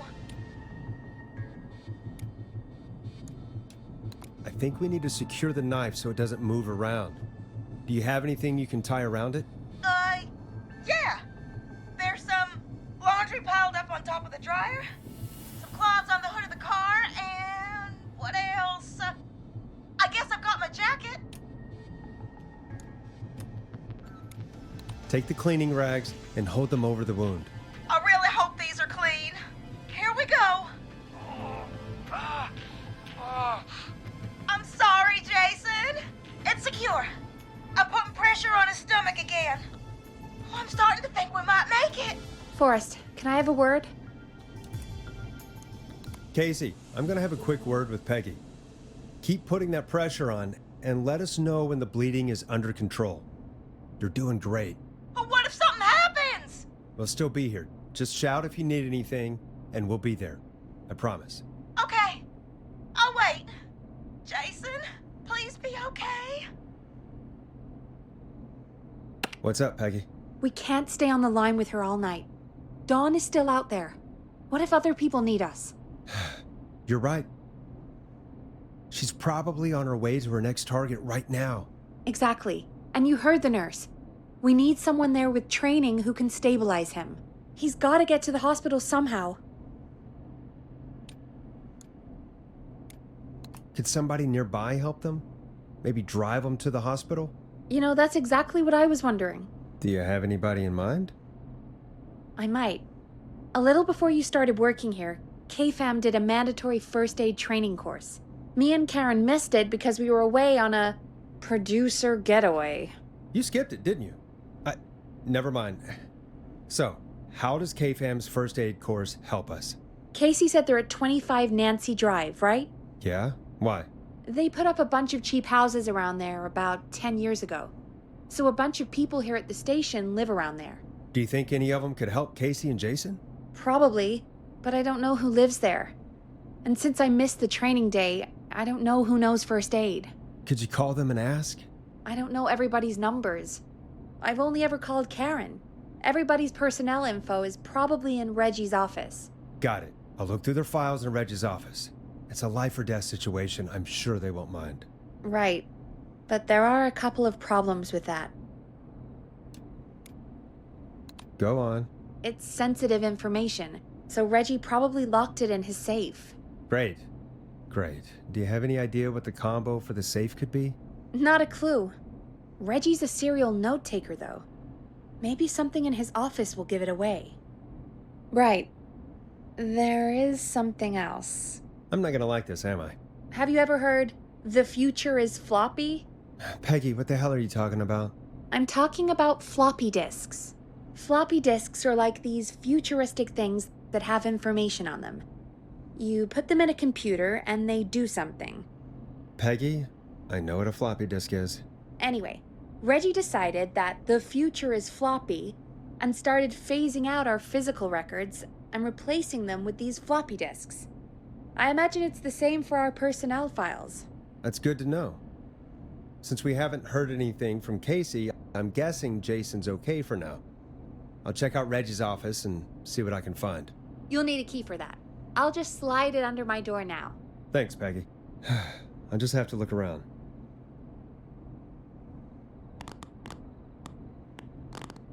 Good.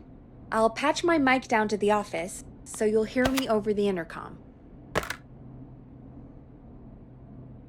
189.16.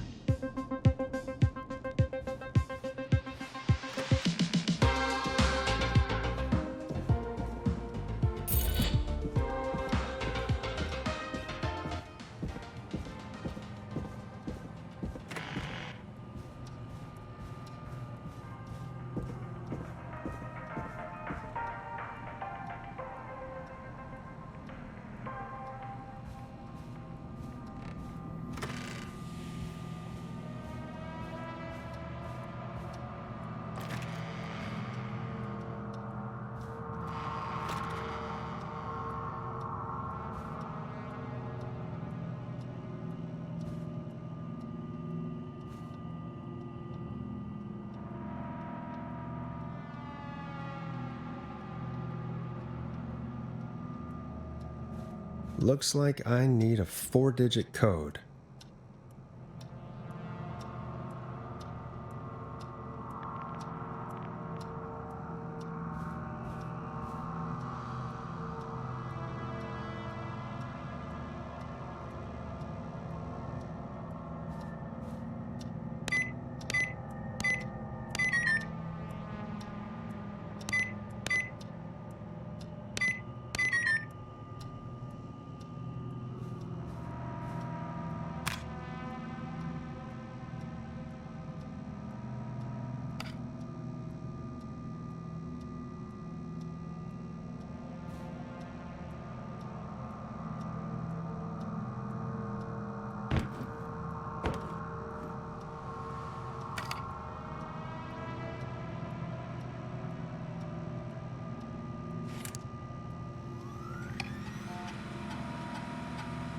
Could this be it?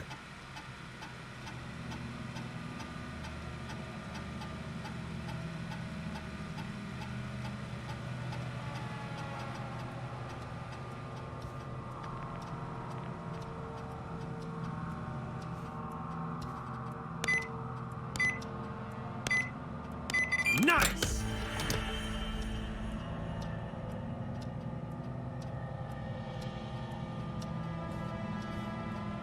I'm in, Peggy. I found the floppy disks. Just put it in the slot, right? You got it. Remember, we need somebody with medical training who lives near 25 Nancy Drive. Let me know when you've got somebody. And don't waste time on anybody that can't help us.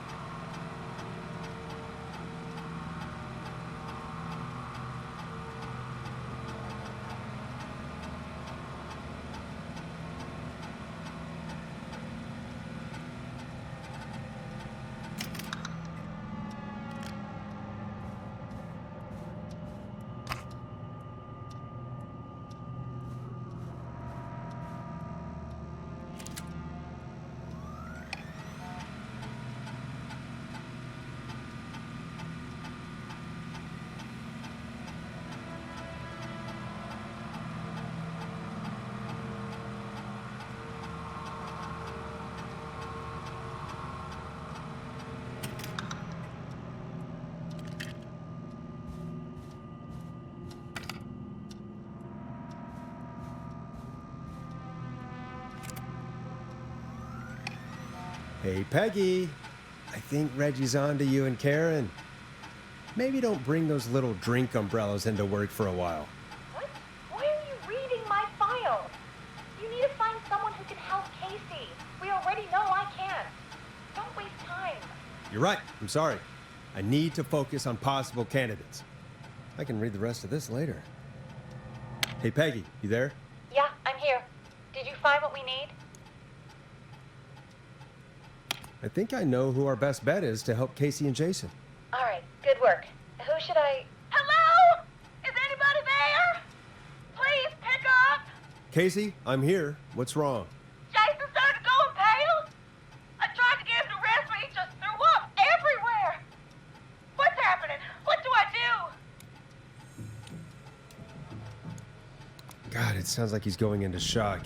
Casey, just stay calm. It's going to be okay. But the bleeding seemed to slow down. Did I mess up? Jason, I'm sorry. Casey, calm down. You've done everything right. I need you to listen to me, okay? For Jason. What did the nurse say to do about shock? Casey, I need you to elevate Jason's legs. We need to get the blood flowing to his vital organs. Got it. Jason, stay with me. I'm just gonna move you. This might hurt. Okay. I propped his legs up on some boxes. I'm looking at my notes. We need to get Jason as warm and comfortable as possible. Do you have anything you could use nearby, Casey? Yeah. I still have some laundry next to me. I'll wrap him in some blankets. Just give me a second. Sorry. Jason's bleeding through his bandages. Should I get him new ones? Or... Oh, God. Don't remove the bandage. Apply another one on top of it. Do you still have something you can use? I've used the rest of the laundry to keep him warm, so... I'll use my jacket. I can always get a new one. I'll fix his bandage and get him warm. Hold on, please.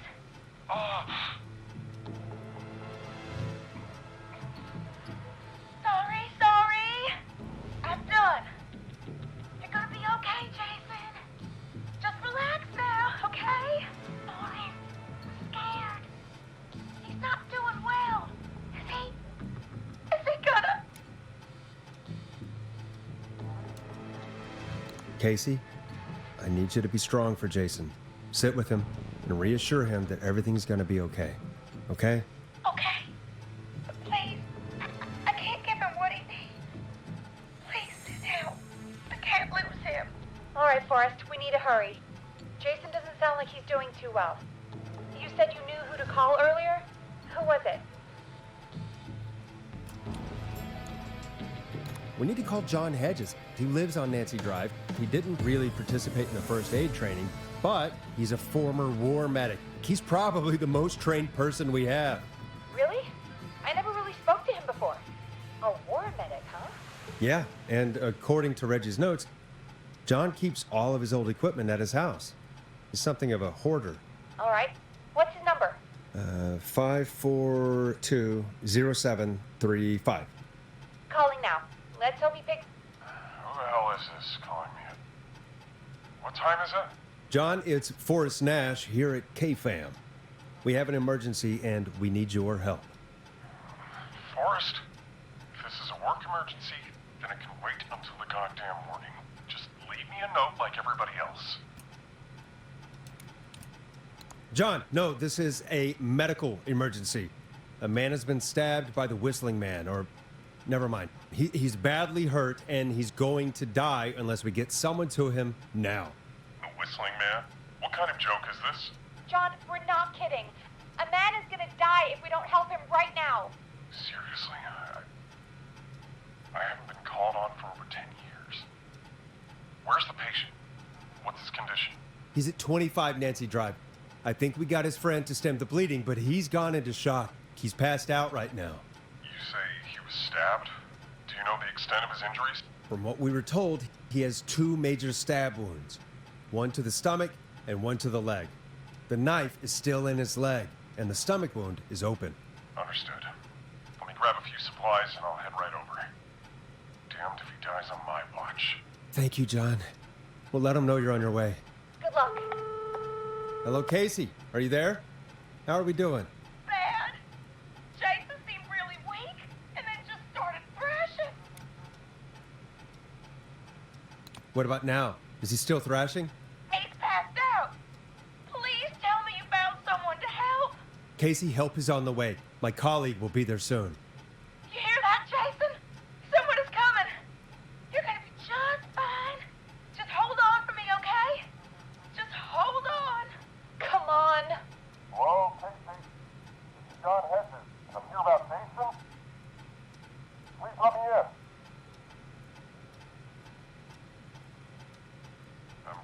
it's Jason there. Casey, I'm gonna need your help. Forrest, Peggy, don't you two worry. We've got this from here. Okay. Forrest, we'll call you back later. I have to go now. Good luck, everyone. God, I hope he's gonna be all right. And with that, the show moves on. We're sending our best wishes to Jason. Well, after all that excitement, I think we could use some music. Come back upstairs when you're ready.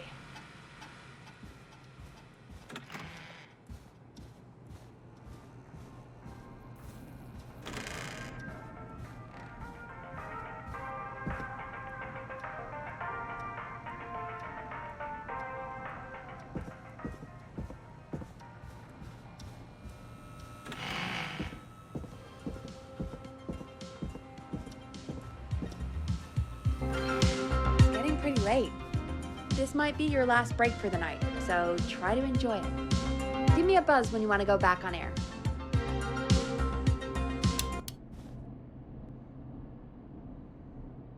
Let's roll. You got it. We've got another call coming through, too.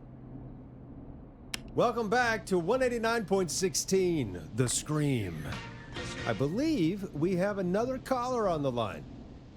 How are you tonight, caller? Forrest, it's me, Roller Ricky. Oh, and Maxie's here too. Are you okay? Not under attack again, are you? Oh, we're good, man, thanks to you. You're like our guardian angel. That wouldn't be a bad look for you, Forrest. A little White Wing Halo number? Maybe something for the K-Fam Halloween party. All right, everyone, let's calm down. Ricky, I'm just glad we could help you and Maxie. Is there anything else we can help you with, Ricky? Actually, I think I have some info that might help you. Oh? What's that? You see, man, me and Jason know each other. You know each other? Yeah, we went to Gallows High and played on the football team together. He was a gnarly offensive linesman, and I was our star wide receiver. Runner Ricky, they called me. All right, and what does that have to do with tonight? Well, because George, the guy who drowned, he was on our team too. Tell me about him. What was George like? I didn't know him for long, man, I'm sad to say. We had our first team party on the night he drowned. He seemed like such a good dude. Ricky, were you there when George drowned? No, man. Once the party turned, I beat feet out of there. Man, I remember George and his girl there. There was a whole lot of love, man. I could see it, you know? Ricky, please. What was her name? I never got her name, man. He just called her Bean. I didn't really know her before, or see her after that. Then what did she look like? Please, tell us anything you remember. I just remember a pretty girl, man. I'm sorry. Ricky, you said the party didn't last long. What happened? We were just having a good time, and then the next thing I knew, everyone was running for their life. I looked up and saw a goddamn whistling man in the trees. And I never ran so fast in my life. I ran straight home. Didn't know about George until next morning at school. I'm guessing it was whistling night, wasn't it? That the whistling man was just another kid. Yeah. I don't know how George died, but I always felt like if anyone deserved to die that night, it should have been me. And Ricky, it wasn't your fault. You're not a bad person. I know that now, man. It took a long time to learn, but yeah, just thought I'd tell you all what I know. Thank you, Ricky. This helps. Thank you. You got it, man. Anyway, I think it's time for me and Maxie to free up your phone lines. Thanks for listening, man. I'll let you to it. Night, Ricky. All right, folks. Looks like we got a new lead in the case. If anyone has any info about this mysterious being, please call in. If she was George's girlfriend back then, 16. she's probably in her mid to late 30s now. Huh. Oh, we have another call coming in, but hang on. What's up, Peggy?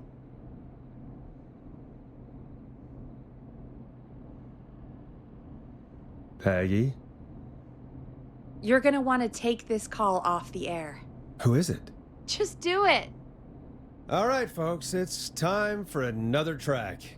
Here's one to help you sit back and relax. We'll be right back after this.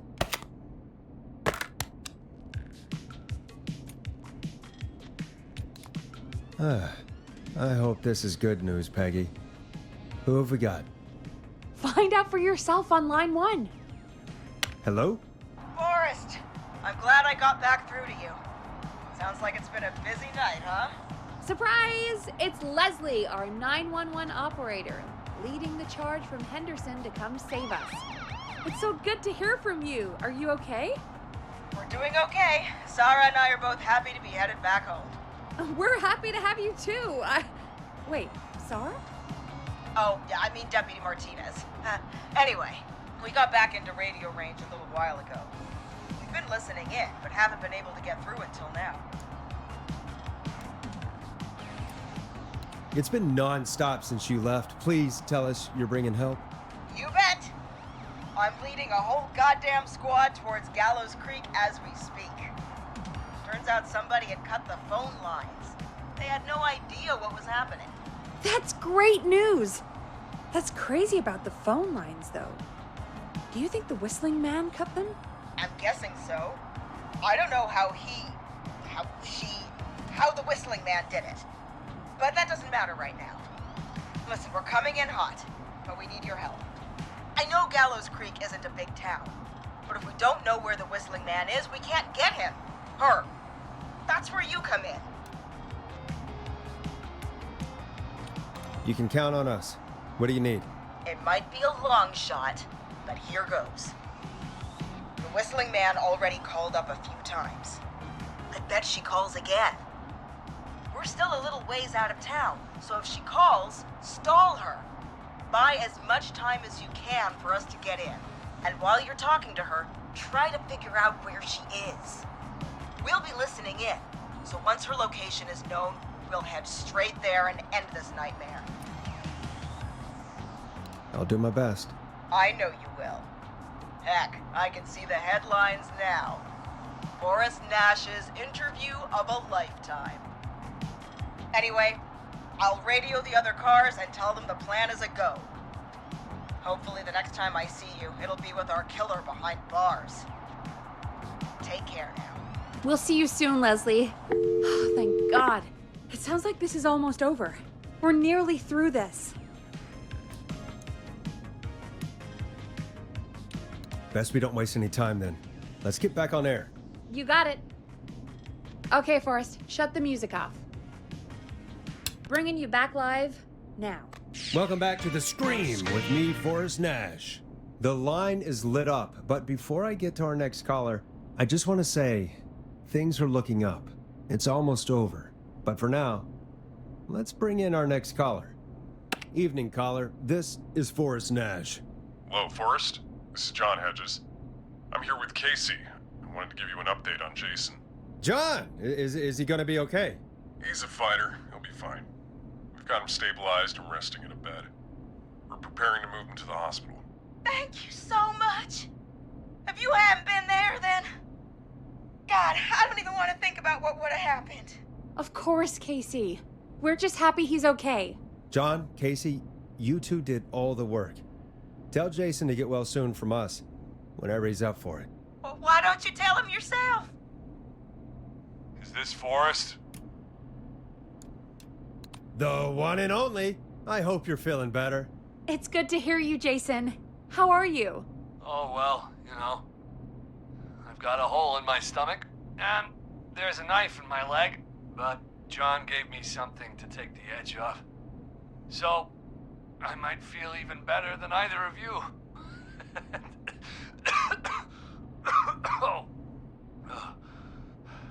Take it easy until you get to St. Gabriel's. I will. But, before that, I needed to call you. I'm guessing the Whistling Man is still out there? Yes, the Whistling Man's still out there. Why do you ask? You know something about the Whistling Man, don't you? Yeah, I do. Can we talk about what happened earlier? Go for it. We spoke to Roller Ricky not long after you were attacked. You spoke to Ricky? Is he alright? He is now. I mean, he was attacked earlier, but this call came after. Hey, guys, I'm really sorry, but there's a call on the other line. I just need to make sure we don't have another situation brewing. You fill Jason in on what happened. I'll be right back. Sure, Peggy. Sorry, Jason, where was I? Yep. Ricky's fine. You don't need to worry about him. That's a relief. He told us about George. Sounds like everything's finally coming out now. It's been tough to hold it all in. Sounds like you've been holding back about something awful, Jason. I'm part of the reason my best friend is dead, Forrest. And the few who knew about it said if I ever said anything, I'd find myself in jail. For a long time. It was hell. And then the town just moved on. Like he'd never existed. What happened that night? I went along with the stupid prank, that's what. Whistling night. Some of the guys on the football team had an idea for a way we could haze the newcomers. We decided to plan a party in the woods and have the Whistling Man crash it. It was stupid. We each had a role. I was the stabbed friend. At the party that night, I left the group for a second, met our Whistling Man, pretended to get stabbed in front of everyone. Started an almighty panic. Those screams.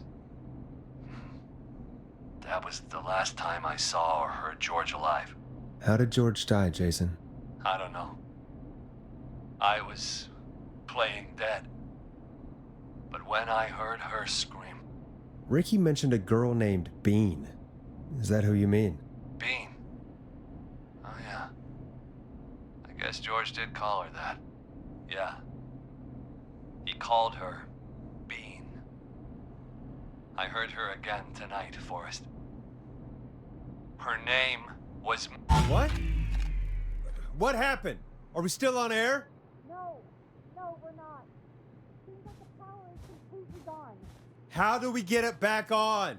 I don't, we can use the emergency generator down in the basement.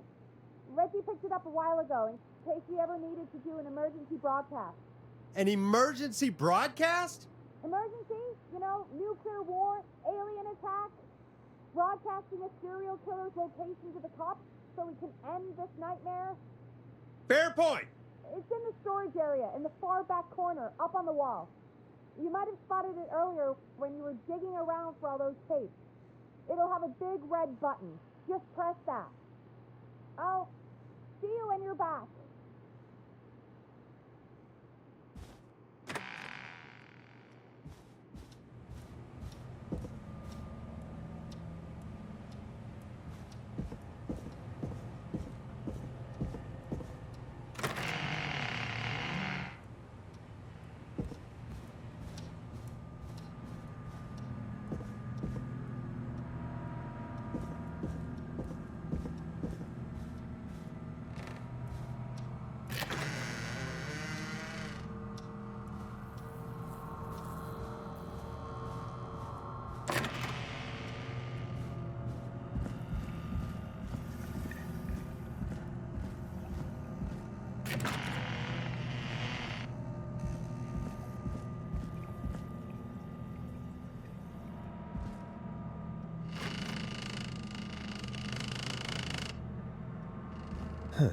Far back corner. Why is this station so big?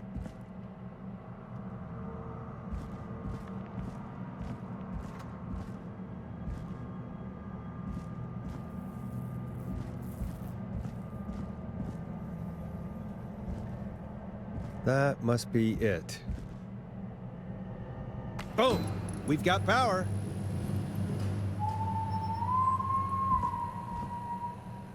The whistling man. I need to warn Peggy.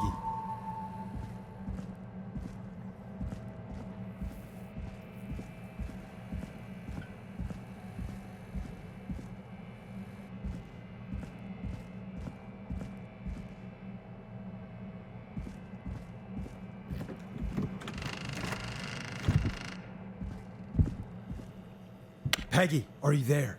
Are you... Peggy! I need to get back upstairs.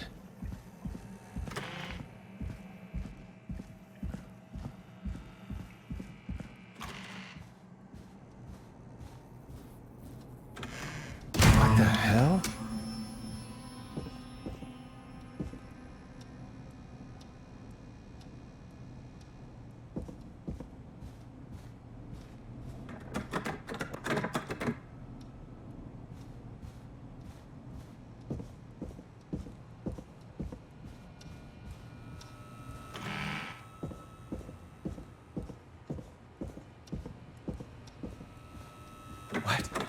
Why is it locked? What? Why is it locked? Oh no. Peggy! Where'd you go? What the... No way. This can't be happening.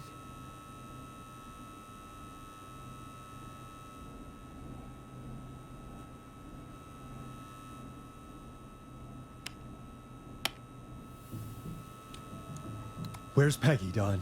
Have some patience, Forrest. It's almost the end of the night, almost the end of the show. But it's not over just yet. Got a little time still. So let's make the most of it. What do you mean? Make the most of it how?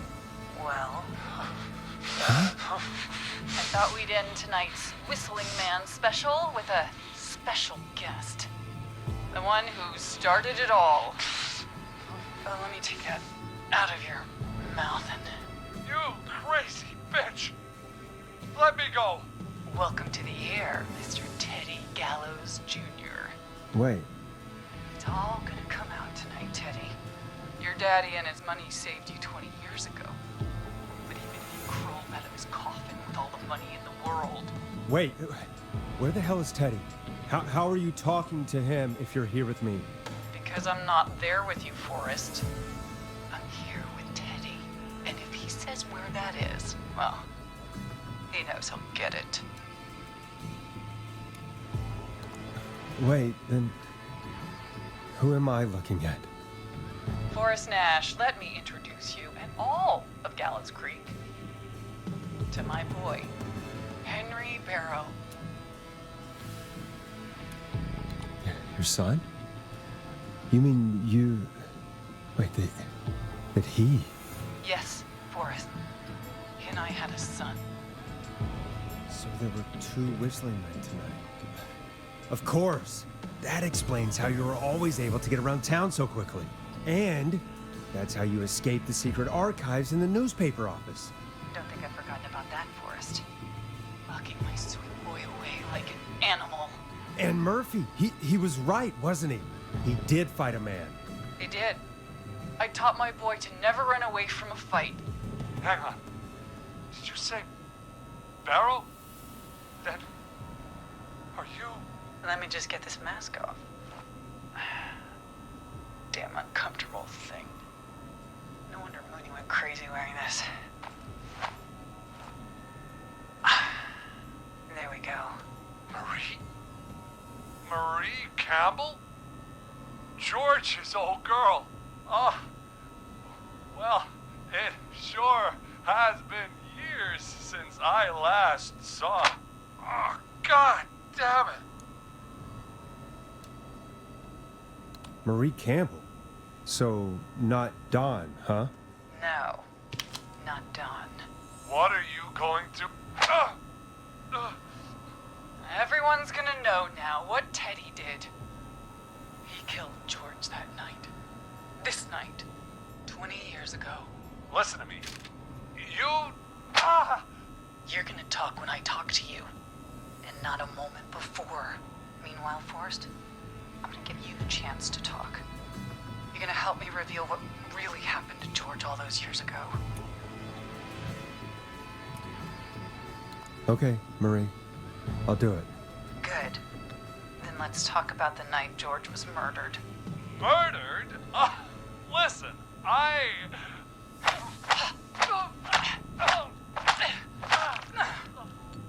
said you speak when you're spoken to. Now, I know you've done some good work tonight in piecing together what happened to George 20 years ago, and that's why I want you to interview us.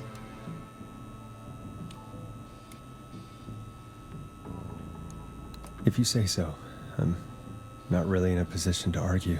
I'm happy we have your cooperation. Do a good job. And hell, you might be the only one to leave here alive.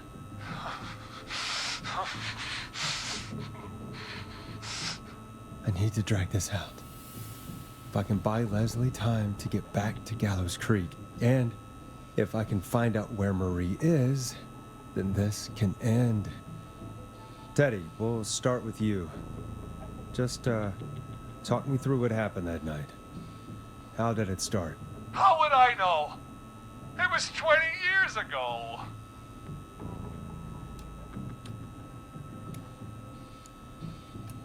Teddy, be honest with me or we're both going to die. Honest? Forrest, I'm trapped here with a psycho. Ow. What the hell? God damn it.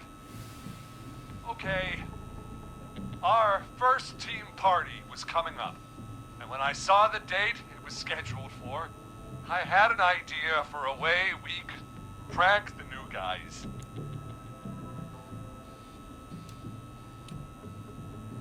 I understand that kids in Gallows Creek know tonight as Whistling Night. I'm guessing that's what you mean? Well, we didn't have a name for it then. It was just the night that Mooney went missing. But Whistling Night is what they'd call it later. Wait. You mean this was the first Whistling Night? Keep talking, Teddy. We went up near Whistling Point. God, who was there? Me, Jason, and George, of course. But George didn't come alone. He brought Marie. And Roller Ricky, he was there too, wasn't he? Yes, Ricky was there too. Runner Ricky, our wide receiver. I helped him off the bottle, you know. Because I'm a decent man. Is that so? Yes, it is. He came apart one day. Some people do. He had some issues. Wasn't stable. I didn't want him to hurt his chances in life. So, I helped him keep himself together. You were afraid he would talk about that night, weren't you? Keep talking. About midway through the night, we put the prank into action. We looked up at the trees and saw Jason there, bloody, like he'd just been stabbed. And the Whistling Man, screaming. And George and I and Ricky, we got left behind. But Ricky was in on it too. I know he was. He and Teddy were as close as anybody. Teddy must have told him the plan.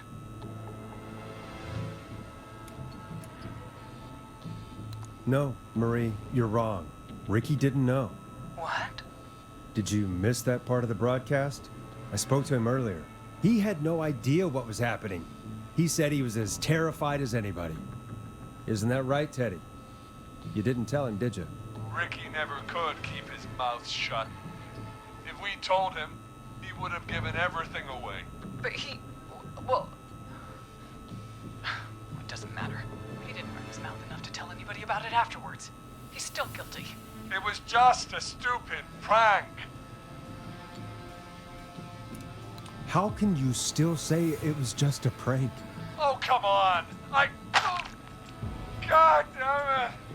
You made George think Jason had been murdered. He thought his best friend was dead. And so tonight you stabbed him for real? It's the role he wanted to play. Jason's still alive, Marie. He was with a friend. We talked her through how to stop the bleeding and got him professional help just in time. Oh. Well, shame he didn't have the good sense to die earlier. He's gonna regret that. Enough about him. Me and George took off running, but somehow we got separated in the woods. I ended up near the bottom of Whistling Point, and when I noticed George wasn't with me, I panicked. And then, I don't know how he snuck up on me, but the Whistling Man grabs me. I scream, and he starts laughing, telling me it's just a joke. I could stall for time here.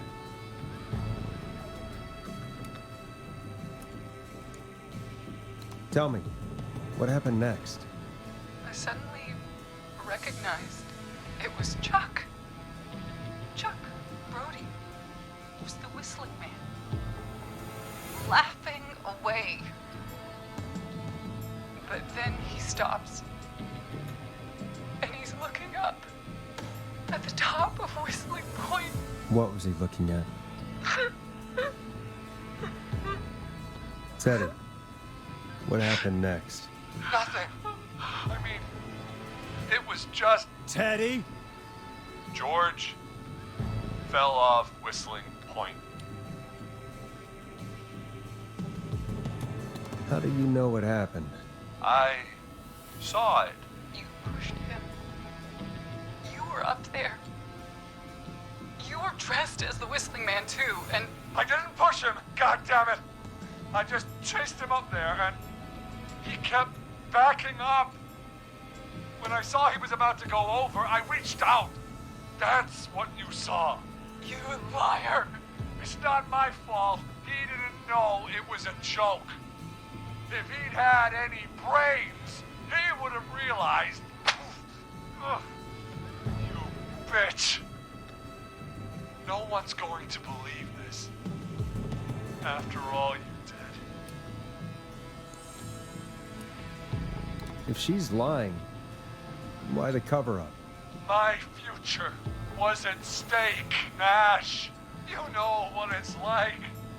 People like us are bred for bigger things.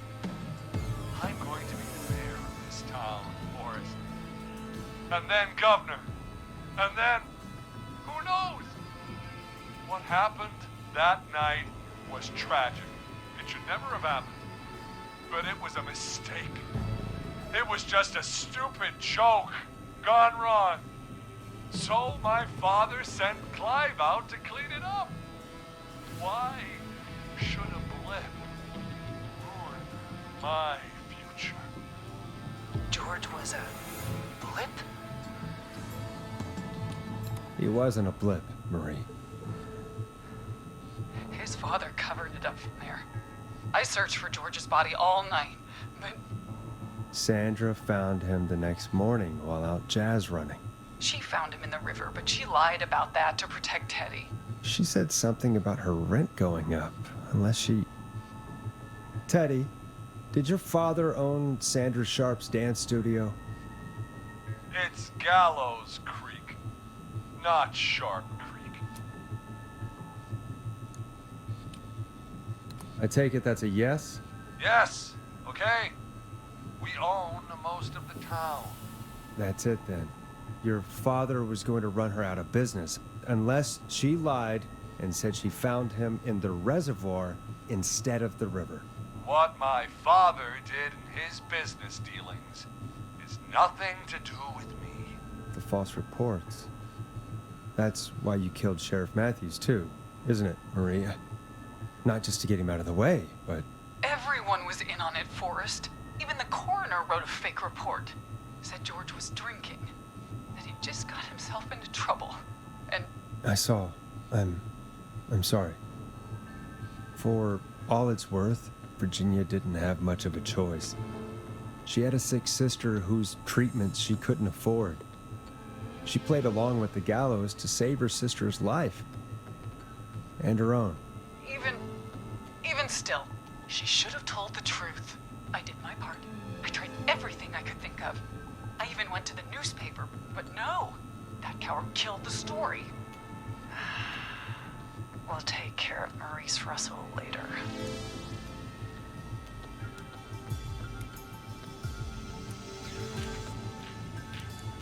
When will the killing end, Marie? End? When does it end? You can't kill the world. This has to stop sometime. It has to. It never should have started. He shouldn't have pushed my George off the cliff. He should have been punished. It's coming to a stop. At least for now. Here, where George and I first met, before he joined the football team, was right after he shot the winning throw. Wait a sec.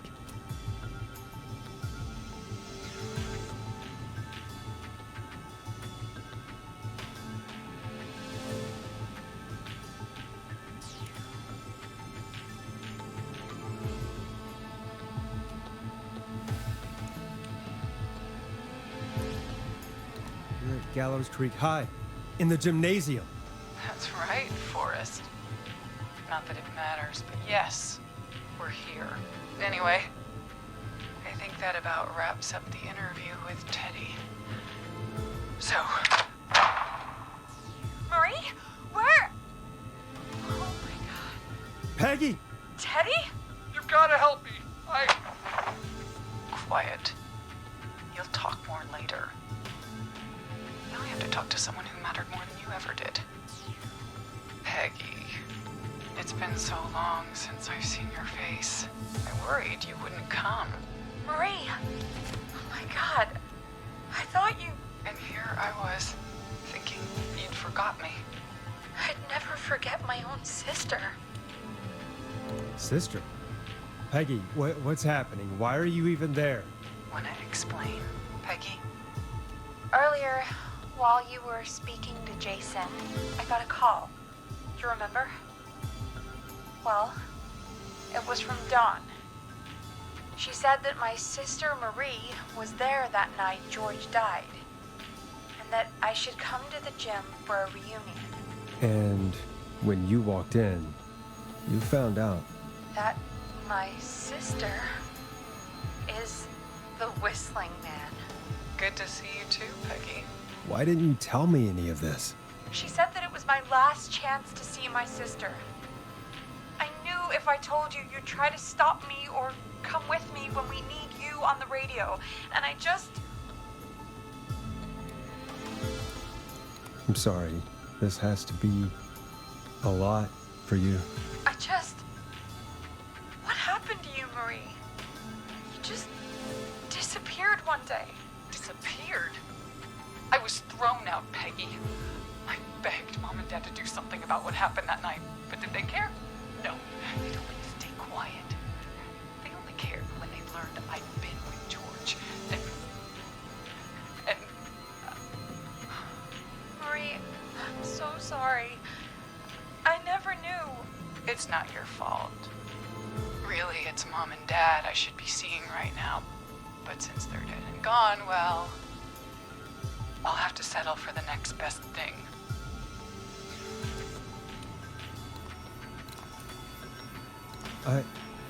Wait.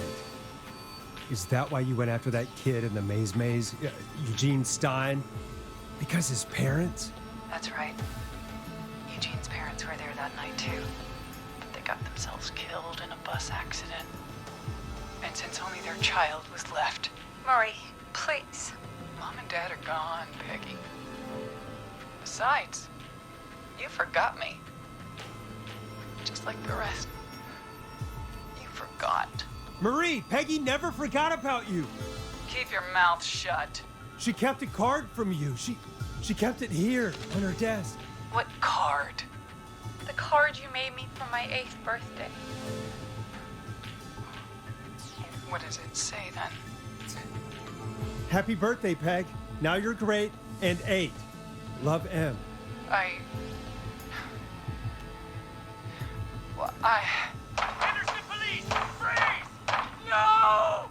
Henry! Get out of there! Ah! Peggy! We have 2 wounded, and we're in pursuit of the suspect.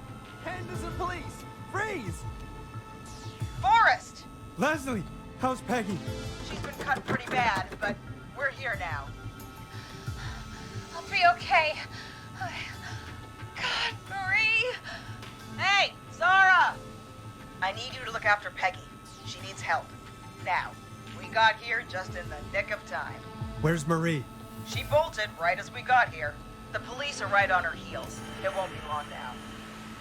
It's over, Forrest. Well, folks, it was a long night, but we made it through together. I'm gonna head off to go check on Peggy.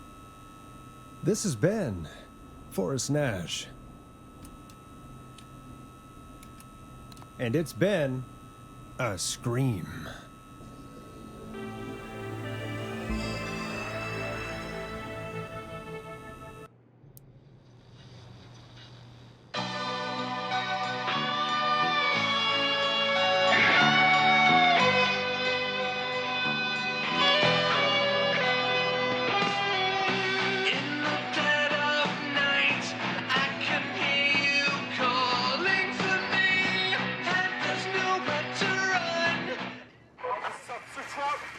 Come in.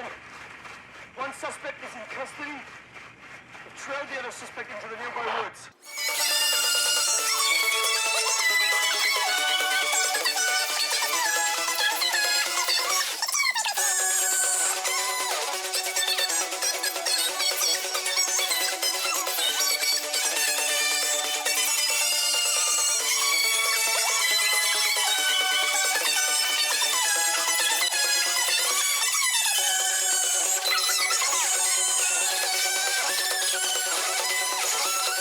We have the suspect cornered at the top of Whistling Point.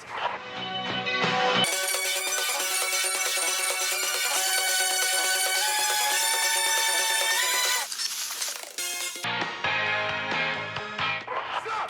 Put your hands in the air! Get down on the ground!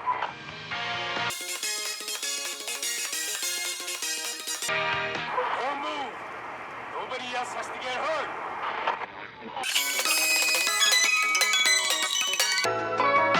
No, stop! Suspect has jumped!